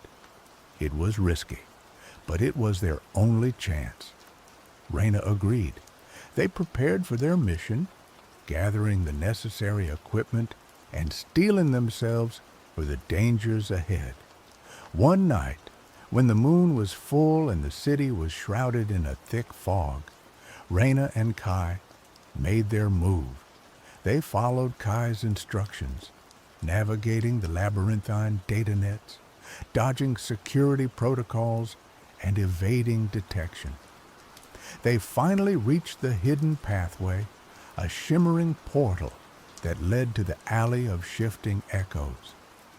They stepped through the portal, their hearts pounding in their chests. The alley was even more chaotic than they remembered. The air was thick with tension, the alien beings moving with a sense of urgency. They made their way through the crowd, trying to blend in to avoid attracting attention. They reached the shop where Raina had stolen the amulet, the shopkeeper standing behind the counter, his leathery face etched with anticipation. "You have returned," the shopkeeper said, his voice a low guttural hum. "I have been waiting for you." "We have the amulet," Raina said. "We want to return it." The shopkeeper nodded. "Give it to me," he said, "and the curse will be lifted." Raina hesitated. She knew that giving up the amulet would mean giving up the power that it had granted her. But she also knew that it was the right thing to do, that it was the only way to save herself and the alley of shifting echoes. She took a deep breath and handed the amulet to the shopkeeper. As soon as the shopkeeper touched the amulet, a surge of energy coursed through the alley. The air crackled with power, the alien beings gasping in awe. The shopkeeper raised the amulet above his head, his eyes glowing with an unearthly light. He chanted in a language that Raina didn't understand, his voice resonating with the ancient power of the universe. The amulet began to glow, its iridescent blue pattern swirling faster and faster. The gateway to the alley of shifting echoes shimmered, then expanded, revealing a vast, otherworldly landscape. The forces that were trying to control the alley emerged from the shadows, their forms grotesque and terrifying. They lunged at the shopkeeper, trying to seize the amulet. Raina and Kai reacted instinctively, throwing themselves in front of the shopkeeper, protecting him from the attackers. A fierce battle erupted, the alley erupting in chaos. Alien beings fought each other, energy weapons blazing, the air filled with sounds of screams and explosions. Raina and Kai fought bravely, using their skills and their wits to defend themselves, but they were outnumbered, outmatched. They knew that they couldn't win. As the forces of darkness closed in, the shopkeeper raised the amulet even higher, his chanting growing louder and more intense. The gateway to the alley of shifting echoes pulsed with power, a vortex of energy threatening to engulf everything. With a final, desperate surge of energy, the shopkeeper unleashed the full power of the amulet. The gateway exploded, sending a shock wave that ripped through the alley, obliterating the forces of darkness. The alley was silent, the air clear, the alien beings gone. Raina and Kai lay on the ground, exhausted and battered, but alive. The shopkeeper approached them, his leathery face etched with gratitude. "You have saved the alley of shifting echoes," he said. "You have restored the balance." "What about the curse?" Raina asked. "Is it lifted?" The shopkeeper nodded. "The curse is gone," he said. "You are free." Raina felt a weight lift from her shoulders, a sense of peace that she hadn't felt in months. She was free. She looked at Kai, her heart filled with gratitude. "Thank you," she said. "You saved me." Kai smiled, his eyes tired but happy. "Don't mention it," he said. "It was an adventure." The shopkeeper turned to Raina. "You have proven yourself worthy," he said. "You have shown courage, compassion, and a willingness to sacrifice. I offer you a choice. You can return to your old life, forget about the alley of shifting echoes, and live in peace. Or you can stay here and help me protect the alley from future threats." Raina thought for a moment. She had always been a survivor, a thief, a ghost in the machine. But she had also learned the value of friendship, of courage, and of sacrifice. She looked at the shopkeeper, her eyes filled with determination. "I'll stay," she said. "I'll help you protect the alley." The shopkeeper smiled. "Welcome," he said. "You are now a guardian of the Alley of Shifting Echoes." And so Raina, the young thief from Neo-Kyoto, became a guardian of the Alley of Shifting Echoes, a protector of the balance between worlds. She had found her purpose, her place in the universe. She would never be the same again. She was no longer just a ghost in the machine. She was a force to be reckoned with, a warrior for the light, a guardian of the Alley of Shifting Echoes. And her adventures were just beginning. The universe was vast, and the Alley of Shifting Echoes was a gateway to infinite possibilities. She was ready for whatever came next. She had faced her fears, overcome her challenges, and emerged stronger and more determined than ever before. The curse had been a trial, a test of her character, and she had passed with flying colors. Now she was ready to embrace her destiny, to protect the Alley of Shifting Echoes, and to explore the infinite wonders of the universe. The end, or just the beginning? Only time will tell.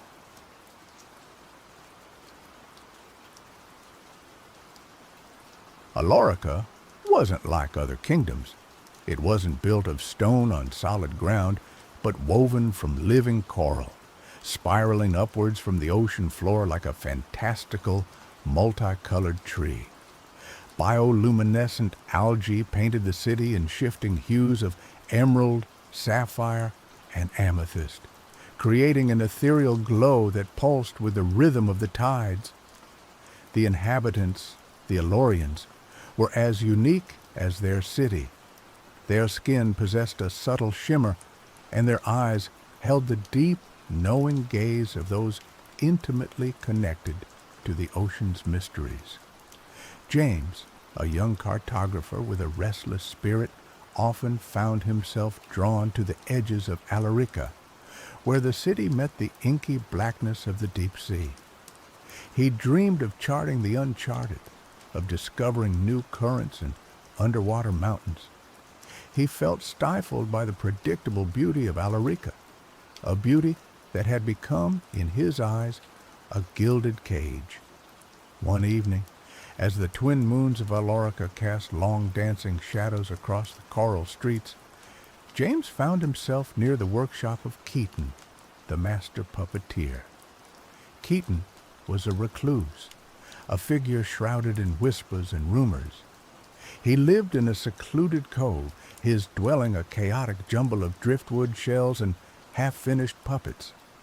The Alorians regarded him with a mixture of awe and unease. His creations were legendary, dolls so exquisitely crafted that they seemed to breathe, to possess a spark of life. It was said that on still nights one could hear them whispering secrets in the dark. Drawn by curiosity, James cautiously approached the workshop. The air hung heavy with the scent of salt, varnish, and something else, something indefinably strange, like petrified wood and dried kelp. A crack of light spilled from the doorway, illuminating a scene that sent a shiver down James's spine. Keaton, a gaunt figure with eyes as dark and fathomless as the abyss, stood hunched over a workbench, his long skeletal fingers deftly carving a piece of driftwood. The wood resembled a human face, and as James watched, a startlingly lifelike expression began to emerge, a look of serene contemplation, almost sadness. The workshop was filled with puppets, hundreds of them. Some were suspended from the ceiling, their empty eyes staring blankly ahead. Others lay scattered on shelves, their limbs tangled in a macabre embrace.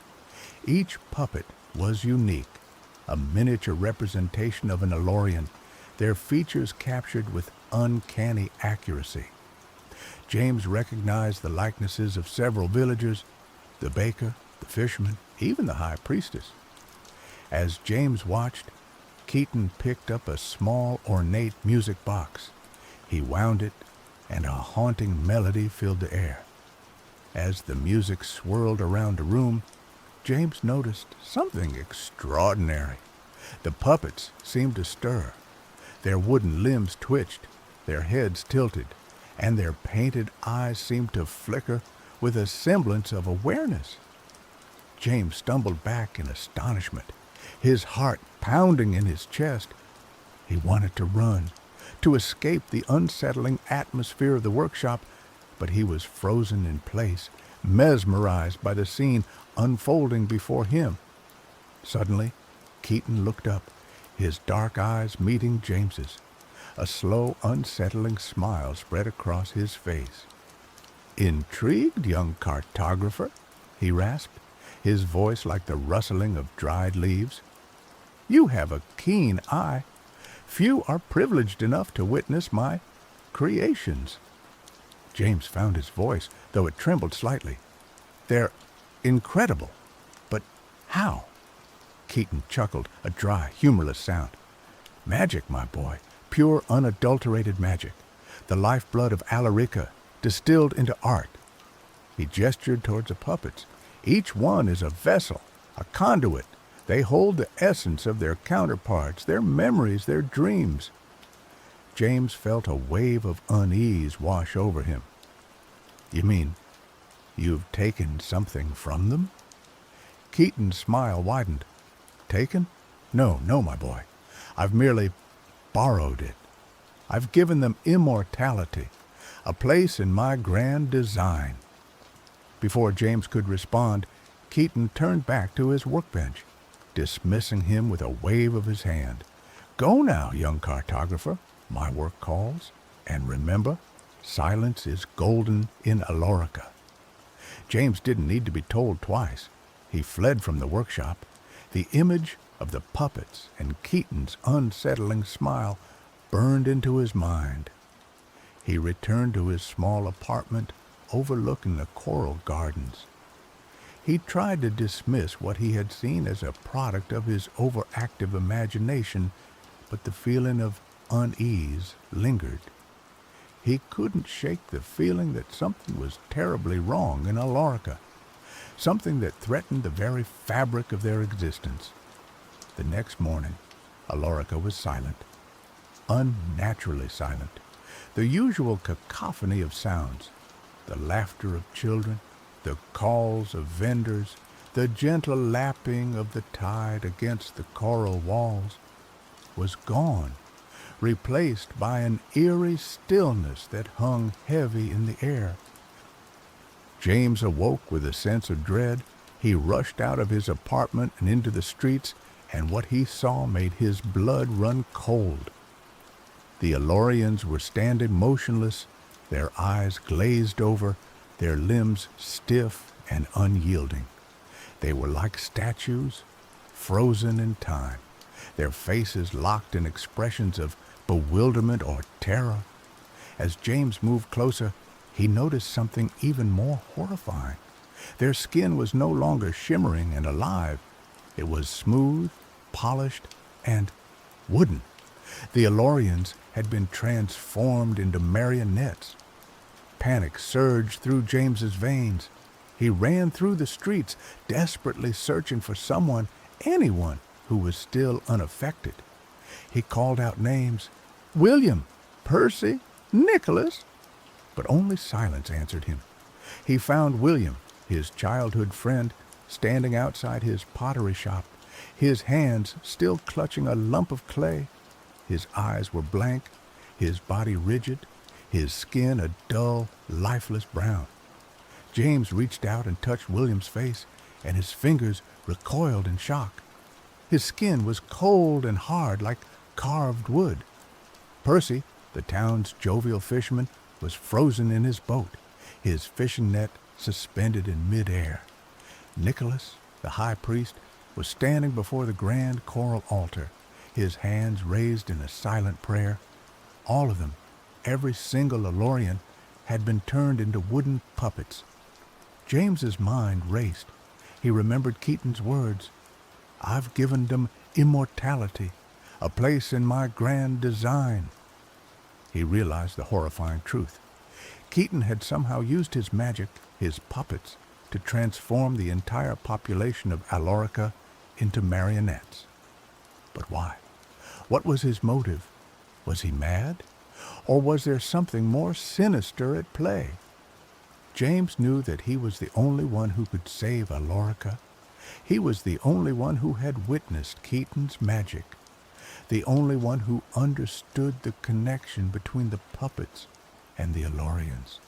He had to find Keaton, to confront him, and to somehow reverse the spell.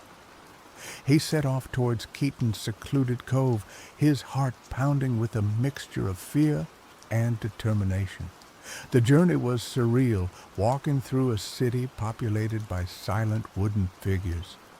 The only sound was the gentle lapping of the tide and the distant cry of seabirds. As he approached Keaton's workshop, he could hear the faint, haunting melody of the music box. He knew that he was getting closer to the truth, to the heart of the mystery that had engulfed Alorica. He reached the entrance to the workshop and paused, taking a deep breath. He steeled himself for whatever horrors awaited him inside. He pushed open the door and stepped into the workshop, ready to confront the master puppeteer and unravel the secrets of the Silent Kingdom. Keaton was waiting for him. He stood in the center of the workshop, surrounded by his puppets, his dark eyes gleaming with an unsettling intensity. The music box played on, its melody weaving a spell of eerie enchantment. "Ah, James," Keaton said, his voice a low, rasping whisper. "I knew you would come. You are, after all, the only one who understands." James glared at him, his fists clenched. "Understands? I understand that you've turned everyone in Alorica into wooden puppets. Why, Keaton? Why would you do this?" Keaton chuckled, a dry, humorless sound. "Why? Because Alorica was dying, James. It was stagnant, complacent, lost in its own beauty. The Elorians had forgotten the true meaning of life, the true power of art." He gestured towards the puppets. "Now, they are perfect. They are immortal.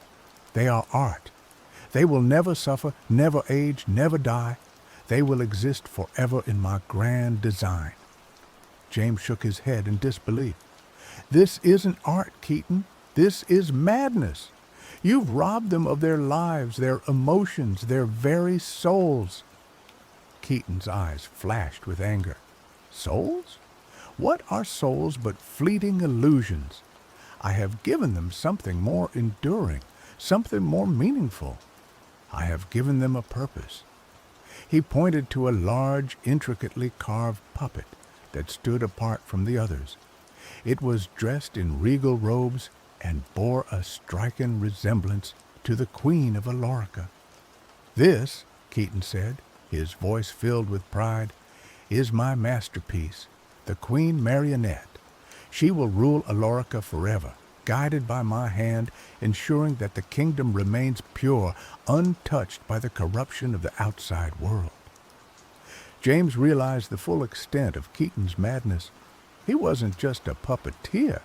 He was a megalomaniac, a delusional artist who believed that he had the right to control the lives of others. "You can't do this, Keaton," James said, his voice trembling with emotion. "You can't control people like puppets. They have their own free will, their own destinies." Keaton laughed.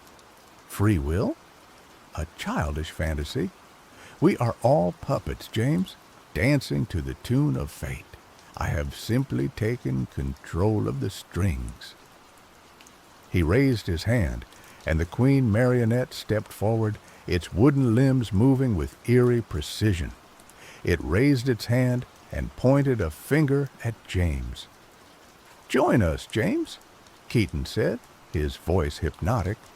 "Become a part of my grand design. You are an artist, a visionary. You understand the power of creation.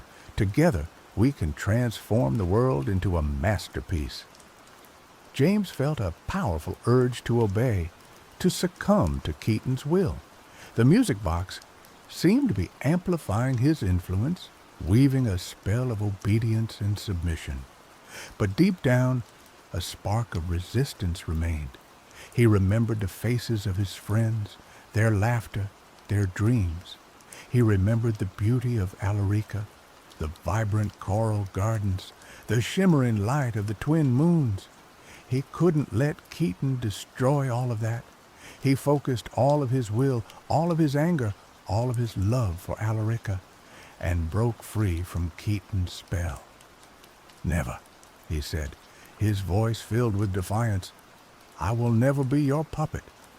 Keaton's face twisted with rage. "Then you are a fool, James, a fool who will be silenced." He snapped his fingers, and the puppets sprang to life, their wooden limbs moving with unnatural speed and strength.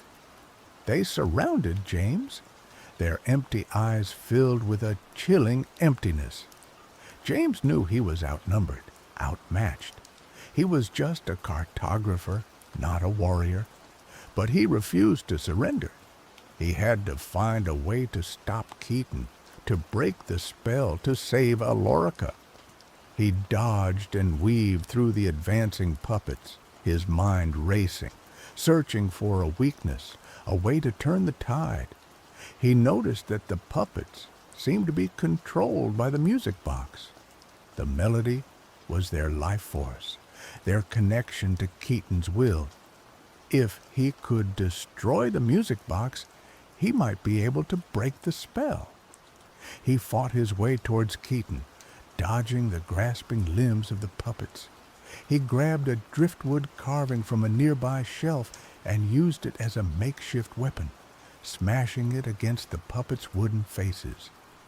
Keaton watched him with a mixture of anger and amusement. "You can't win, James. My magic is too powerful."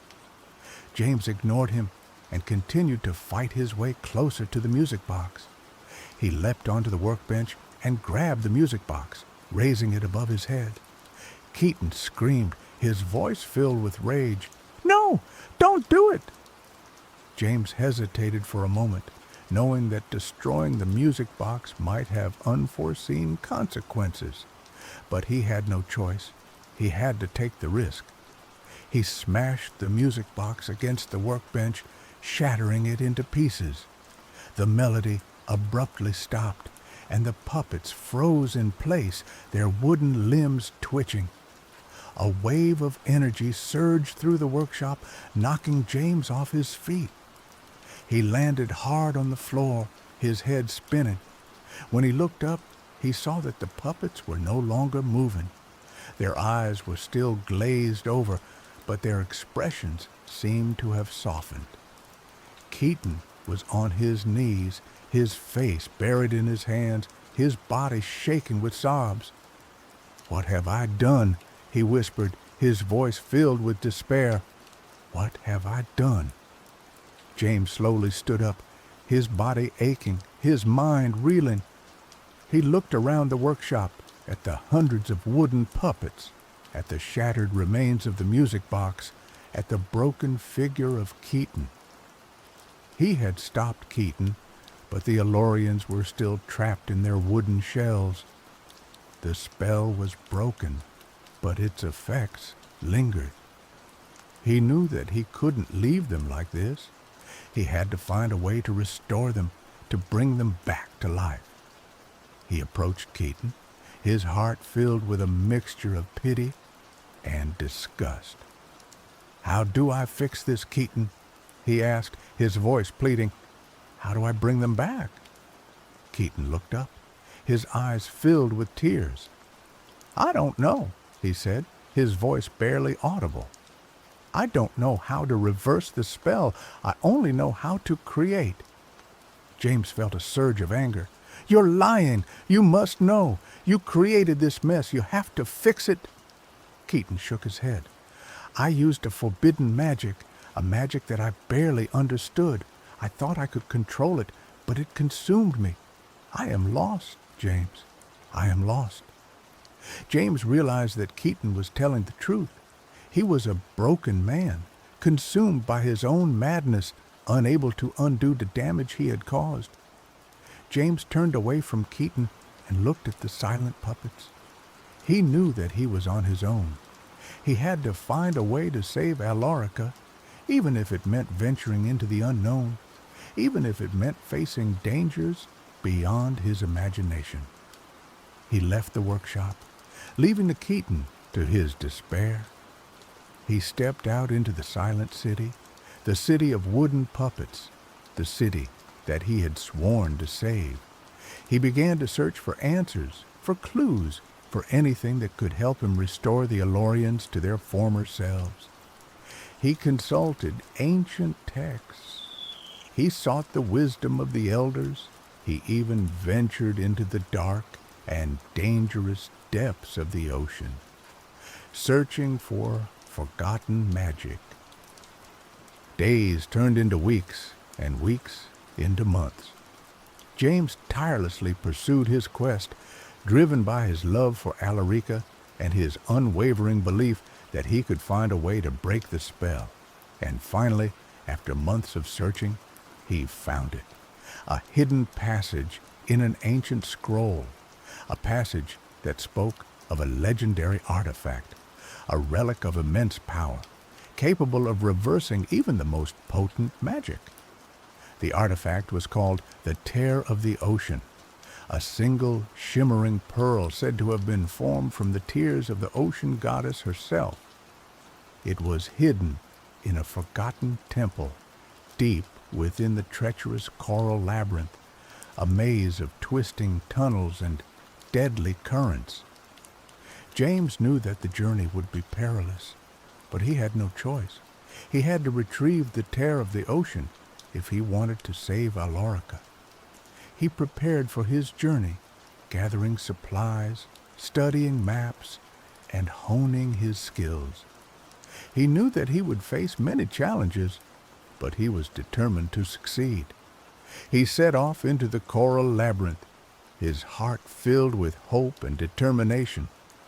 He navigated the treacherous tunnels, battling strong currents, avoiding dangerous creatures, and overcoming countless obstacles. He faced his fears, he pushed his limits, and he never gave up. And finally, after many days of relentless searching, he found it. The forgotten temple, a majestic structure of shimmering coral, stood at the heart of the labyrinth. It was guarded by ancient spirits, powerful entities that tested James's worthiness, his courage, and his compassion. He faced their trials, he proved his worth, and he was finally granted access to the inner sanctum of the temple. And there, in the center of the sanctum, resting on a pedestal of pure white coral, was the Tear of the Ocean. It was more beautiful than anything James had ever seen. It shimmered with an ethereal light, pulsating with the life force of the ocean. He reached out and took the Tear of the Ocean, his hands trembling with emotion. He could feel its power, its immense energy, its connection to the very soul of Alarica. He knew that he had found a key to saving his kingdom. He returned to Alarica, holding the Tear of the Ocean high above his head. He stood before the silent puppets, his heart filled with hope. He closed his eyes and focused all of his will, all of his love, all of his energy into the Tear of the Ocean. He whispered an ancient incantation, a prayer to the ocean goddess, asking for her forgiveness, her guidance, and her blessing. And then he unleashed the power of the Tear of the Ocean. A wave of energy surged through Alarica, washing over the wooden puppets, filling them with life, with warmth, with emotion. The wooden skin began to fade, replaced by the shimmering flesh of the Alorians. The glazed eyes began to clear, filled with awareness, with recognition, with gratitude. The silent city began to awaken, filled with the sounds of laughter, of joy, of reunion. The Alorians were back. They were free. They were alive. The celebration in Alorica was unlike anything James had ever witnessed. The Alorians danced and sang, their hearts overflowing with joy and gratitude. They showered James with praise, hailing him as a hero, a savior, the one who had brought them back from the brink of oblivion. But James didn't feel like a hero. He felt exhausted, drained, and haunted by what he had seen, by what he had done. He knew that he had saved Alorica, but he also knew that the kingdom would never be the same.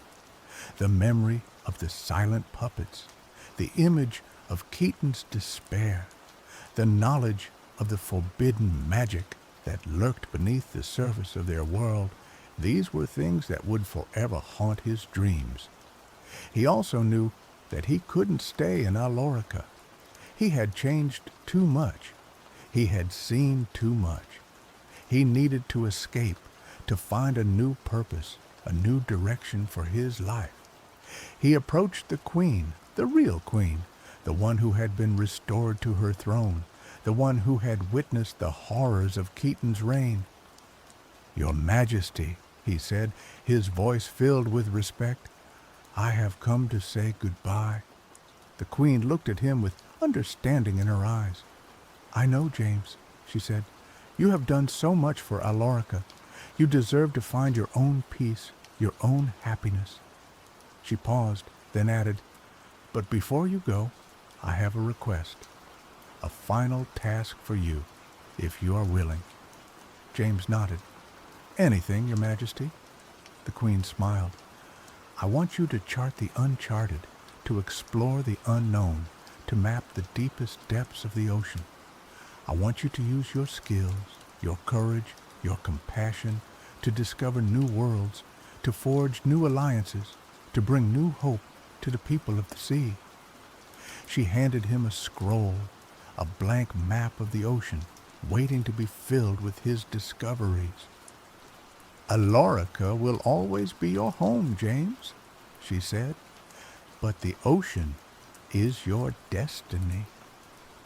James accepted the scroll, his heart filled with a mixture of sadness and excitement. He knew that the queen was right. His destiny lay beyond the familiar shores of Alorica, in the vast, mysterious depths of the ocean. He bid farewell to the queen, to his friends, to the people of Alorica. He boarded his small ship, the Sea Wanderer, and set sail into the unknown. He charted new currents. He discovered new islands. He encountered strange and wonderful creatures. He faced storms and monsters. He navigated treacherous reefs and hidden whirlpools. He learned to trust his instincts, to rely on his skills, to embrace the unknown. He discovered the true meaning of freedom, the true power of exploration, the true beauty of the ocean. He filled the blank map with his discoveries, creating a legacy that would inspire generations of Alorians to explore the depths of the sea. And as he sailed into the sunset, he knew that he had found his purpose, his destiny, his place in the grand tapestry of the ocean. He was James, the cartographer, the savior of Alorica, the explorer of the unknown, and he was finally free. Years later, a young Alorian girl stood on the shores of Alorica, gazing out at the vast ocean. She held a scroll in her hands, a map of the ocean, filled with the discoveries of James, the legendary cartographer. She dreamed of following in his footsteps, of exploring the unknown, of discovering new worlds. She knew that the ocean was full of dangers, but she also knew that it was full of possibilities. She looked up at the twin moons of Alorica, their light shimmering on the surface of the water. She whispered a prayer to the ocean goddess, asking for her guidance, her protection, and her blessing. And then she set sail into the unknown, ready to face whatever challenges lay ahead, ready to embrace her destiny, ready to become the next legend of the sea. The silent kingdom of Alorica had been saved, and its spirit of exploration lived on, inspiring new generations to venture into the depths of the ocean, to discover the secrets that lay hidden beneath the waves, and to never forget the lessons of the past. The tale of the puppeteer served as a constant reminder. Beauty could mask darkness, and the pursuit of perfection could lead to devastating consequences. The Alorians, forever changed, learned to cherish their freedom, their individuality, and the vibrant tapestry of life that made their underwater kingdom so unique. And so, Alorica continued to thrive, a beacon of hope and resilience in the vast and mysterious ocean, its story echoing through the ages, a testament to the power of courage, compassion, and the enduring spirit of the sea.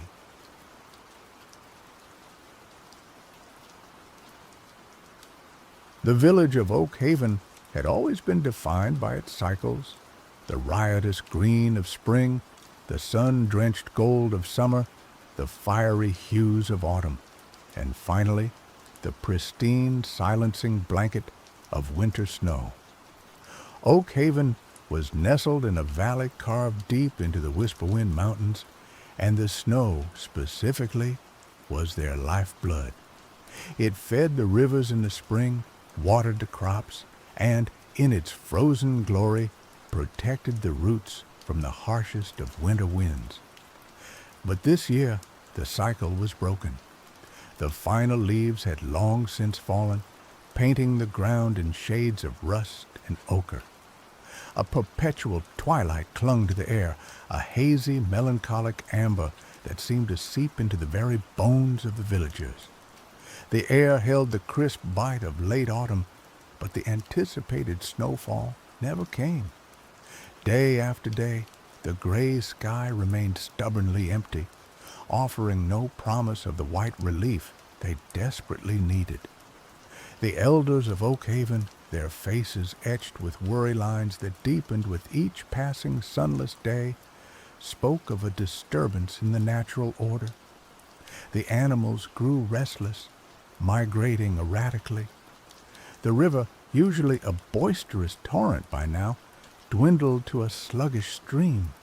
Fear, like a creeping vine, began to choke the joy from the village. One crisp morning, Astesius, the village's self-proclaimed historian and keeper of lore, stumbled into the town square, his usually meticulous robes rumpled and his eyes wide with a blend of fear and excitement. Astesius was a man of eccentric charm, given to long-winded explanations and a penchant for dramatic pronouncements. He was also, despite his quirks, the repository of Oak Haven's history. "It's him," he declared, his voice cracking slightly. "It's Hemlock, the autumn thief." A murmur rippled through the small crowd that had gathered. Hemlock was a name whispered only in hushed tones, a mischievous spirit of the wild hunt, said to delight in disrupting the seasons. Legends painted him as a creature of autumnal beauty and chaotic energy, with eyes like amber and laughter like the rustling of leaves. He was said to crave attention, indulging in elaborate pranks to draw notice to himself. Most dismissed the stories as folklore, bedtime tales to warn children against wandering into the woods alone. But now, faced with the undeniable absence of winter, they clung to Astesius' words with desperate hope. Hemlock is said to steal the last snowfall, trapping places in endless autumn. Astesius continued pacing frantically. "He does it for the sheer entertainment of it. A cosmic prankster, if you will. The stories say he dwells within the heart of the petalwood, guarding his stolen season." A young woman named Carrie pushed her way to the front of the crowd. Carrie was a practical, strong-willed woman, a skilled hunter, and the daughter of the village's former leader. She possessed a pragmatic mind and a fiery spirit, rarely swayed by superstition. But even she couldn't deny the unsettling changes that had gripped Oakhaven. "So, what are we supposed to do, Astesius?" she asked, her voice laced with a mixture of skepticism and desperation.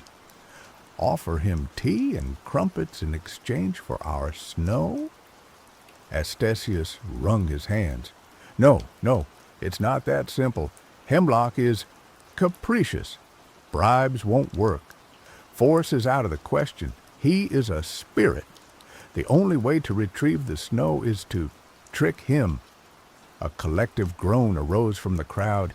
Tricking a spirit sounded like a fool's errand, a recipe for disaster. But what other choice did they have? "Trick him how?" Carrie pressed, refusing to back down from the challenge. Astesius paused, his eyes darting around as if searching for inspiration from the very air itself. "Hemlock craves attention, yes, but he also has an immense sense of pride. He believes himself to be unmatchable. We need to find a way to appeal to that arrogance, to make him believe he's winning, when in reality he's being led into a trap." The idea was vague, but it was all they had. Carrie, despite her doubts, knew that inaction was not an option. "All right," she said, squaring her shoulders. "I'll go to the petalwood." A gasp rippled through the crowd. The petalwood was a place of ancient, gnarled trees and perpetual twilight, a place where reality seemed to thin and the veil between worlds grew fragile. Few dared to venture into its depths. "Carrie, no!" an older woman cried out, her voice filled with concern. "It's too dangerous. The petalwood is unpredictable." "Someone has to go," Carrie retorted, her gaze unwavering. "We can't just sit here and watch our village wither away." She looked at Astesius. "You'll come with me. You know the lore. You know what we're up against." Astesius paled visibly. "Me? But I'm a scholar, not a—" He trailed off, unable to articulate his fear. "You're our only hope, Astesius," Carrie said, her voice firm but gentle. "We need you." He swallowed hard, his gaze flickering between Carrie's determined face and the anxious faces of the villagers. With a sigh, he relented. "All right," he said, his voice barely a whisper. "I'll go, but I'm warning you, I'm terrible in a fight." Carrie offered a small, reassuring smile. "We're not planning on fighting. We're planning on tricking."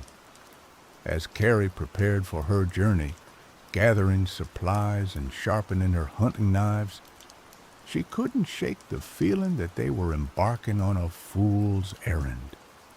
The legends of Hemlock were unsettling, and the petalwood was a place steeped in mystery and danger. But the thought of Oakhaven, slowly dying beneath the weight of an endless autumn, fueled her resolve. She would do whatever it took to restore the balance, even if it meant facing a mischievous spirit in his own enchanted domain. Carrie and Astesius set off towards the petalwood as the sun, a hazy orange disk, dipped below the horizon, casting long, eerie shadows across the valley. The air grew colder as they approached the edge of the woods, the familiar scent of decaying leaves and damp earth growing stronger. A sense of unease settled over them, a feeling of being watched by unseen eyes. The petalwood was unlike any forest they had ever encountered. The trees were ancient, their gnarled branches twisted into bizarre shapes, as if frozen in the midst of some silent, agonizing scream. The ground was carpeted with a thick layer of decaying petals, their colors faded and muted, emitting a sweet, cloying scent that was both alluring and unsettling. The air was thick with a perpetual twilight, the sunlight barely penetrating the dense canopy overhead. As they ventured deeper into the woods, the sounds of the outside world faded away, replaced by a symphony of whispers. The wind rustled through the leaves, carrying voices that seemed to speak in riddles and half-forgotten memories. The trees themselves seemed to watch them, their branches like skeletal fingers pointing accusingly. Astesius, despite his initial fear, seemed to find a strange sort of comfort in the petalwood. The atmosphere of ancient magic seemed to invigorate him, and he began to recite passages from forgotten texts, his voice echoing through the silent woods. "The petalwood is a place where the veil between worlds is thin," he explained, his eyes gleaming with excitement. "It's a place where the past, present, and future intertwine. Be careful what you think, Carrie. Your thoughts can become real here." Carrie, however, remained skeptical. She trusted her senses, and her senses were telling her that they were not alone. She kept her hand on the hilt of her knife, her eyes scanning the shadows for any sign of movement. After hours of walking, they came to a clearing. In the center of the clearing stood a towering oak tree, its branches reaching up towards the sky like supplicating arms. The tree was adorned with hundreds of small, intricately carved wooden masks, each one depicting a different emotion: joy, sorrow, anger, fear. "This is the whispering oak," Astesius said, his voice hushed with reverence. "It's said to be a gateway to the spirit world. Hemlock often uses it to communicate with mortals." As he spoke, a voice echoed from the tree, a melodious, lilting voice that seemed to weave itself into the very fabric of the forest. "Welcome, mortals," the voice said. "I have been expecting you." Carrie stepped forward, her voice clear and strong. "We seek Hemlock, the autumn thief." The voice chuckled, a sound like the rustling of leaves in a gentle breeze. "Hemlock is a busy spirit. What business do you have with him?" "He stole our winter," Carrie said, her voice laced with anger. "He trapped Oak Haven in an endless autumn. We want it back." The voice sighed. "Hemlock does what he does for amusement. He doesn't take requests." "Then tell him this," Carrie said, her eyes fixed on the whispering oak. "We challenge him. We challenge him to a contest. If he wins, he can keep our winter. But if we win, he must return it to us." A long silence followed, broken only by the whisper of the wind through the leaves. Then the voice chuckled again, a sound that sent a shiver down Carrie's spine. "Very well," the voice said. "Hemlock accepts your challenge. Meet him at the sunken glade at dawn. But be warned, mortals. Hemlock is not easily defeated." The voice faded away, leaving Carrie and Astesius alone in the silent clearing. The wooden masks on the whispering oak seemed to stare at them with mocking eyes. "What have you done, Carrie?"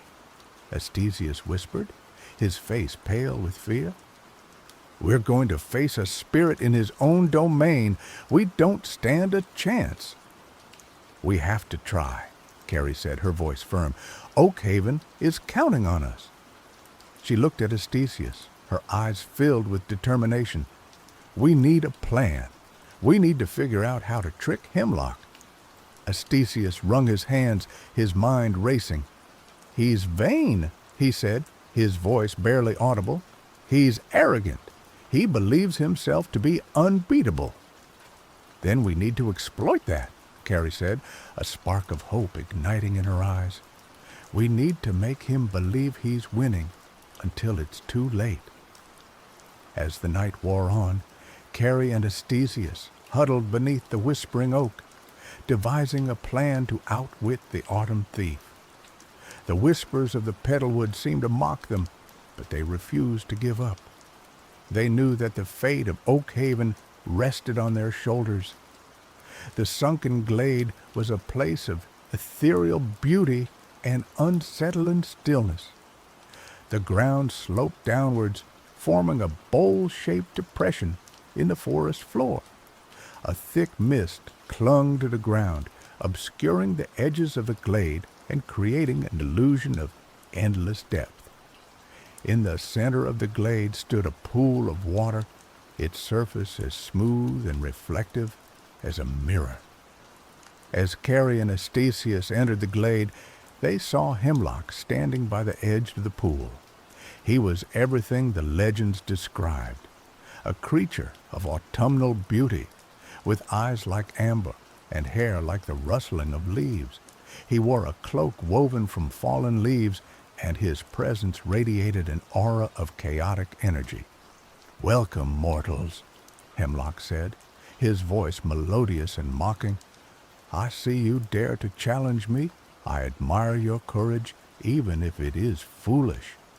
"We're not afraid of you, Hemlock," Carrie said, her voice clear and strong.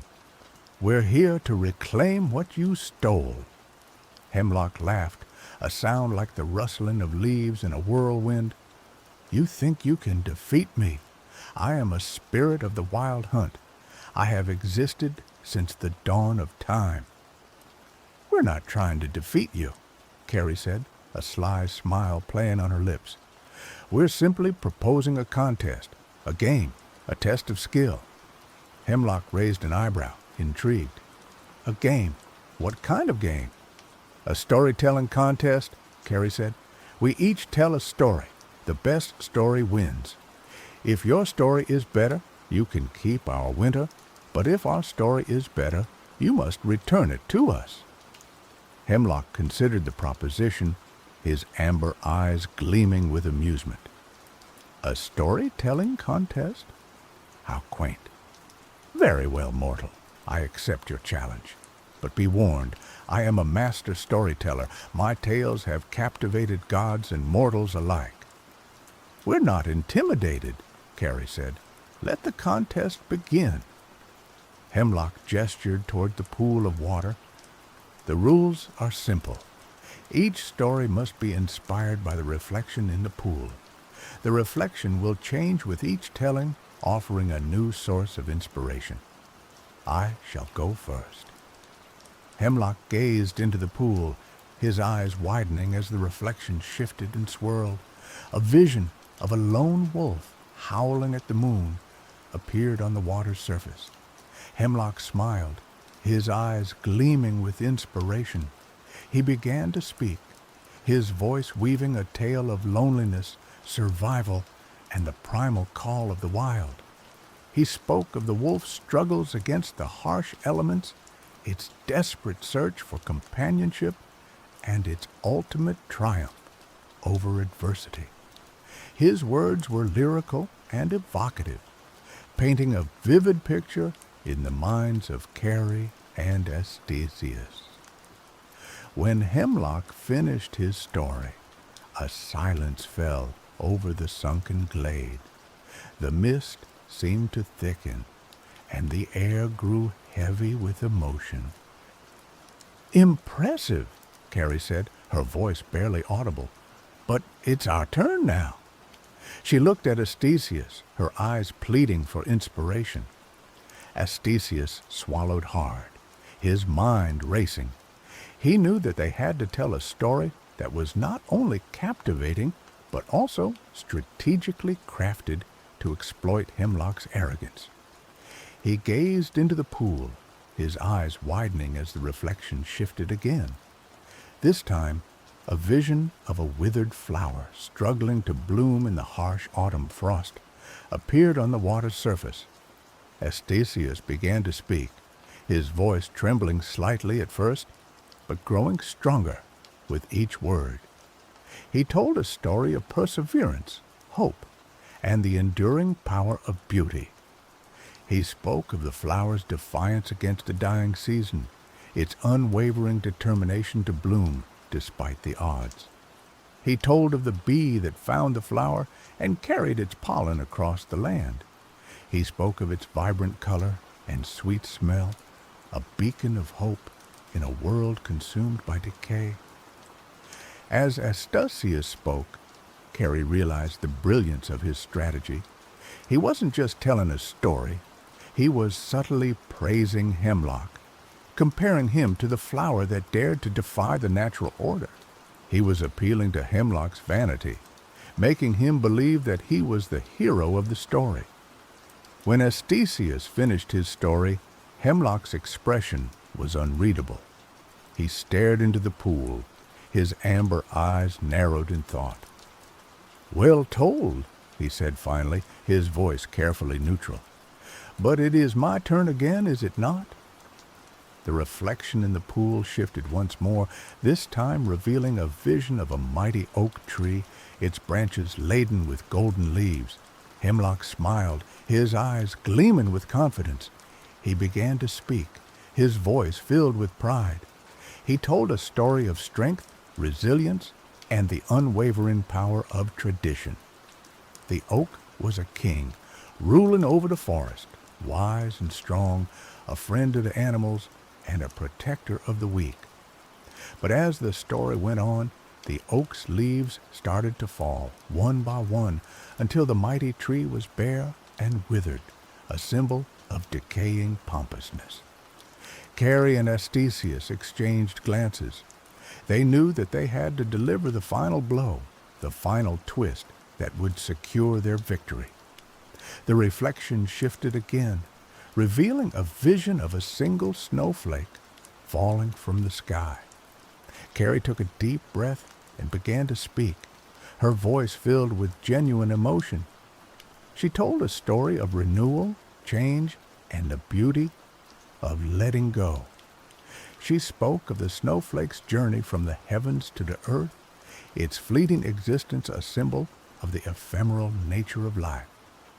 The snowflake falls gently, melting as it touches the ground, feeding the earth with life, preparing it for the next cycle, a small insignificant droplet of water that ultimately becomes a gushing river once again.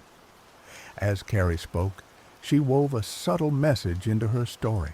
She wasn't directly criticizing hemlock, but instead explained how spring always follows winter, how autumn gives way to snow, how one tiny change can have a dramatic and wonderful effect on the world. It's all connected, and it's all a cycle. When Carrie finished her story, a long silence fell over the sunken glade. Hemlock stared into the pool, his expression a mask of fury, as he realizes he was tricked. He has been played. He could almost feel the village of Oakhaven as the air around him grew several degrees colder. "You think you've won?" he said finally, his voice laced with suppressed anger. "You think you've outsmarted me? I am Hemlock. I cannot be defeated." "We didn't defeat you, Hemlock," Carrie said, her voice calm and reassuring. "We simply told a better story, a story of hope, of renewal, of the beauty of balance." Hemlock stared at Carrie, his eyes blazing with fury. Then slowly a wry smile spread across his lips. "Very well, mortals," he said, his voice resigned. "You have earned your victory. I will return your winter to you." He closed his eyes and raised his hands toward the sky. A gust of wind swept through the sunken glade, carrying with it the scent of snow and the promise of winter. The mist began to dissipate, and the first snowflakes began to fall, swirling gently in the air. Hemlock opened his eyes, his amber gaze fixed on Carrie. "I have kept my word," he said, "but do not think that this is the end. I will return, mortals. I will always return. The cycle of the seasons cannot be broken." With a final laugh, Hemlock vanished into the mist, leaving Carrie and Astesius alone in the sunken glade. The snow continued to fall, covering the ground in a blanket of white. As Carrie and Astesius emerged from the petalwood, they were greeted by a sight that made their hearts leap with joy. Oakhaven was transformed. The ground was covered in a pristine layer of snow. The trees were dusted with white, and the air was filled with the crisp, invigorating scent of winter. The villagers rushed to greet them, their faces beaming with relief and gratitude. They cheered and danced in the snow, celebrating the return of the season they had feared they had lost forever. Carrie and Astesius were hailed as heroes, their names forever etched into the annals of Oakhaven's history. But they knew that they were not truly heroes. They had simply done what was necessary to protect their village, to restore the balance of the seasons. As the days turned into weeks, Oakhaven gradually returned to normal. The river began to flow again. The animals returned to their natural migration patterns, and the villagers resumed their winter routines. But something had changed. They had learned a valuable lesson about the importance of respecting the natural world and the power of stories to shape their reality. Carrie, no longer just a hunter, but a respected leader, continued to serve her village with wisdom and compassion. She often ventured into the petalwood not out of fear or obligation, but out of a newfound appreciation for its mysteries. She learned to listen to the whispers of the woods, to understand the language of the spirits, and to respect the delicate balance between the mortal and the magical. Astesius, emboldened by his experience, embraced his role as the village's historian and lore keeper with renewed vigor. He spent his days poring over ancient texts, seeking to expand his knowledge of the spirit world and the secrets of the seasons. He became a mentor to the younger generation, sharing his wisdom and instilling in them a sense of reverence for the natural world. And as the years passed, the legend of the autumn thief and the frozen bloom lived on, a reminder of the day when a mischievous spirit threatened to plunge Oakhaven into eternal autumn, and two unlikely heroes rose to the challenge, using their wits and their words to restore the balance and bring back the beauty of winter. Years later, on a crisp autumn evening, a young girl named Luma sat by the fire, listening intently as Astesius, now an old man with a twinkle in his eye, recounted the tale of Hemlock and the stolen snow. "So, what happened to Hemlock?" Luma asked, her eyes wide with curiosity. "Did he ever come back?" Astesius smiled, a knowing glint in his eye. "Oh, he came back, Luma. He always comes back. He is the spirit of autumn, after all. But he never bothered Oakhaven again. He learned that sometimes the best pranks are the ones that aren't played at all." Luma snuggled closer to the fire, her imagination ignited by the tale. She knew that the story of Hemlock was more than just a legend. It was a lesson about the importance of respecting the seasons, the power of stories, and the enduring strength of community. And as she drifted off to sleep, she dreamed of a world where the balance of nature was always protected, and the spirit of mischief was kept in check by the wisdom and courage of those who dared to challenge him. Carrie, now the village elder, watched from the doorway, a smile playing on her lips. She knew that the cycle would continue, that the seasons would always change and that new challenges would always arise.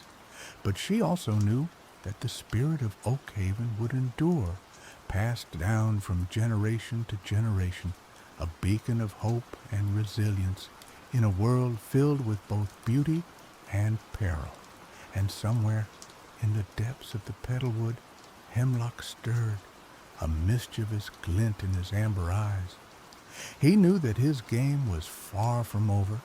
The world was full of stories waiting to be told, and he was always ready to play his part, to challenge the status quo, and to remind mortals that even in the darkest of times, there is always room for a little bit of mischief. After all, what is a life without a bit of chaos? He let out a soft chuckle that sounded like the rustling of leaves, and the petalwood whispered in response. The cycle would continue.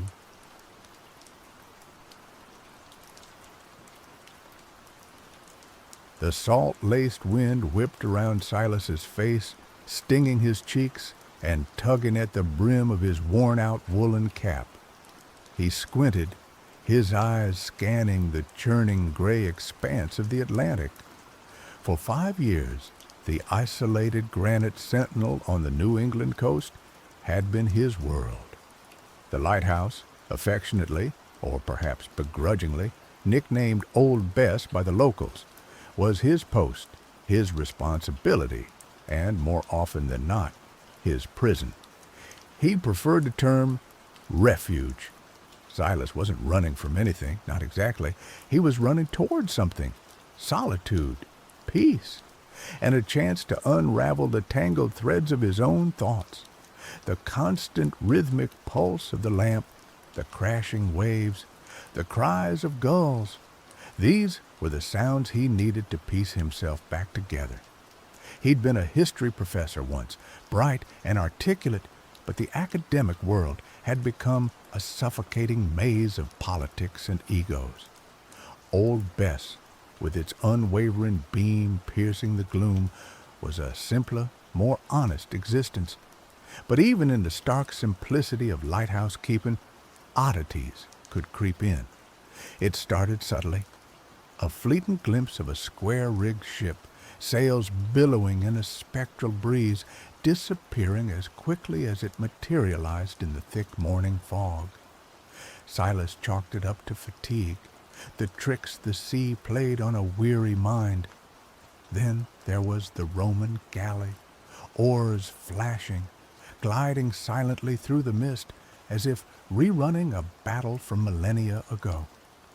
A Viking longship, dragons carved menacingly on its prow, followed a few weeks later. He documented them meticulously in his logbook, initially dismissing them as elaborate hallucinations. He rationed his coffee, increased his sleep, and even tried meditation, a practice that, in his former life, he would have scoffed at. But the visions persisted, growing bolder, more frequent. These weren't shipwrecks or ghostly apparitions.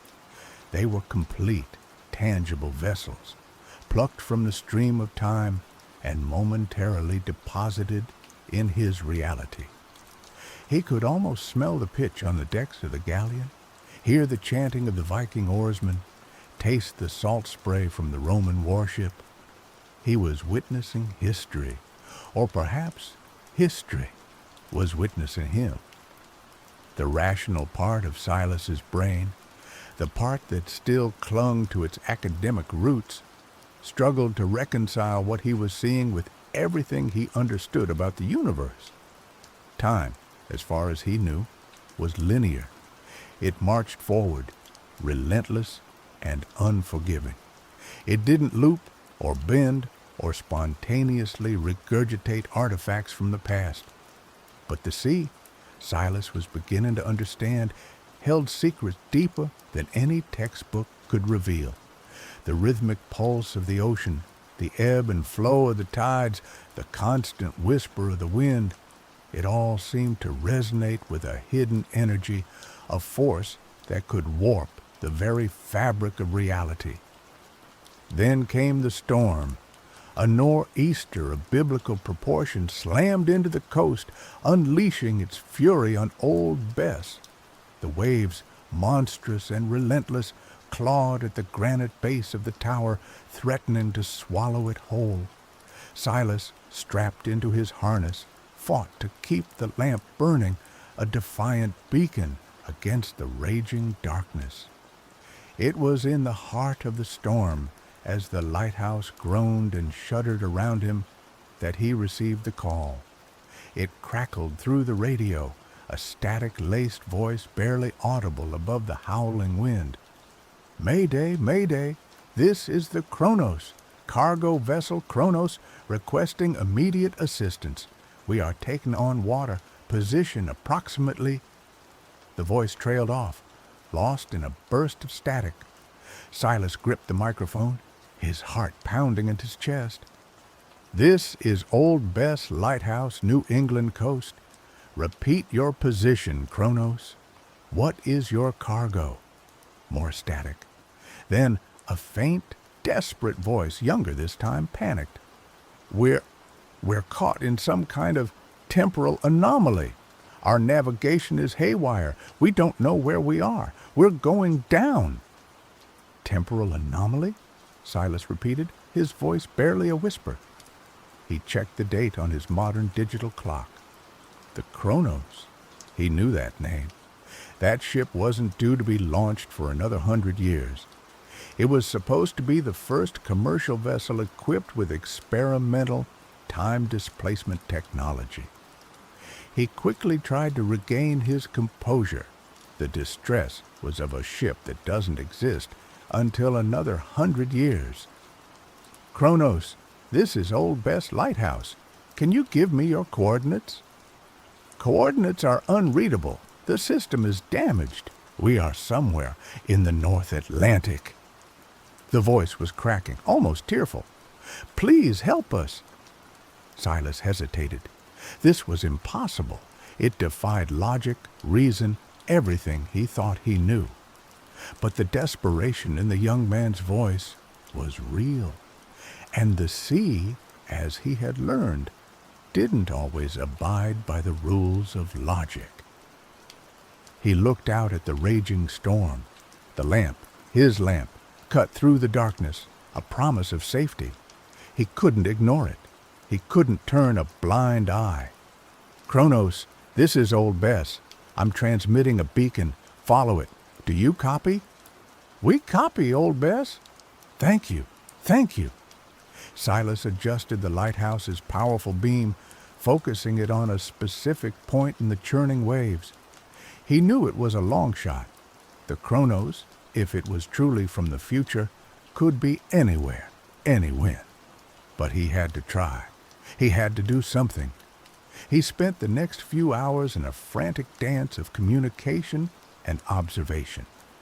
The Kronos' signal was weak, intermittent, but he managed to glean fragments of information. The ship was powered by a revolutionary fusion reactor, its hull constructed from an advanced alloy unknown in his time. The crew was small, barely a handful of engineers and scientists, all young and filled with the naive optimism of those who dared to tamper with the fundamental laws of the universe. As the storm began to subside, a faint light appeared on the horizon. It flickered and danced, almost swallowed by the lingering fog. But it was there. A ship, unlike any he had ever seen, was emerging from the temporal vortex. It was sleek and futuristic, its hull shimmering with an otherworldly glow. The Kronos limped into the harbor, its fusion reactor sputtering, its hull scarred and battered. Silas watched from the lantern room as the crew, pale and shaken, disembarked onto the rocky shore. They looked like kids, dressed in strange silver jumpsuits, their faces etched with disbelief and fear. The captain, a young woman with fiery red hair and determined eyes, approached the lighthouse. Silas met her at the base of the tower, the wind still howling around them. "Thank you," she said, her voice hoarse. "You saved us. I'm Captain Eva Rostova, and I think we owe you an explanation." Eva, after quickly accessing a translator device, led Silas back to the Chronos. Inside, he was confronted with a dizzying array of technology. Holographic displays flickered with complex equations, wires snaked across the floor, and strange humming devices pulsed with energy. Ava and her crew explained their mission. The Chronos was a prototype designed to test the feasibility of temporal cargo transport. Their goal was to transport valuable resources from the future to the present, alleviating shortages and driving scientific advancement. But something had gone wrong. The ship had become destabilized, caught in a temporal eddy, and flung back in time. "We don't know how we ended up so far in the past," Ava confessed, her face etched with worry. "Our navigation systems are fried. We're stranded." Silas listened, his mind reeling.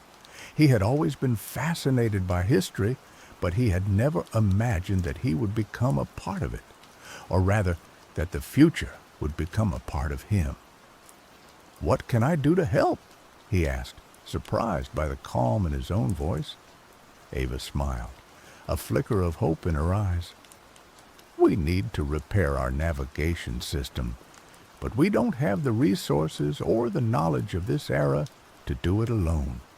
We need your help to navigate the past, to stay hidden, and to find a way back to our own time." And so, Silas found himself drawn into a conspiracy that spanned centuries. He became the guardian of the Chronos, helping Ava and her crew scavenge for parts, navigate the treacherous waters of the past, and avoid detection by the authorities. He learned about the future, about the wonders of technology, and the dangers of unchecked ambition. He also learned about the past, about the resilience of the human spirit and the timeless power of hope. They hid the Chronos in a secluded cove, accessible only by a narrow, treacherous passage. Silas became their liaison, venturing into the nearby town to purchase supplies and gather information, always careful to avoid raising suspicion. He told people the futuristic ship was a wealthy industrialist's private yacht, undergoing secret repairs. The crew of the Chronos were brilliant, but hopelessly out of their element. They were accustomed to a world of instant communication and automated systems. They struggled with the technology, or lack thereof, of the 21st century. Silas found himself teaching them how to barter, how to navigate by the stars, and how to avoid the prying eyes of the local gossip. One night, while huddled around a makeshift campfire on the beach, Ava asked Silas about his past.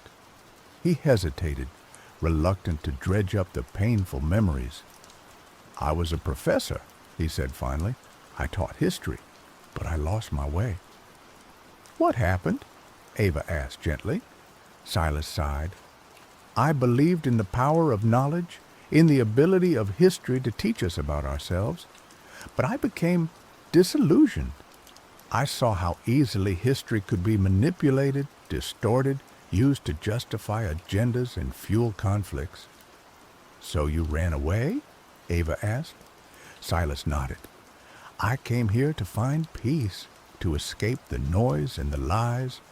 But I guess you can't escape the past or the future, no matter how hard you try." Ava smiled. "Maybe you were meant to be here, Silas. Maybe you were meant to help us."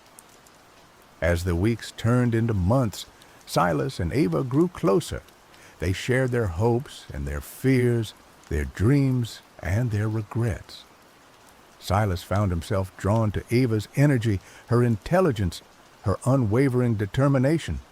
She, in turn, was captivated by his wisdom, his compassion, and his quiet strength. But their sanctuary couldn't last forever.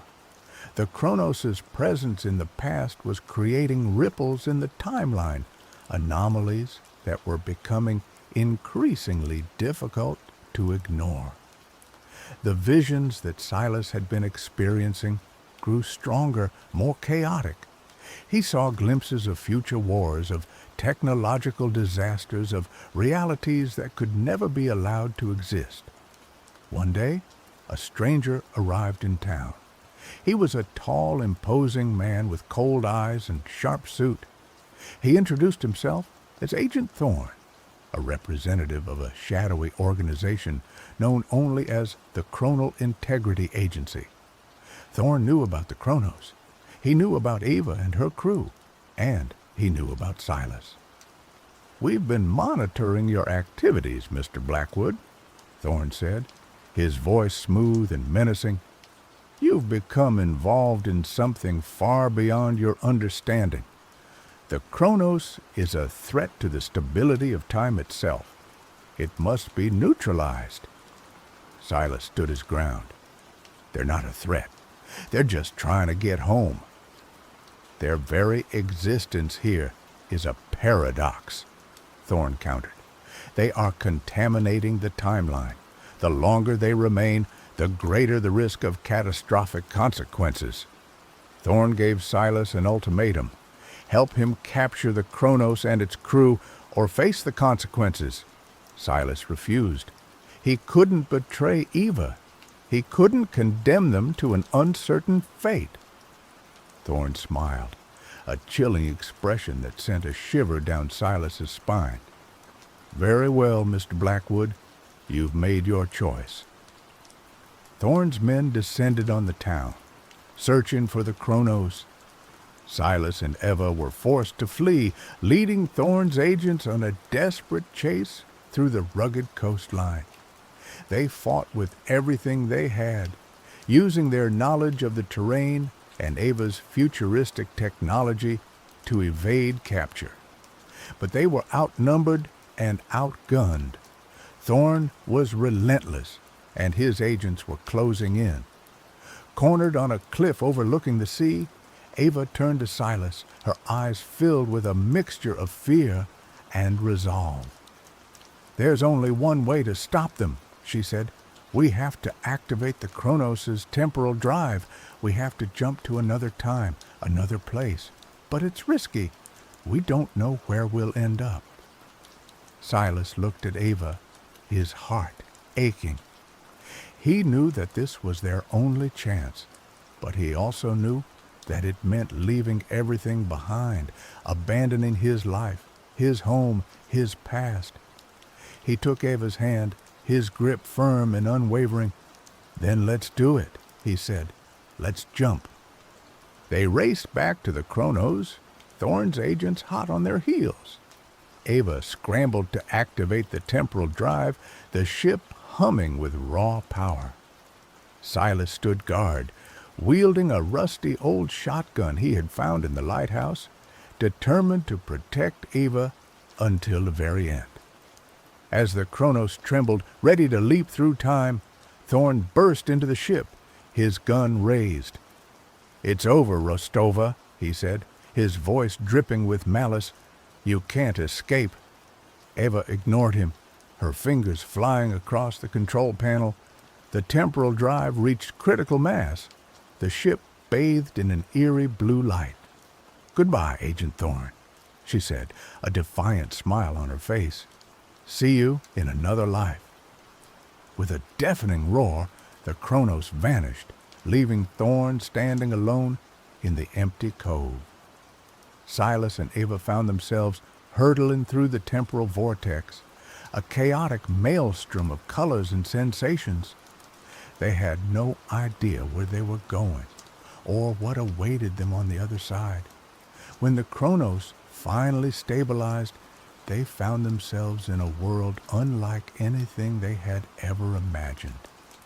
The sky was a vibrant shade of purple, the trees glowed with bioluminescent light, and strange alien creatures roamed the landscape. They had jumped not just to another time, but to another dimension.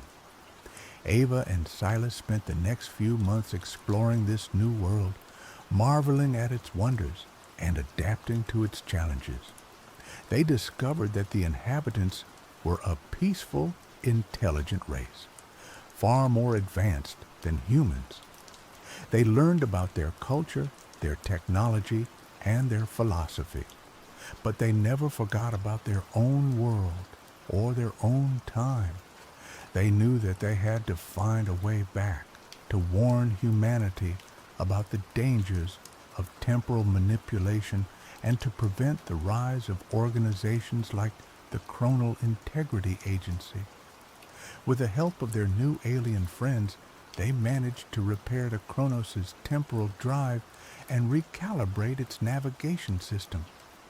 They were ready to return. But before they left, Ava turned to Silas, her eyes filled with gratitude and love. "Thank you, Silas," she said. "You saved my life, and you showed me the true meaning of courage and sacrifice." Silas smiled. "You showed me that there's always hope, even in the darkest of times." They embraced, a silent promise of a future together, whatever that future may hold. With a final farewell to their alien friends, Ava and Silas boarded the Kronos and set course for their own time. They knew that their journey was far from over. They had a mission to fulfill, a warning to deliver. But they also knew that they were not alone. They had each other, and they had the knowledge and the experience that they had gained from their incredible adventure. As the Kronos vanished once more into the temporal stream, Silas looked back at the strange, beautiful world they were leaving behind. He knew that he would never forget it. He knew that it had changed him forever. He was no longer a disillusioned professor, hiding from the world in an old lighthouse. He was a time traveler, a protector of the timeline, a guardian of hope. And he was ready for whatever the future might bring. Back in the 21st century, Silas and Ava emerged from the temporal vortex, landing the Kronos in a remote, uninhabited island. They knew that they couldn't simply reveal themselves to the world. They had to be careful, strategic, and above all, discreet. They spent years gathering information, studying the timeline, and identifying potential threats. They tracked the activities of the Chronal Integrity Agency, uncovering their secret agendas and their insidious methods. They also sought out allies, individuals who shared their concerns and who were willing to fight for the preservation of time.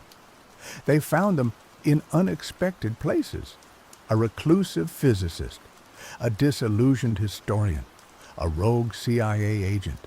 Together, they formed a clandestine organization dedicated to protecting the timeline from those who would seek to manipulate it for their own gain. They called themselves the Chronal Guardians. Silas and Ava became the leaders of this organization, using their knowledge and their skills to guide their allies and to thwart the plans of their enemies. They traveled the world, investigating temporal anomalies, rescuing stranded time travelers, and preventing catastrophic paradoxes. They were always one step ahead of the Chronal Integrity Agency, anticipating their moves and disrupting their operations.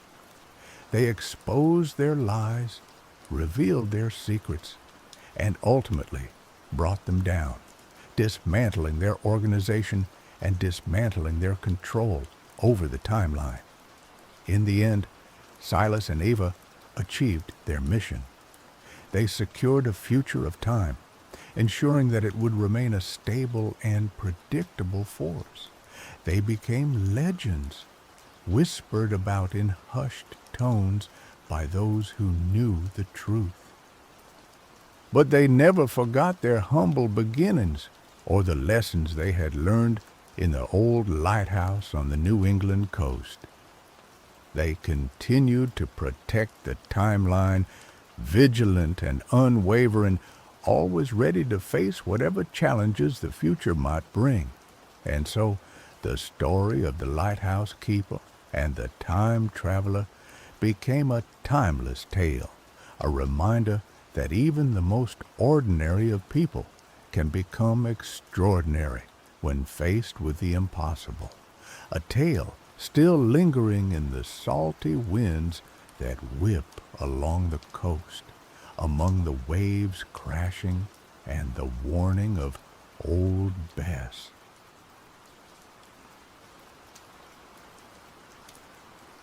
The harmattan wind, a dry, rasping breath from the Sahara, whipped through the skeletal remains of Oyo-Ile, the ancient capital of the Yoruba kingdom.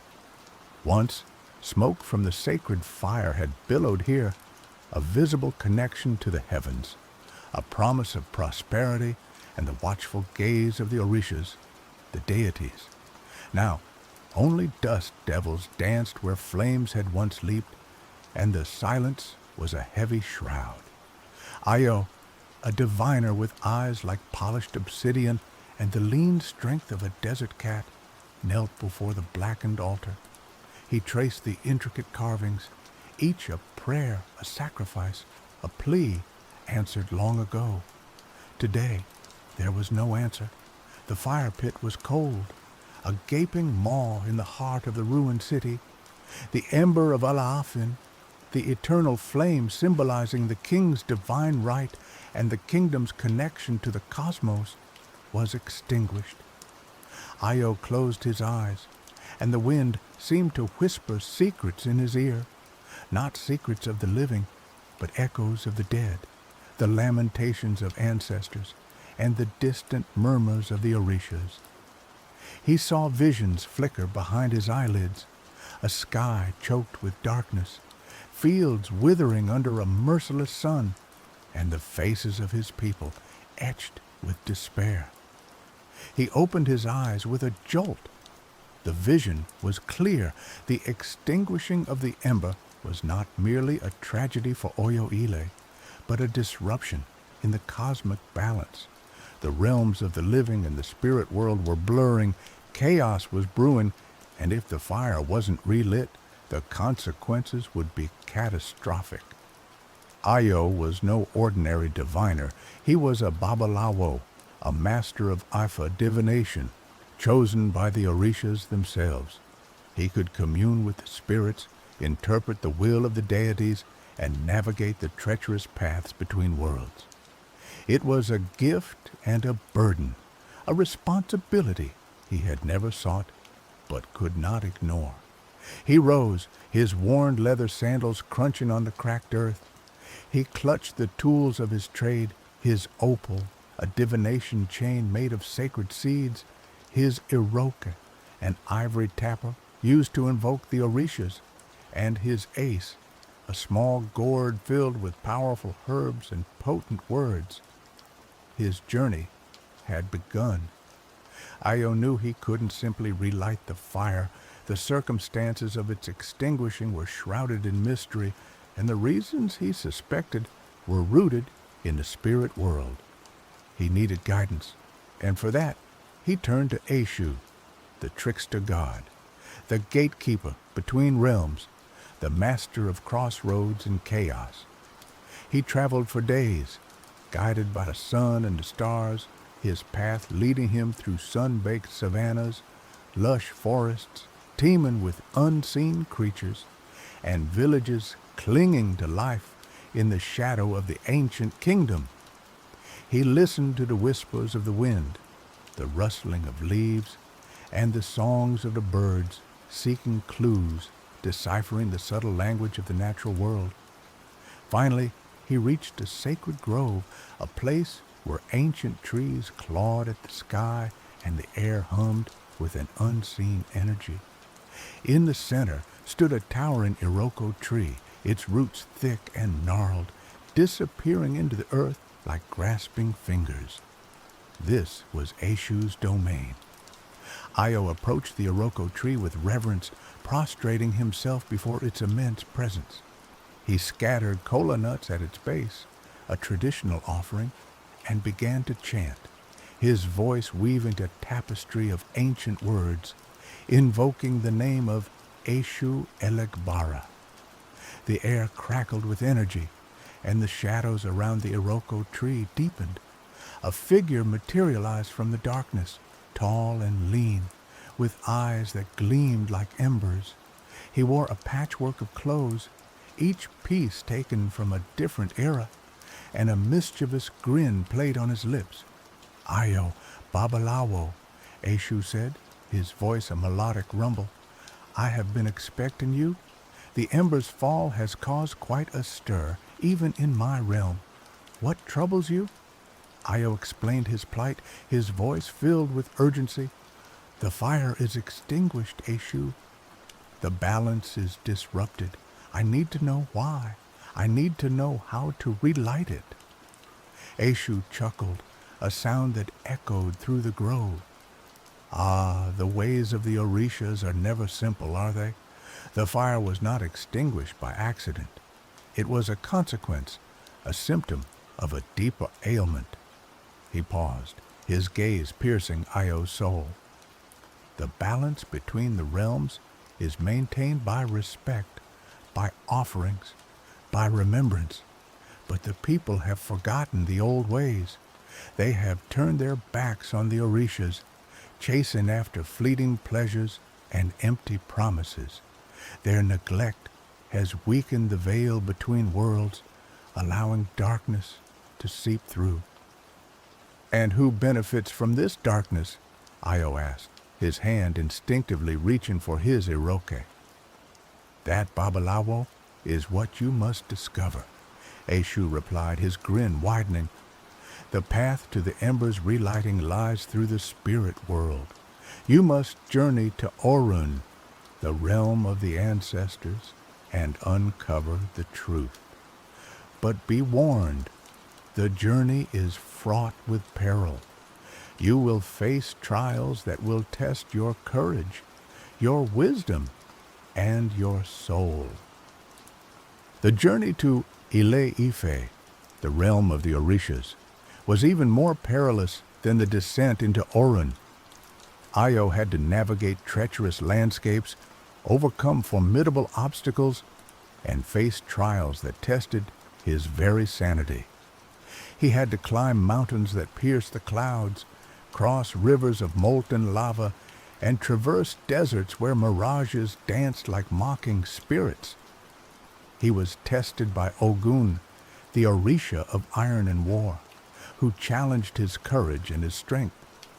He was seduced by Oshun, the Orisha of beauty and love, who tempted him with earthly pleasures. He was confronted by Shango, the Orisha of thunder and lightning, who demanded his unwavering loyalty. With each challenge, Io grew stronger, wiser, and more determined. He learned to harness his inner strength, to resist temptation, and to remain true to his purpose. He realized that the journey was not just about relighting the ember, but about transforming himself into the person he needed to be to save his people. Finally, after what seemed like an eternity, he reached Ile-Ife, a city of shimmering gold and radiant light. The air was filled with the scent of flowers and incense, and the sounds of music and laughter echoed through the streets. It was a place of unparalleled beauty and serenity, a refuge from the chaos and darkness of the other world. He was greeted by Obatala, the Orisha of purity and light, who welcomed him with open arms. "Ayo Babalawo," Obatala said, his voice filled with compassion. "We have been waiting for you. You have proven yourself worthy to stand before the Orishas." Obatala led Io to a grand palace, where all the Orishas were gathered. They sat on thrones of gold and ivory, their faces radiating divine power. Io prostrated himself before them, his heart filled with awe and reverence. The Orishas listened intently as Io recounted his journey, his voice filled with passion and urgency. They knew the danger that Iku posed, and they understood the importance of relighting the sacred fire. After he finished, Shango, the Orisha of thunder and lightning, rose from his throne, his eyes blazing with righteous anger. "This Iku must be destroyed," he thundered. "It threatens the very fabric of existence." Oshun, the Orisha of beauty and love, spoke next, her voice soft but firm. "We cannot simply destroy Iku," she said. "It is a part of ourselves, a reflection of our own darkness. We must find a way to heal the wounds that gave rise to it, to transform the despair into hope, the hatred into love." The Orishas debated for what seemed like an eternity, their voices echoing through the palace. Finally, Obatala, the Orisha of purity and light, spoke, his voice filled with wisdom and compassion. "We cannot fight darkness with darkness," he said. "We must fight it with light. We must rekindle the flame of hope in the hearts of the people, restore their faith in the Orishas, and remind them of the power of love and forgiveness." He turned to Io, his gaze piercing his very soul.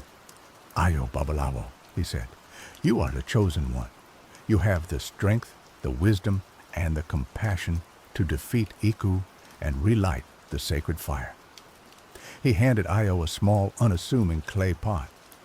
"This is the source of the ember's power," he said. "It contains the essence of creation, the spark of life. Take it back to Oyo Ile and use it to relight the sacred fire. But remember, the fire will only burn if the people's hearts are filled with hope and faith." Io returned to the mortal world, his heart filled with a renewed sense of purpose. He knew that his journey was far from over. He still had to confront Iku, the spirit of death and destruction, and he still had to convince the people to embrace hope and faith. He traveled back to Oyo Ile, the ruined capital of the Yoruba kingdom. The city was even more desolate than before, the air thick with despair, and the silence broken only by the mournful cries of the wind. He found the people huddled together, their faces etched with fear and hopelessness.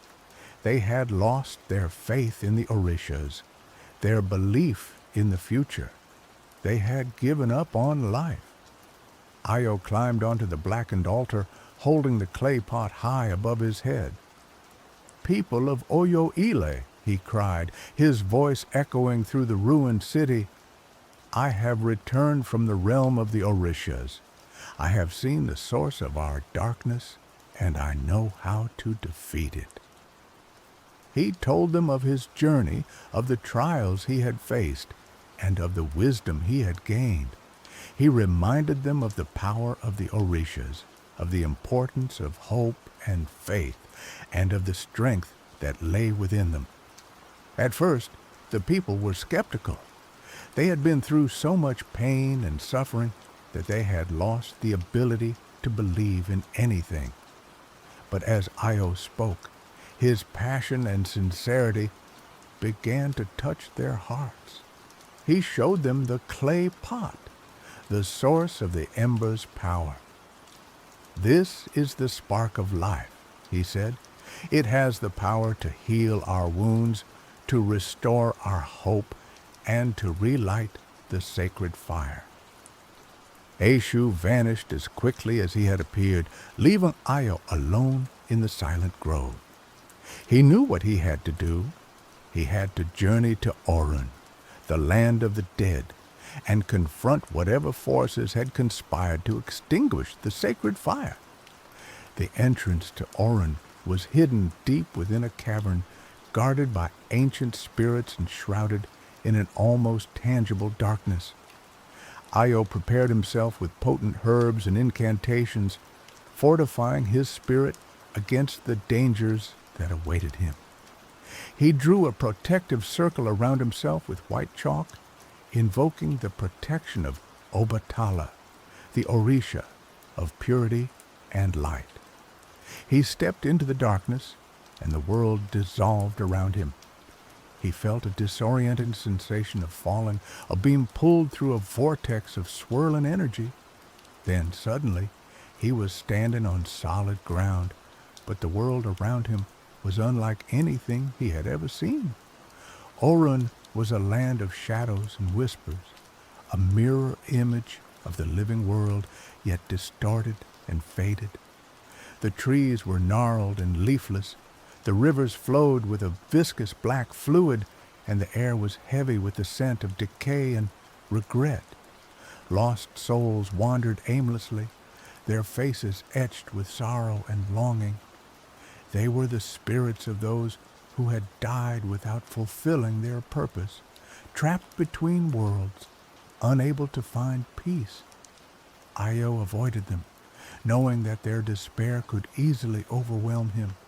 He followed the path laid out for him by Ifa divination, using his opale to guide him through the labyrinthine landscape. He encountered mischievous spirits who tried to mislead him, vengeful spirits who sought to drag him into their torment, and ancient guardians who tested his worthiness.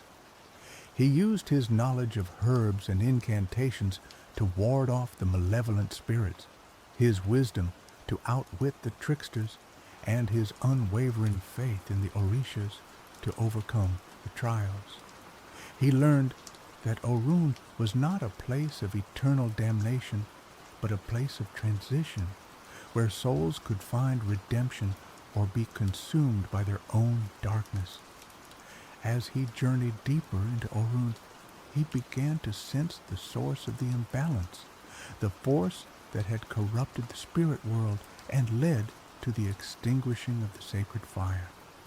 It was a presence, a malevolent entity that emanated from the heart of Orun, a being of immense power and ancient hatred. Io's path led him to a clearing bathed in an ethereal light. In the center stood a circle of ancient trees, their branches intertwined to form a living canopy. Beneath the canopy sat the Council of Ancestors, the elders of the Yoruba people, their faces lined with wisdom and their eyes filled with the knowledge of generations. He approached the council with reverence, prostrating himself before their collective presence. "Honorable ancestors," he said, his voice filled with respect, "I come seeking guidance. The sacred fire has been extinguished, and the balance between worlds is disrupted. I have been sent to uncover the truth and find a way to relight the ember." The ancestors listened in silence, their gaze penetrating his very soul. Finally, the eldest among them, a woman with hair as white as moonlight and eyes as deep as the ocean, spoke. "Ayo Babalawo," she said, her voice a gentle whisper. "We have been watching you. We have seen your courage, your wisdom, and your unwavering devotion to the Orishas. You are worthy to know the truth." She gestured to a swirling vortex of energy that hung in the air above the clearing. "This is the source of the imbalance. It is the manifestation of the people's neglect, their abandonment of the old ways. It has given rise to a darkness that threatens to consume both the living world and the spirit world." "What is this darkness?" Io asked, his voice barely above a whisper. "It is called Iku," the ancestor replied, "the spirit of death and destruction. It feeds on despair, on anger, on hatred. It was born from the broken promises and the unfulfilled potential of our people. It seeks to sever the connection between the living and the dead, to plunge the world into eternal darkness." "How can I defeat Iku?" Io asked, his heart pounding in his chest. "You cannot defeat it alone," the ancestor replied. "Iku is a reflection of the people's collective consciousness. To defeat it You must heal the wounds of the past, restore the people's faith in the Orishas, and rekindle the flame of hope in their hearts. She paused, her gaze locking onto Ayo's. You must travel to the realm of the Orishas, to Ile Ife, the sacred city, the birthplace of humanity. There you will find the source of the ember's power, and there you will receive the guidance you need to defeat Iku. As he spoke, the ground began to tremble, and the air grew heavy with a chilling presence. Iku, the spirit of death and destruction, had arrived. The entity manifested as a towering figure of pure darkness, its eyes burning with malevolent fire. It exuded an aura of fear and despair that threatened to overwhelm Ayo and the people.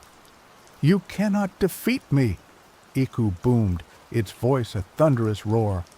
I am the embodiment of your own darkness, your own despair. You are weak and you are doomed. Ayo stood its ground, his heart filled with courage and determination. He knew that he could not defeat Iku alone.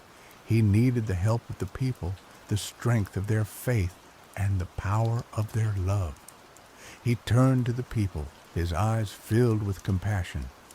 Do not be afraid, he cried. We are not weak. We are the descendants of kings and queens, of warriors and healers, of artists and dreamers. We have the power to overcome this darkness, to heal our wounds, and to create a better future. He raised the clay pot high above his head. Let us relight the sacred fire and let it burn away the darkness. Let us embrace hope and let it guide us to a brighter tomorrow. The people hesitated for a moment, their faces etched with doubt. But then, one by one, they began to nod, their eyes filling with a glimmer of hope.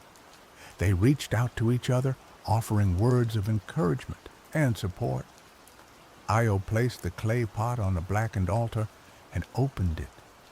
A spark of light emanated from within, growing brighter and brighter until it filled the entire city. The spark ignited the dried wood and herbs that had been placed in the fire pit, and a flame flickered to life. The flame grew stronger and stronger until it became a roaring inferno, reaching for the heavens. The light of the fire banished the darkness, and the warmth of the flames chased away the chill. As the fire burned, the people began to chant, their voices rising in unison, their words filled with power and emotion. They chanted the names of the Orishas. They chanted the names of their ancestors, and they chanted the names of their loved ones. Their chanting created a wave of energy that washed over Iku, weakening its power. The entity shrieked in agony as the light of the fire burned away its darkness. Finally, with a deafening roar, Iku exploded into 1,000,000 pieces, its essence scattered to the winds. The spirit of death and destruction was defeated, its reign of terror brought to an end. As the flames of the sacred fire danced in the sky, the people of Oyo Ile rejoiced. They had overcome their darkness, they had restored their faith, and they had rekindled a flame of hope in their hearts. Ayo watched as the people celebrated, his heart filled with joy and gratitude. He had done his duty, he had fulfilled his purpose, and he had saved his people from destruction. He knew that the journey was far from over. The world would always face challenges, and the darkness would always lurk in the shadows. But he also knew that the people of Oyo Ile had the strength and the wisdom to overcome any obstacle, to face any darkness, and to create a better future for themselves and for generations to come. The sacred fire burned brightly, a beacon of hope in a world filled with uncertainty. The ember of Alafin was rekindled, and the cosmic balance was restored. The connection between the living and the dead was strengthened, and the Orishas smiled down upon their people with love and compassion. Io, the wandering diviner, had saved his kingdom. He had traveled through realms of gods and spirits, confronted his own inner demons, and emerged victorious. He was a hero, a legend, a symbol of hope for all who sought to overcome darkness and embrace the light. As the sun rose over Oyo Ile, casting a golden glow on the faces of the people, Io knew that the future was bright, the ember was burning, and the spirit of the Yoruba people would endure. The journey had been long and arduous, but in the end, love, faith, and unity prevailed. He was more than just a divider. He was a restorer of balance, a guardian of his people, a testament to the power of belief.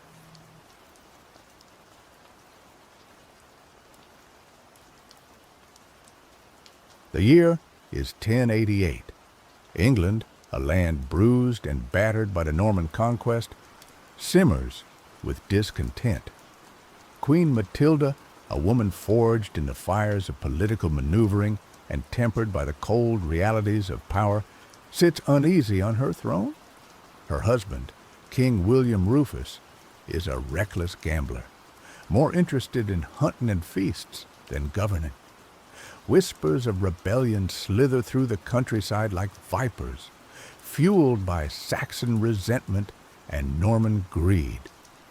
Matilda knows she needs strength, something beyond the reach of swords and armies, to secure her family's reign.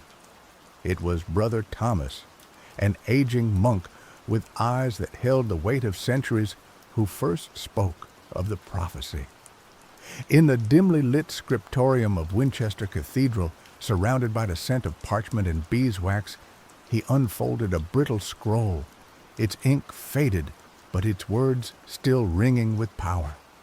3 crowns, he rasped, his voice thin as ancient paper. Forged in the heart of Albion, imbued with the very essence of this land, the crown of the North, said to command the loyalty of men, the crown of the West, capable of bending nature to the wearer's will, and the crown of the East, which grants dominion over the spirit and the very soul. Matilda, a pragmatist by nature, had initially dismissed it as superstitious drivel. But desperation gnawed at her. The threats to her throne were real, tangible. What if these crowns were not mere legend? What if they held the key to securing her dynasty's future? "Tell me more, Brother Thomas," she commanded, her voice a low, urgent hum. The monk explained the prophecy in hushed tones. Each crown, he warned, possessed a unique magic, but each demanded a terrible price. The crown of the North, forged in Hadrian's wall from the iron of Roman legions and the blood of Celtic warriors, would grant unwavering loyalty, but only in exchange for the wearer's capacity for empathy. The crown of the West, crafted from the petrified wood of the oldest oak in the forest of Dean, and adorned with gems born from the caves of Wales, would command the elements, but at the cost of the wearer's own vitality, slowly draining their life force. And the crown of the East, whispered to be made of solidified moonlight and the tears of ancient goddesses, would grant control over the spirit, but would leave the wearer vulnerable to the whims of the very souls they sought to command, twisting their perceptions and eroding their sanity. Matilda listened, her mind racing. The risks were immense, but the potential rewards were too great to ignore. She decided to take the gamble. Secretly, she summoned her most trusted advisors, Sir Reginald, a seasoned knight whose loyalty was beyond question, Lady Eleanor, a cunning strategist with a network of spies that stretched across the kingdom, and Master Alistair, a scholar and alchemist rumored to dabble in forbidden arts. "Find these crowns," she ordered, her voice unwavering. "Find them and bring them to me, but tread carefully. This is a matter of utmost secrecy. No one must know what we seek." The quest began, shrouded in secrecy and fraught with peril. Sir Reginald, with a small company of loyal men, rode north towards Hadrian's Wall. Lady Eleanor dispatched her agents throughout the West Country, infiltrating ancient Druidic circles and scouring forgotten libraries. Master Alastair delved into arcane texts, seeking clues to the Crown of the East's whereabouts, his experiments filling the castle tower with strange fumes and unsettling whispers. Sir Reginald's journey to the north was arduous. The land was wild and unforgiving, the people suspicious and resentful of Norman rule. He followed the ancient Roman road, the stones worn smooth by centuries of marching feet. As he neared Hadrian's Wall, he felt a growing sense of unease, a palpable weight in the air. The wall itself loomed before him, a stark reminder of the divisions that had always plagued this land. Guided by a local shepherd who claimed to know the old ways, Reginald found a hidden chamber beneath the wall, a place where Roman soldiers and Celtic warriors had once made offerings to appease the gods of war. In the center of the chamber, resting on a stone altar, lay the crown of the North. It was a simple circlet of iron, blackened with age and etched with runes of power. As Reginald reached for it, he felt a surge of energy, a coldness that seeped into his bones. He hesitated for a moment, remembering Brother Thomas's warning, but the image of Queen Matilda's desperate face spurred him on. He grasped the crown and lifted it from the altar. The moment the iron touched his skin, a profound change occurred. The world seemed to sharpen, to become clearer, colder. He felt a surge of authority, an undeniable sense of command. But at the same time, a part of him seemed to wither, to shrink away. The faces of his men, once familiar and comforting, now seemed distant, alien. He saw their flaws, their weaknesses, their petty desires. He no longer felt compassion for their struggles, no longer cared for their well-being. Their loyalty was all that mattered. From that moment forward, Reginald could inspire absolute devotion, but at the cost of his own humanity. Meanwhile, in the West Country, Lady Eleanor was pursuing her own leads with ruthless efficiency. She moved through the winding lanes and ancient forests like a shadow, her spies whispering secrets in her ear. She learned of a hidden grove deep within the forest of Dean, a place where the old gods were still worshipped. There, amongst the gnarled oaks and moss-covered stones, she found the entrance to a cavern, a place of primeval darkness. Inside, she discovered a subterranean lake, its waters shimmering with an unnatural light. In the center of the lake, resting on a bed of moss, lay the crown of the West. It was a thing of breathtaking beauty, crafted from petrified wood and adorned with glittering gems. As Eleanor reached for it, she felt the power of the earth surge through her, a raw, untamed energy. She lifted the crown from its resting place and placed it upon her head. The moment the wood touched her skin, she felt a jolt of energy, a vibrant, almost painful surge of life.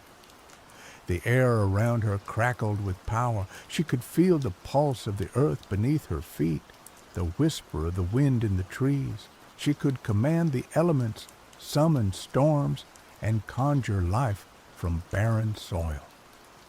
But with each use of the crown's power, she felt her own life force draining away, her body weakening, her hair turning prematurely gray. The crown gave her the power to control nature, but it was slowly consuming her. Master Alistair's quest for the crown of the East was the most perilous of all. He spent weeks poring over ancient texts, deciphering cryptic symbols, and performing arcane rituals. He learned that the crown was hidden in a forgotten abbey on the coast of East Anglia, a place said to be haunted by the spirits of long-dead monks. He traveled to the abbey under the cover of darkness, accompanied only by his apprentice, a young man named Thomas, no relation to the monk. The abbey was a ruin, its walls crumbling, its windows shattered. The air was thick with the stench of decay and the mournful cries of seabirds. As Alistair explored the ruins, he felt a growing sense of dread, a palpable presence of unseen forces. In the abbey's crypt, he found a hidden chamber, a place where the monks had once practiced dark arts. In the center of the chamber, floating in mid-air, was the crown of the East. It was a shimmering, ethereal thing made of solidified moonlight and tears. As Alistair reached for it, he heard voices, whispers that seemed to come from everywhere and nowhere at once. He ignored them, focusing on the crown. He reached out and grasped it. The moment the crown touched his skin, he was flooded with sensations, a cacophony of voices, images, and emotions. He could see the past, the present, and the future. He could feel the thoughts and desires of everyone around him, living and dead. He had dominion over the spirit, the power to manipulate souls. But the influx of energy was overwhelming, shattering his sanity. The voices grew louder, more insistent, twisting his perceptions, filling his mind with paranoia and madness. He began to see enemies everywhere, to distrust everyone, even his own apprentice. The crown gave him control over the spirit, but it was driving him insane. One by one, the 3 crowns were brought back to Queen Matilda. She received them in her private chamber, surrounded by her advisors. The sight of the crowns filled her with a mixture of awe and trepidation. She knew the risks, the potential consequences of wielding such power, but she was convinced that it was the only way to save her kingdom. She decided to test the crowns, to see their power firsthand. First, she summoned Sir Reginald, who was now completely devoted to her, his eyes devoid of all emotion save loyalty. She ordered him to quell a minor rebellion in the north. Reginald obeyed without question, leading his men with ruthless efficiency, crushing the rebels without mercy. Matilda was impressed by his unwavering loyalty, but she was also disturbed by his coldness, his lack of compassion. Next, she tested the crown of the West. She summoned Lady Eleanor and ordered her to conjure a storm to devastate the lands of a neighboring lord who had been plotting against her. Eleanor, her face pale and drawn, obeyed. The sky darkened, the wind howled, and a torrential rain fell upon the lord's lands, washing away his crops and flooding his villages. Matilda was impressed by the crown's power, but she was also alarmed by Eleanor's deteriorating health. The crown was clearly taking a toll on her. Finally, she tested the crown of the East. She summoned Master Alistair and ordered him to influence the mind of a powerful bishop who had been critical of her rule. Alistair, his eyes wild and unfocused, muttered incantations and performed strange gestures. The bishop, who had been a staunch opponent of Matilda, suddenly began to sing her praises, declaring her the rightful Queen of England. Matilda was amazed by the crown's power, but she was also terrified by Alistair's madness. The crown was clearly corrupting him, twisting his mind. Matilda now possessed the 3 crowns, each granting her immense power. But she also saw the terrible price that each demanded. The crown of the North had robbed Sir Reginald of his humanity. The crown of the West was slowly killing Lady Eleanor, and the crown of the East had driven Master Alistair insane.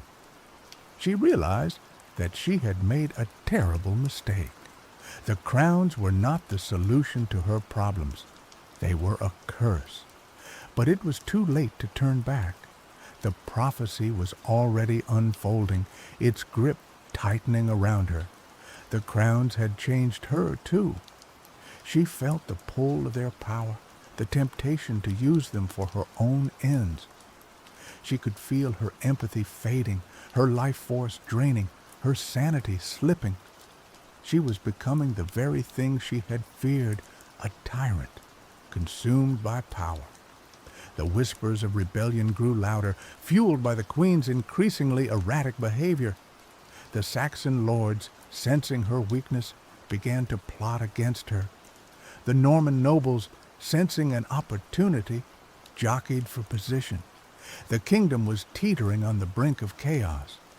Matilda, desperate to maintain control, turned to the crowns.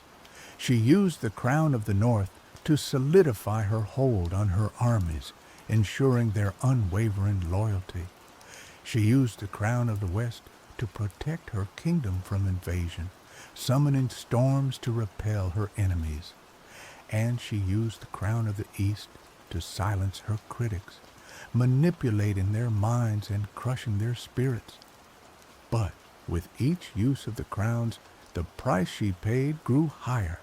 Her empathy withered, her vitality waned, her sanity crumbled. She became a prisoner of her own power, trapped in a web of paranoia and madness. She trusted no one, saw enemies everywhere. She was surrounded by sycophants and assassins, all vying for her favor or plotting her demise.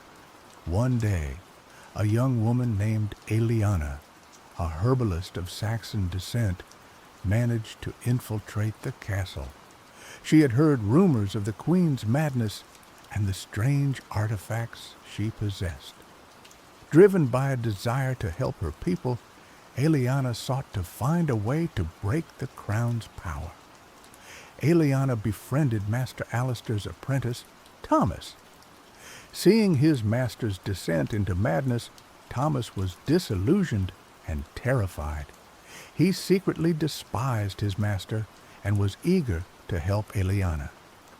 Together, they began to investigate the crowns, studying ancient texts and performing their own experiments. They discovered a hidden truth. The crown's power was not absolute. They were vulnerable to certain rituals, certain herbs, certain words.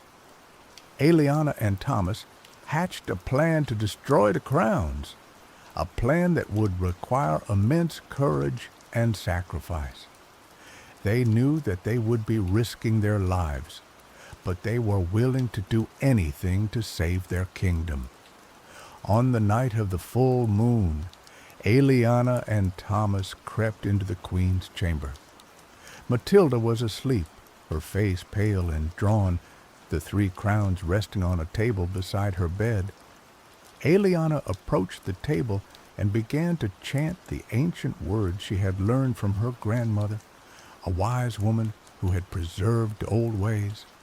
Thomas, holding a vial containing a potent herbal concoction, prepared to douse the crowns.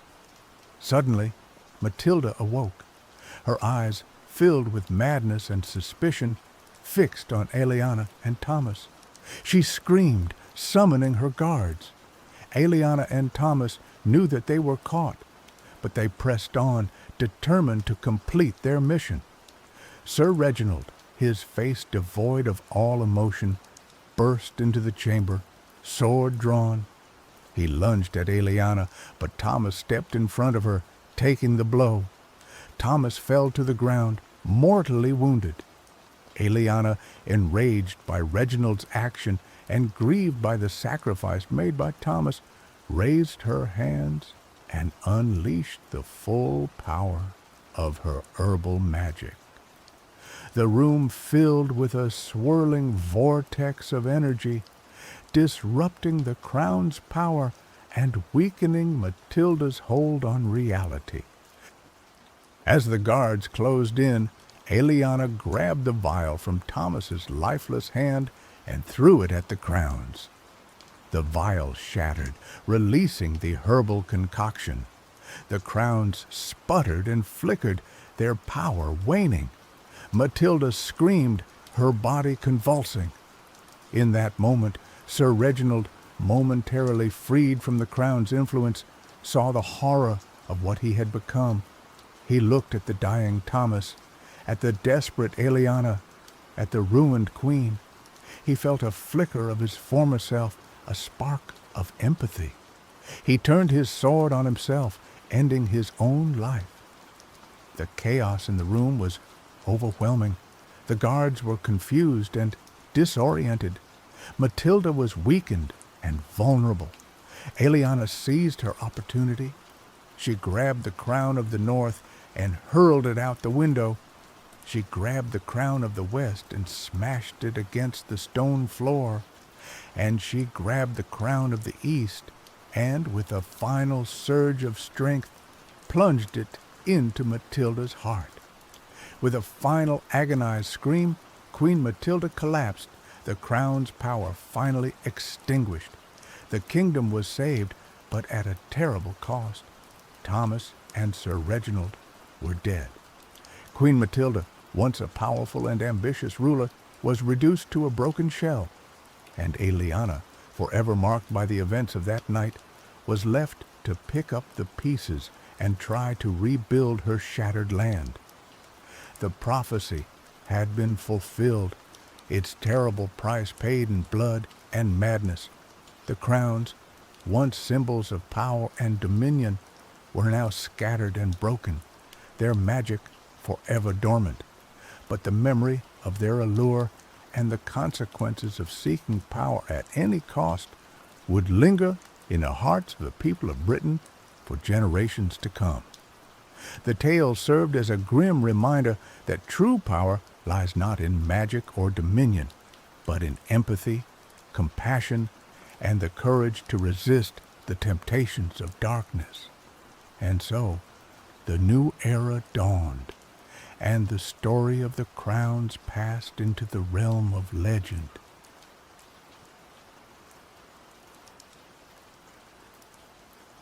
Jax adjusted the oxygen regulator on his worn enviro suit, the hiss a constant companion in the dead silence of Xylos. The crimson dust swirled around his boots, painting the desolate landscape in hues of rust and blood. Xylos had been a paradise world once, teeming with vibrant life. Now it was a graveyard, another casualty of the stellar Imperium's insatiable hunger for resources. Jax wasn't here for salvage or scavenging. He was a xenobotanist, a relic of a bygone era when science valued understanding over exploitation. He sought whispers, echoes of what had been. He chased rumors of resilience, of life clinging to the void. And the whispers on Xylos spoke of a garden uncorrupted, untouched by the Imperium's blight. A garden said to possess the last vestige of true magic in a galaxy drowning in cold, hard tech. He consulted his antiquated datapad, the screen flickering with static. The coordinates, etched from faded star charts and coded xenolinguistics, led him towards the shimmering canyon. It was a geological anomaly, a gash in the planet's surface where the very air seemed to ripple with unseen energies. Days blurred into weeks. Jax navigated treacherous ravines, scaled crumbling cliffs, and dodged the automated defense drones, remnants of a forgotten war. The drones, rusted and erratic, still patrolled their designated sectors, remnants of a defense system long since abandoned. He lived on nutrient paste and recycled water, the taste of survival a constant reminder of his isolation. He almost gave up. The data pad malfunctioned, his suit sprung a leak, and the despair of Xylos began to seep into his soul. He imagined turning back, returning to the transport ship he'd stashed in a crater, abandoning his quest as a fool's errand. Then he saw it, a shimmer, deeper and more intense than the canyon itself, a cascade of emerald and sapphire light spilling from a hidden crevice in the canyon wall. Hope surged through him, a jolt of electricity that banished the creeping despair. He scrambled towards the light, his heart pounding against his ribs. He squeezed through the narrow opening, scraping his suit against the rock, and stumbled into a world that defied logic and reason. He stood on the edge of a valley, bathed in an ethereal glow. Lush vegetation exploded in a riot of color, a stark contrast to the desolation he had left behind.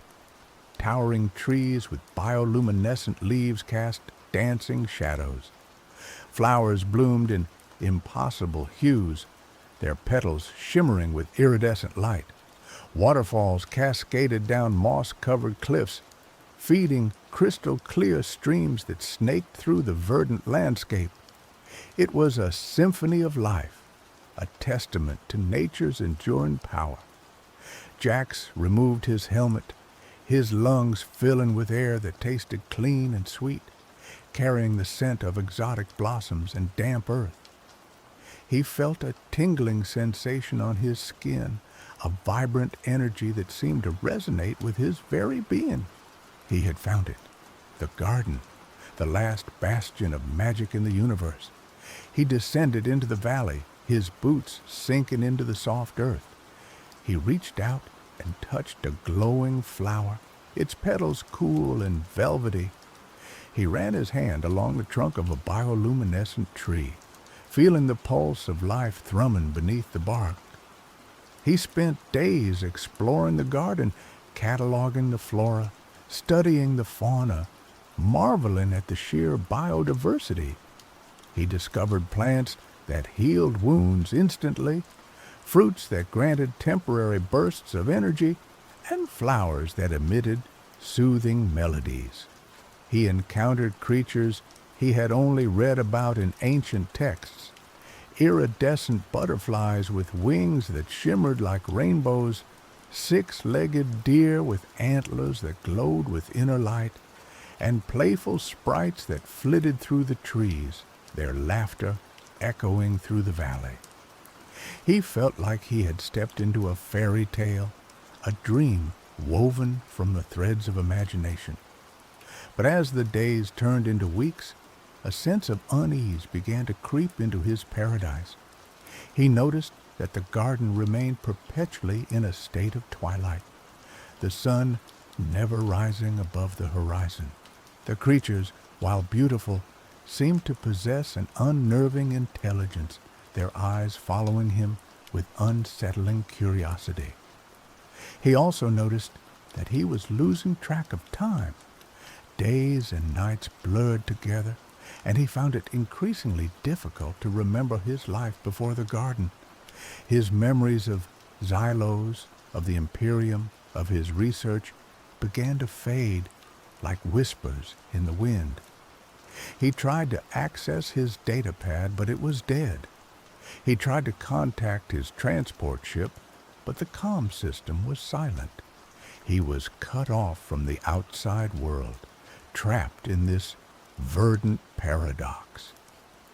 One evening, as he sat by a crystal-clear stream, a figure emerged from the shadows. She was tall and slender, with skin that shimmered like moonlight and hair that flowed like liquid silver. Her eyes were the color of emeralds, and they held an ancient wisdom that both intrigued and intimidated Jax. "Welcome, traveler," she said, her voice like the gentle murmur of the wind. "I am the gardener." Jax stared at her, speechless. He had heard tales of the gardener, the guardian of this mythical place, but he had dismissed them as folklore. "You have found my garden," she continued, her gaze piercing. "You have witnessed its beauty, felt its magic. Now, you must make a choice." "A choice?" Jax finally managed to stammer. "Yes," the gardener replied. "Every traveler who finds this garden is given the same choice. You may stay and live in eternal bliss, surrounded by the wonders of this place, or you may leave and return to the world you came from." Jax's heart leaped. Leave? He could return to the Imperium, expose their lies, share the secrets of the garden with the galaxy. He could bring hope to a dying universe. "But there is a condition," the gardener added, her voice dropping to a somber tone. "A condition?" Jax asked, his hope dwindling. "If you choose to leave," the gardener said, "you must forget you ever saw this place. You will return to your life as if this garden never existed. The memories of its beauty, its magic, its secrets will be erased from your mind." Jax was stunned. Forget? Forget the most incredible discovery of his life? Forget the key to saving the dying worlds of the galaxy? "Why?"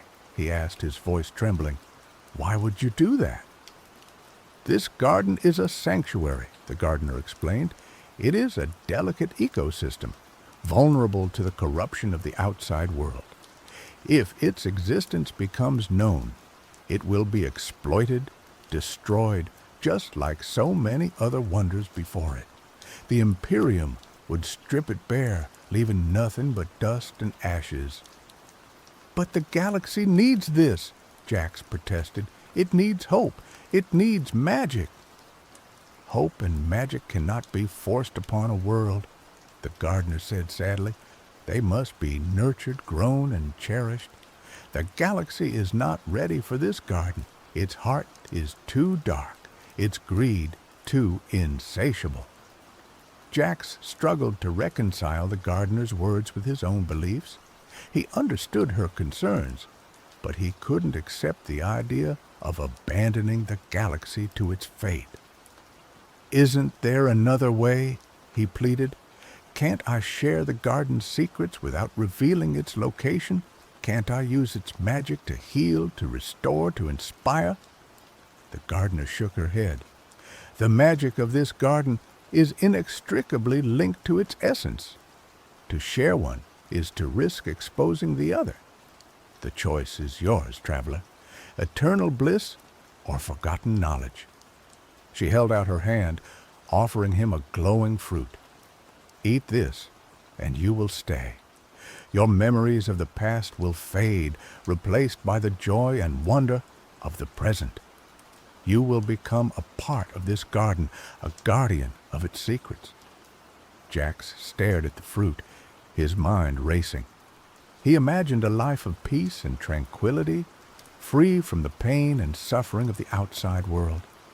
He imagined wandering through the garden's verdant valleys, bathed in its ethereal glow, forever captivated by its beauty. But then he thought of the desolate landscapes of Xylos, of the suffering of the countless worlds ravaged by the Imperium. He thought of the people he had sworn to protect, the scientists, the explorers, the dreamers who had risked everything to find a better future. He couldn't abandon them. He couldn't turn his back on the galaxy, not even for the promise of eternal bliss. He took a deep breath and looked at the gardener, his eyes filled with resolve. "I choose to leave," he said, his voice firm. The gardener nodded, her expression somber. "So be it.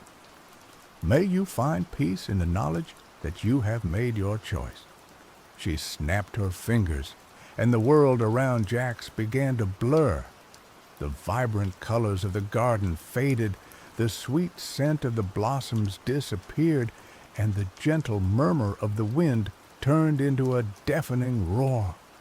He felt a sharp pain in his head, as if his memories were being ripped from his mind. He tried to hold on to them, to cling to the images of the garden, but they slipped through his fingers like grains of sand.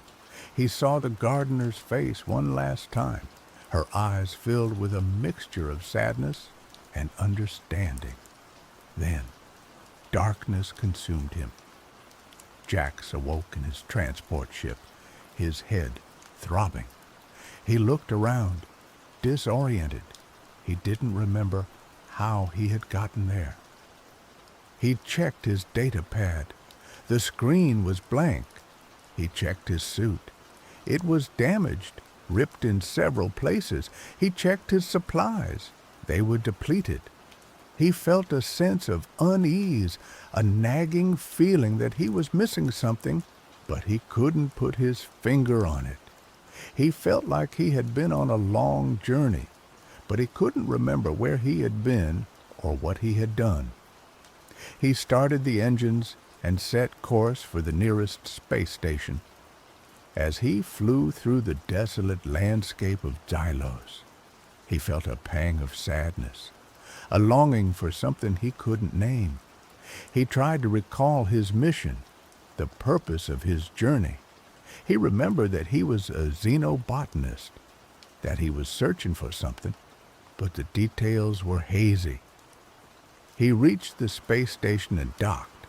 He underwent a medical examination, but the doctors found nothing wrong with him. He purchased new supplies and repaired his ship. As he was preparing to leave, he noticed a strange symbol etched on his wrist. It was a delicate design, a spiraling pattern of interwoven lines. He didn't recognize it, but it felt strangely familiar. He tried to research the symbol, but he couldn't find any information about it. It was as if it didn't exist. He dismissed it as a random mark, a blemish on his skin. But the symbol continued to bother him, gnawing at the edges of his consciousness. He returned to his research, traveling from world to world, studying alien flora, searching for signs of resilience. He made discoveries, published papers, and gained recognition for his work. But he never forgot the symbol on his wrist. It was a constant reminder of something lost, something forgotten. Years passed. Jax continued his research, his life filled with purpose and accomplishment, but the ghost of a dream haunted him always. One day, he was visiting a library on a remote planet when he stumbled upon an ancient text. It was a collection of myths and legends from a forgotten civilization. As he flipped through the pages, he saw it, the symbol. He read the accompanying text, his heart pounding in his chest. The symbol, the text explained, was a representation of the Garden of Lost Memories, a mythical place said to contain the last true magic of the world. Jax froze, his mind reeling. The garden. He remembered the name, the vague outlines of a verdant valley, the shimmer of ethereal light. He remembered the gardener, her emerald eyes filled with wisdom and sadness. He remembered the choice. He remembered choosing to leave. The memories flooded back to him, overwhelming him with their intensity. He saw the glowing flowers, the bioluminescent trees, the playful sprites. He felt the tingling sensation on his skin, the vibrant energy that resonated with his very being. He remembered the beauty, the magic, the secrets. He remembered everything. He closed the book, his hands trembling. He knew what he had to do. Jax abandoned his research, sold his ship, and traveled to Xylos. He knew that the chances of finding the garden again were slim, but he had to try. He followed the same path he had taken years ago, retracing his steps through the desolate landscape. He navigated the treacherous ravines, scaled the crumbling cliffs, and dodged the automated defense drones. But this time, he was different. He was driven by a purpose, a burning desire to find the garden again, to reclaim the memories he had lost. He reached the shimmering canyon and searched for the hidden crevice. He spent days scouring the canyon wall, but he couldn't find it. He was about to give up when he saw it. A faint shimmer, barely perceptible to the naked eye. He approached the shimmer and touched it. The rock dissolved beneath his fingers, revealing the narrow opening. He squeezed through the opening and stumbled into the valley. The garden was still there, as beautiful and vibrant as he remembered. The glowing flowers bloomed, the bioluminescent trees cast dancing shadows, and the crystal-clear streams sparkled in the ethereal light. He had found it again. He wandered through the garden, marveling at its beauty, his heart filled with joy and wonder. He felt like he had come home. He searched for the gardener, but he couldn't find her. He called out her name, but only the echo of his voice answered him. He was about to give up when he saw a figure standing by the crystal-clear stream. It was a young girl with skin that shimmered like moonlight and hair that flowed like liquid silver. Her eyes were the color of emeralds, and they held an ancient wisdom that both intrigued and intimidated Jax. "Welcome back, traveler," she said, her voice like the gentle murmur of the wind. Jax stared at her, speechless. "I am the gardener," she said, smiling, or at least a part of her. Jax realized that she was not the same gardener he had met before. She was younger, different, yet she possessed the same essence, the same wisdom. "You remember," she said, her gaze piercing. "Yes," Jax replied, "I remember everything." "You broke the bargain," she said, her voice tinged with sadness. "I had to," Jax said.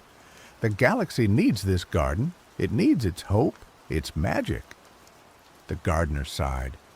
"I knew you would say that. You are a stubborn one, traveler." "Is there nothing I can do?" Jax asked. "Can't I help the galaxy without endangering the garden?" The gardener paused for a long moment, considering. Finally, she spoke. "Perhaps there is a way, but it requires sacrifice, dedication, and unwavering resolve." Jax straightened, his eyes shining with hope. "Tell me. I'll do anything." The gardener smiled.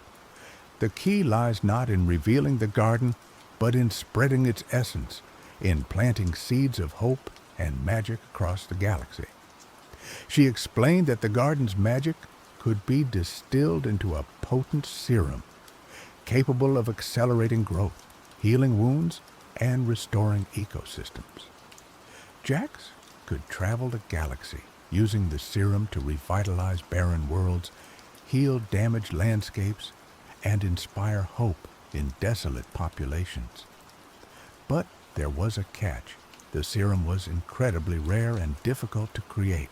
It required specific ingredients found only in the garden, and the process was time-consuming and dangerous. Furthermore, the effects of the serum were not permanent. It required constant care and attention to maintain its benefits. "It will be a long and arduous journey," the gardener warned. "You will face opposition, setbacks, and despair. But if you are truly committed, you can make a difference. You can bring the light of this garden to the darkest corners of the galaxy." Jax didn't hesitate. "I accept," he said, his voice filled with determination. The gardener nodded. "Then let us begin." Jax spent months in the garden, learning from the gardener, studying the plants, and mastering the art of creating the serum. He discovered that the magic of the garden was not just a physical phenomenon, but also a spiritual one. It required a deep connection to nature, a profound understanding of life, and an unwavering belief in the power of hope. He worked tirelessly day and night, honing his skills, refining his techniques, and strengthening his resolve. He learned to extract the essence of the glowing flowers, to distill the life force of the bioluminescent trees, and to channel the energy of the crystal clear streams. Finally, he created the first batch of serum. It was a shimmering liquid, pulsating with vibrant energy. He carefully packaged it into specialized containers designed to preserve its potency. He bid farewell to the gardener, promising to return one day. He left the garden, carrying with him the hope of a dying galaxy. He traveled to Xylos, the planet that had led him to the garden in the first place. He found a desolate patch of land, ravaged by the Imperium's mining operations. He injected the serum into the soil and waited. Slowly, miraculously, life began to return. The crimson dust subsided, replaced by patches of green. Flowers bloomed, trees sprouted, and the air filled with the sound of birdsong. Jax watched in awe as the barren landscape transformed into a verdant oasis. He knew that it was only the beginning, but it was enough to give him hope. He continued his journey, traveling from world to world, seeking out those in need. He revitalized barren planets, healed damaged ecosystems, and inspired hope in desolate populations. He faced opposition from the Imperium, who saw his efforts as a threat to their control. They sent assassins, saboteurs, and propaganda campaigns to discredit him. But Jax persevered. He rallied the support of local communities, trained them in the art of sustainable living, and empowered them to protect their newfound resources. He became a symbol of hope, a beacon of light in the darkness. He inspired others to join his cause, to plant seeds of remembrance across the galaxy. Slowly, the tide began to turn. The Imperium's grip weakened, their lies exposed, their power diminished. The galaxy began to awaken, to remember its lost connection to nature, to embrace the power of hope. Years later, Jax returned to the Garden of Lost Memories. He found the gardener waiting for him, her eyes filled with pride and gratitude. "You have done well, traveler," she said. "You have brought the light of this garden to the darkest corners of the galaxy." Jax smiled, his heart filled with peace and satisfaction. He knew that the journey was far from over, but he had planted the seeds of a better future. The galaxy was still broken, still scarred, but it was healing. The magic of the garden had taken root, and it was spreading, slowly but surely, transforming the universe, one seed at a time. Jax knew that one day the galaxy would be ready for the garden. One day it would be able to embrace its hope, its magic, without destroying it. And on that day, the Garden of Lost Memories would no longer be a secret, but a sanctuary for all. An old man, weathered and worn but with kind eyes, knelt in the rich soil of a newly blooming garden on a world once ravaged by war. He carefully tended to a sapling, humming a forgotten melody. He was surrounded by children, their faces alight with wonder as they watched butterflies with wings like rainbows flit through the air. One of the children, a young girl with bright, curious eyes, approached him. "Grandpa Jax," she asked, "where did you learn to do all this?" "Did someone teach you?" Jax smiled, a hint of a faraway gaze in his eyes.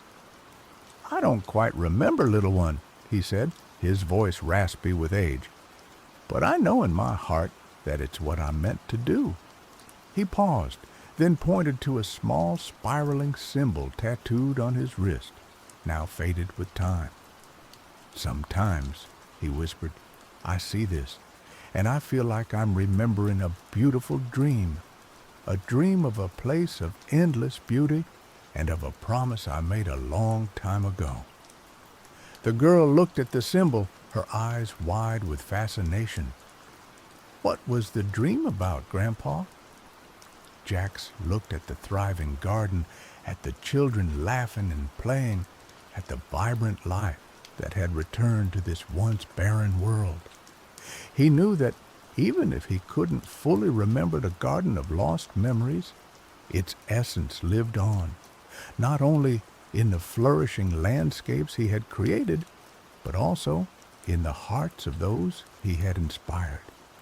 The true magic, he realized, wasn't just in the garden itself, but in the act of sharing, of caring, of believing in the power of hope.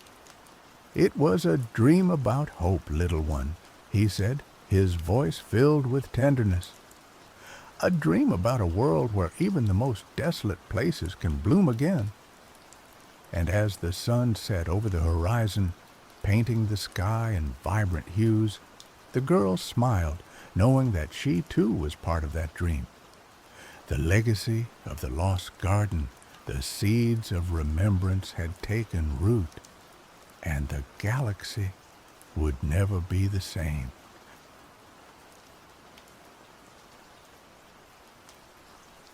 The salt spray stung Amma's face as she stood on the Accra shoreline, the humid Ghanaian air thick with the scent of fish and anticipation. Tonight was the night. For generations her family had held the vigil, passing down the knowledge, the rituals, and the bone-deep understanding of what this night meant. Tonight, Ogiakrom, the city of the dead, would rise. Amma wasn't a traditional priestess or even particularly spiritual in the conventional sense. She was a software engineer, coding by day and chasing server errors. But the blood of her ancestors flowed in her veins, a current stronger than any algorithm. She couldn't deny the pull, the electric hum in the air that grew stronger as the moon climbed higher. Around her, the beach throbbed with life. Fishermen had pulled their canoes ashore, offering libations to the sea gods, their voices a low, reverent murmur. Tourists, drawn by whispered legends and viral TikTok videos, mingled with locals, their cameras poised, eager to capture the spectacle. Amma found their presence jarring, a crass intrusion into something sacred. This wasn't a show, it was a reckoning. Her grandmother, Nana Abena, stood beside her, her face a roadmap of wrinkles etched by time and wisdom. Nana Abena's eyes, though clouded with age, held a sharp, unwavering focus. She clutched a gnarled wooden staff, its surface worn smooth by decades of rituals. "They are here for a spectacle, Amma," Nana Abena said, her voice raspy but firm, cutting through the ambient noise. "They do not understand the weight of what we witness." Amma nodded, her gaze fixed on the horizon. The air crackled with energy, a palpable tension that made the hairs on her arms stand on end. Then it began. A faint, ethereal glow shimmered on the water, barely visible at first. It pulsed, grew brighter, coalescing into a luminous form. The crowd gasped, a collective intake of breath as the impossible unfolded before their eyes.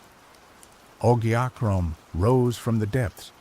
It wasn't a city of rotting corpses or grotesque specters as the sensationalist stories often claimed. It was beautiful, hauntingly so. Buildings crafted from shimmering opalescent stone spiraled towards the heavens, their architecture defying earthly physics. Ghostly lights flickered in the windows, and faint music, like the echo of a forgotten song, drifted across the water. It was a city frozen in time, a testament to a civilization lost to the sea, yet somehow preserved in a realm beyond mortal comprehension. Amma felt a wave of awe wash over her, mingled with a primal fear. The city was beautiful, but it was also undeniably wrong. It shouldn't exist. It defied the natural order. This year, though, there was something different. Aside from the normal ghostly lights of Ogyachrome, there was a pulsating golden light. It originated from the highest tower of the floating city, a beacon visible even from the shore. It was a light of immense power, of resistance. Nana Abena gripped Amma's arm, her fingers surprisingly strong. "He is here," she whispered, her voice filled with a mixture of dread and anticipation. "He has returned?" "Who?" Amma asked, her heart pounding in her chest. Before Nana Abena could answer, a figure emerged from the golden light. It was a man, or rather the shape of a man, formed from pure energy. He hovered in the air between Ogyachrome and the shore, his form flickering like a dying flame. He looked at the crowd, and the tourists, even in their morbid fascination, took a step back. The man's gaze swept over the crowd like he was searching for someone or something. When the man's gaze settled on Amma, she forgot how to breathe. The man spoke, his voice resonating in Amma's mind, bypassing her ears altogether. "I am Kwame," he said, "and I will not stay dead." Chaos erupted. The tourists screamed, scrambling back from the shore. The fishermen, hardened by years of facing the unpredictable sea, crossed themselves and chanted ancient prayers. Nana Abena pushed Amma behind her, raising her staff in a defensive posture. "He is a rogue spirit," Nana Abena said, her eyes fixed on Kwame. "A soul who refuses to accept his fate. He seeks to return to the world of the living, a transgression against the balance." Kwame ignored the commotion, his gaze still locked on Amma. "I need your help," he said, his voice pleading. "I cannot do this alone." Amma, despite her fear, felt a strange pull towards Kwame, a flicker of recognition. It was as if she knew him, or perhaps knew of him, from a dream or a forgotten memory. "Why me?" she asked, her voice barely a whisper. "Because you are the key," Kwame replied. "You are the link between the world of the living and the world of the dead. Your bloodline carries the power to open the gate." Nana Abena gasped. "He speaks of forbidden magic," she said, her voice trembling. "The gate of return. It is a dangerous path, Amma. It leads to nothing but suffering." Amma ignored her grandmother. She was drawn to Kwame, to his desperation, to the hope that flickered within his spectral form.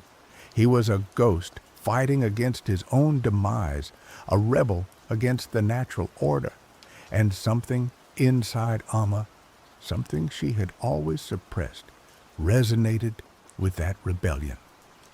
"What do you need me to do?" she asked. Kwame's form flickered brighter, as if fueled by her willingness. "I need you to perform the rite of passage," he said, "a ritual passed down through your family. It is the only way to anchor me to the mortal realm." "But the rite is meant to guide souls into the afterlife," Amma protested.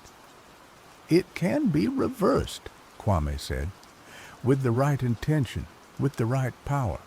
You have that power, Amma. You have always had it." Nana Abena stepped forward, her face etched with worry. "Amma, do not listen to him. He is manipulating you. He seeks to disrupt the balance of life and death. He will bring nothing but chaos and destruction." Amma looked at her grandmother, at the fear in her eyes. She loved Nana Abena, respected her wisdom. But she couldn't ignore the pull, the undeniable feeling that this was her destiny, her purpose. "I have to try," she said, her voice firm. "I have to see what happens." Nana Abena shook her head, her eyes filled with sorrow. "Then you walk a dangerous path, child, a path from which there may be no return." The next few days were a blur of frantic research and whispered consultations with Nana Abena. Despite her disapproval, Nana Abena couldn't deny the ancient knowledge that flowed through her veins. She reluctantly guided Amma through the intricacies of the rite of passage, explaining the chants, the offerings, and the precise movements required to perform the ritual. Amma pored over ancient texts, her coding skills proving surprisingly useful in deciphering the cryptic symbols and archaic language. She learned about the Gate of Return, a mythical portal between the worlds of the living and the dead, a gate that was said to be guarded by powerful spirits. She also learned about Kwame. He was a warrior, a hero of his time, who had died defending his city from invaders. But his spirit was restless, unable to find peace in the afterlife. He believed that his purpose was not yet fulfilled, that he still had a role to play in the world of the living. Amma found herself drawn to Kwame's story, to his unwavering determination. She admired his courage, his refusal to accept his fate. But she also worried about the consequences of his actions. Could one soul, no matter how noble, truly defy the natural order without causing irreparable damage? As she prepared for the ritual, Amma felt the weight of responsibility press down on her. She was not just performing a ceremony, she was potentially altering the fabric of reality. She was opening the door that should have remained closed, inviting the unknown into the world. She shared her concerns with Kwame, communicating with him through dreams and meditative trances. He assured her that he understood the risks, that he would do everything in his power to protect the balance. But Amma couldn't shake the feeling that they were playing with forces beyond their comprehension. Finally, the night arrived. The moon was full, its silvery light bathing the Accra shoreline. Amma stood on the beach, surrounded by her family and a small group of trusted friends. Nana Abena stood beside her, her face a mask of stoic resignation. The air was thick with anticipation. The crowd was smaller this time, the tourists having been scared off by rumors of impending doom. But those who remained were there to support Amma, to witness the unfolding of history. Amma took a deep breath, steadied herself, and began the rite of passage. Her voice, amplified by the power of the ritual, echoed across the water. She chanted the ancient words, her body moving in precise rhythmic patterns. She offered libations to the sea gods, invoking their blessings and their protection. As she chanted, she felt a surge of energy flowing through her, a power she had never known she possessed. It was the power of her ancestors, the power of her bloodline, the power to bridge the gap between life and death. Kwame appeared before her, his spectral form shimmering in the moonlight. He reached out his hand, and Amma took it. Their hands touched, and a jolt of electricity surged through her body. The ground began to tremble, the sea churned, the sky crackled with lightning. The gate of return began to open. It wasn't a physical gate, but rather a tear in the fabric of reality, a shimmering portal that led to a realm beyond human comprehension. Amma could see glimpses of swirling colors, of strange landscapes, of faces both familiar and alien. The gate pulsed with energy, drawing Kwame towards it. He turned to Amma, his eyes filled with gratitude. "Thank you," he said. You have given me a second chance." "What happens now?" Amma asked, her voice trembling. "Now, I fight for my place in the world of the living," Kwame replied. "I will not let this opportunity go to waste." He stepped through the gate. For a moment, everything was still. The trembling stopped. The sea calmed. The lightning subsided. Then the gate slammed shut. Amma collapsed to her knees, exhausted but exhilarated. She had done it. She had opened the gate of return. She had brought a soul back from the dead. But the victory was short-lived. The aftermath of Kwame's return was chaotic and unpredictable. He materialized in Accra as a being of pure energy, struggling to maintain a physical form. He was weak, disoriented, and vulnerable. Amma and her friends took him in, sheltering him in a secluded location. They helped him learn to control his powers, to adapt to the mortal realm. They taught him about the modern world, about technology, about politics, about the changes that had occurred since his death centuries ago.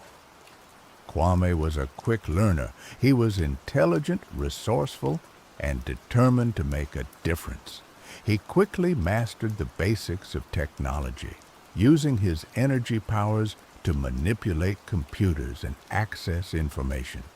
He studied the history of Ghana, learning about the struggles and triumphs of his people. But he also faced challenges. His presence attracted unwanted attention. Government agencies, religious organizations, and shadowy corporations all sought to control him, to exploit his powers for their own purposes. Kwame refused to be a pawn. He used his abilities to fight back, to protect the innocent, to expose corruption. He became a symbol of hope for the oppressed, a beacon of light in a dark world. But his actions also had consequences. He made enemies, powerful enemies who were determined to destroy him. They spread rumors, launched smear campaigns, and even attempted to assassinate him. Amma and her friends stood by Kwame, protecting him from his enemies, guiding him through the complexities of the modern world. They became his family, his support system, his anchor to the mortal realm. As Kwame grew stronger, he began to remember details of his past life. He remembered his family, his friends, his city. He remembered the invaders who had killed him, the war that had destroyed his civilization. He became obsessed with finding out what had happened to his people, to his city. He used his powers to search for clues, to uncover ancient secrets. He discovered that Ogiakrom had not been completely destroyed. A small group of survivors had managed to escape the invaders, fleeing to a remote island where they had rebuilt their civilization. Kwame was determined to find them, to reunite with his people. But the journey would be dangerous. The island was said to be protected by powerful spirits who guarded it from outsiders. And Kwame's enemies were still hunting him, eager to capture him before he could reach his destination. Amma knew that she had to help him. She had brought him back from the dead, and she felt responsible for his well-being. She also believed in his mission, in his desire to reconnect with his past. Together, they embarked on a perilous quest, a journey that would take them across the seas, through uncharted territories, and into the heart of ancient mysteries. Their journey took them to hidden sanctuaries and forgotten temples, each step revealing more about Kwame's past and the fate of his people. Amma, initially a reluctant participant, found herself growing increasingly invested, her analytical mind captivated by the intricate tapestry of history and magic they were uncovering. The bond between her and Kwame deepened, forged in the crucible of shared danger and purpose. She was no longer just helping a rogue spirit. She was fighting for a lost civilization, for the preservation of a forgotten culture. They learned that Ogiakram wasn't merely a city of the dead, but a repository of knowledge and power, a place where the veil between worlds was thin. The city's reappearance every century wasn't random. It was a deliberate act, a cyclical attempt to re-establish contact with the living world, to share its wisdom and its warnings. Kwame's return was not just a personal quest, it was a catalyst, a trigger that could potentially reignite the flame of Ogiakram's legacy. But it also carried the risk of exposing the city's secrets to those who would exploit them for their own gain. Their pursuers were relentless. A shadowy organization known as the Collectors sought to capture Kwame, believing that his energy powers could be harnessed to create weapons of unimaginable destruction. They were led by a ruthless woman named Dr. Evelyn Reed, a brilliant but morally bankrupt scientist who saw Kwame as nothing more than a scientific experiment. They faced trials that tested their courage and their resolve. They battled ancient spirits, navigated treacherous landscapes, and outsmarted cunning adversaries. Amma's coding skills came in handy, allowing her to hack into security systems, decipher encrypted messages, and create technological countermeasures against their enemies. Kwame's powers grew stronger, but so did his awareness of the responsibility that came with them. One particular encounter stands out. They found themselves in a hidden cave guarded by a colossal earth spirit, its body formed from living rock. The spirit challenged Kwame, testing his worthiness to enter the sacred realm of Ogiakram's survivors. Kwame faced the spirit with humility and respect, acknowledging the spirit's power and its role as a protector. He spoke of his desire to reconnect with his people, to learn from their wisdom, and to help them preserve their culture. The spirit was moved by Kwame's sincerity. It granted them passage, but warned them of the dangers that lay ahead. The path to reunion is fraught with peril, the spirit boomed. You will face trials that will test your very souls. But remember, the strength of your spirit is greater than any obstacle. Finally, after months of relentless pursuit, they reached the island, a lush, vibrant paradise hidden amidst treacherous reefs and swirling currents. The survivors of Ogiakram had created a thriving community, blending ancient traditions with modern technology. They lived in harmony with nature, harnessing the power of the elements to sustain their civilization. Kwame was welcomed as a hero, a legend returned to life. He reunited with his descendants, learning about the history of his people, about the sacrifices they had made to preserve their culture. But the reunion was bittersweet. The survivors of Ogiakram were wary of the outside world, fearful of exposing their secrets to those who would exploit them. They were divided on the question of whether to reveal themselves to the world or to remain hidden in their sanctuary. Kwame found himself caught in the middle, torn between his desire to share his people's wisdom with the world and his loyalty to their traditions of seclusion. Meanwhile, Dr. Reed and the Collectors were closing in. They had tracked Kwame to the island, determined to capture him and seize the secrets of Ogiakram. A final confrontation was inevitable. The Collectors launched a full-scale assault on the island, using advanced weaponry and technological gadgets. The survivors of Ogiakram fought back with their ancient powers and their knowledge of the island's defenses. Kwame and Amma led the defense, using their combined skills and abilities to repel the invaders. Kwame channeled his energy powers, creating shields of light, deflecting missiles, and disrupting the collector's technology. Amma used her coding skills to hack into their systems, disabling their weapons and creating diversions. The battle was fierce and chaotic. Lives were lost on both sides, but the survivors of Ogiakrom fought with courage and determination, defending their home, their culture, their very existence. In the midst of the chaos, Kwame confronted Dr. Reed. She revealed her twisted vision, her belief that Kwame's powers could be used to create a new world order, a world where the strong ruled over the weak.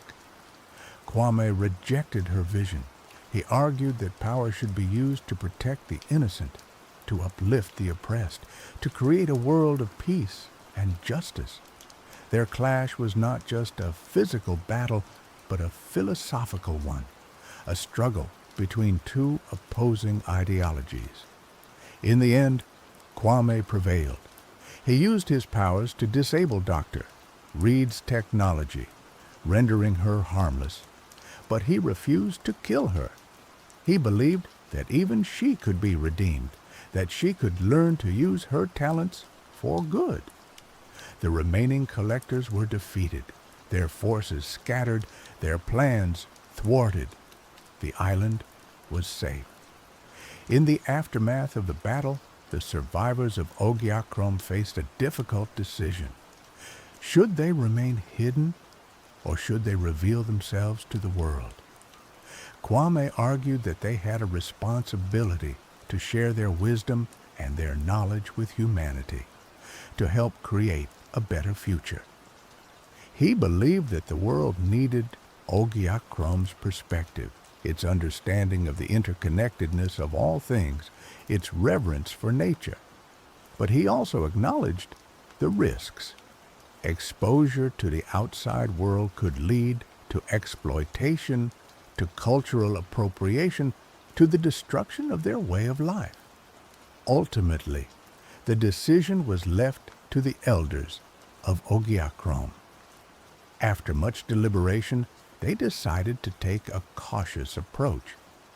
They would begin by sharing their knowledge with a select group of individuals, people who were trustworthy and dedicated to making a positive impact on the world.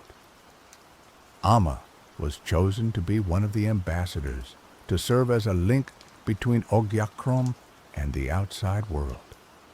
She accepted the responsibility with humility and gratitude. Kwame, having fulfilled his purpose, began to fade. His connection to the mortal realm was weakening, his energy dissipating.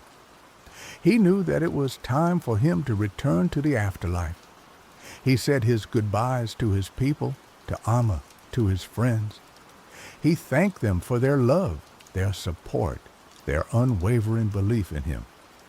He stepped back through the gate of return, this time willingly, peacefully.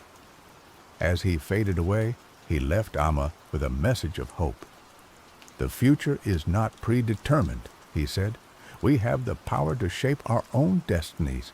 We must use that power wisely to create a world that is worthy of our ancestors and worthy of our descendants." Amma returned to Accra, carrying Kwame's message with her. She dedicated her life to building bridges between cultures, to promoting understanding and cooperation, to creating a world where the wisdom of the past could guide the choices of the future. She never forgot Kwame, the rogue spirit who had defied death, who had fought for his people, who had inspired her to embrace her destiny. She knew that his spirit lived on, not just in the afterlife, but in the hearts of all those who dared to challenge the status quo, who dared to dream of a better world. And every 100 years, when Ogiakrom rose from the depths, Amma would stand on the Accra shoreline, listening for the echo of his voice, remembering the lessons he had taught her, and reaffirming her commitment to the cause of justice, equality, and peace. The city would rise again, bringing with it the reminder that even in death there is the potential for rebirth, for renewal, for the enduring power of the human spirit to transcend the boundaries of time and space. And Amma would be ready, waiting for the next message, the next challenge, the next opportunity to make a difference in the world. The legacy of Kwame, the soul who refused to stay dead, would live on through her and through all those who dared to listen to the echoes of the past and to build a better future. And now, some soothing rain sounds for those that are still awake. Sweet dreams, friend.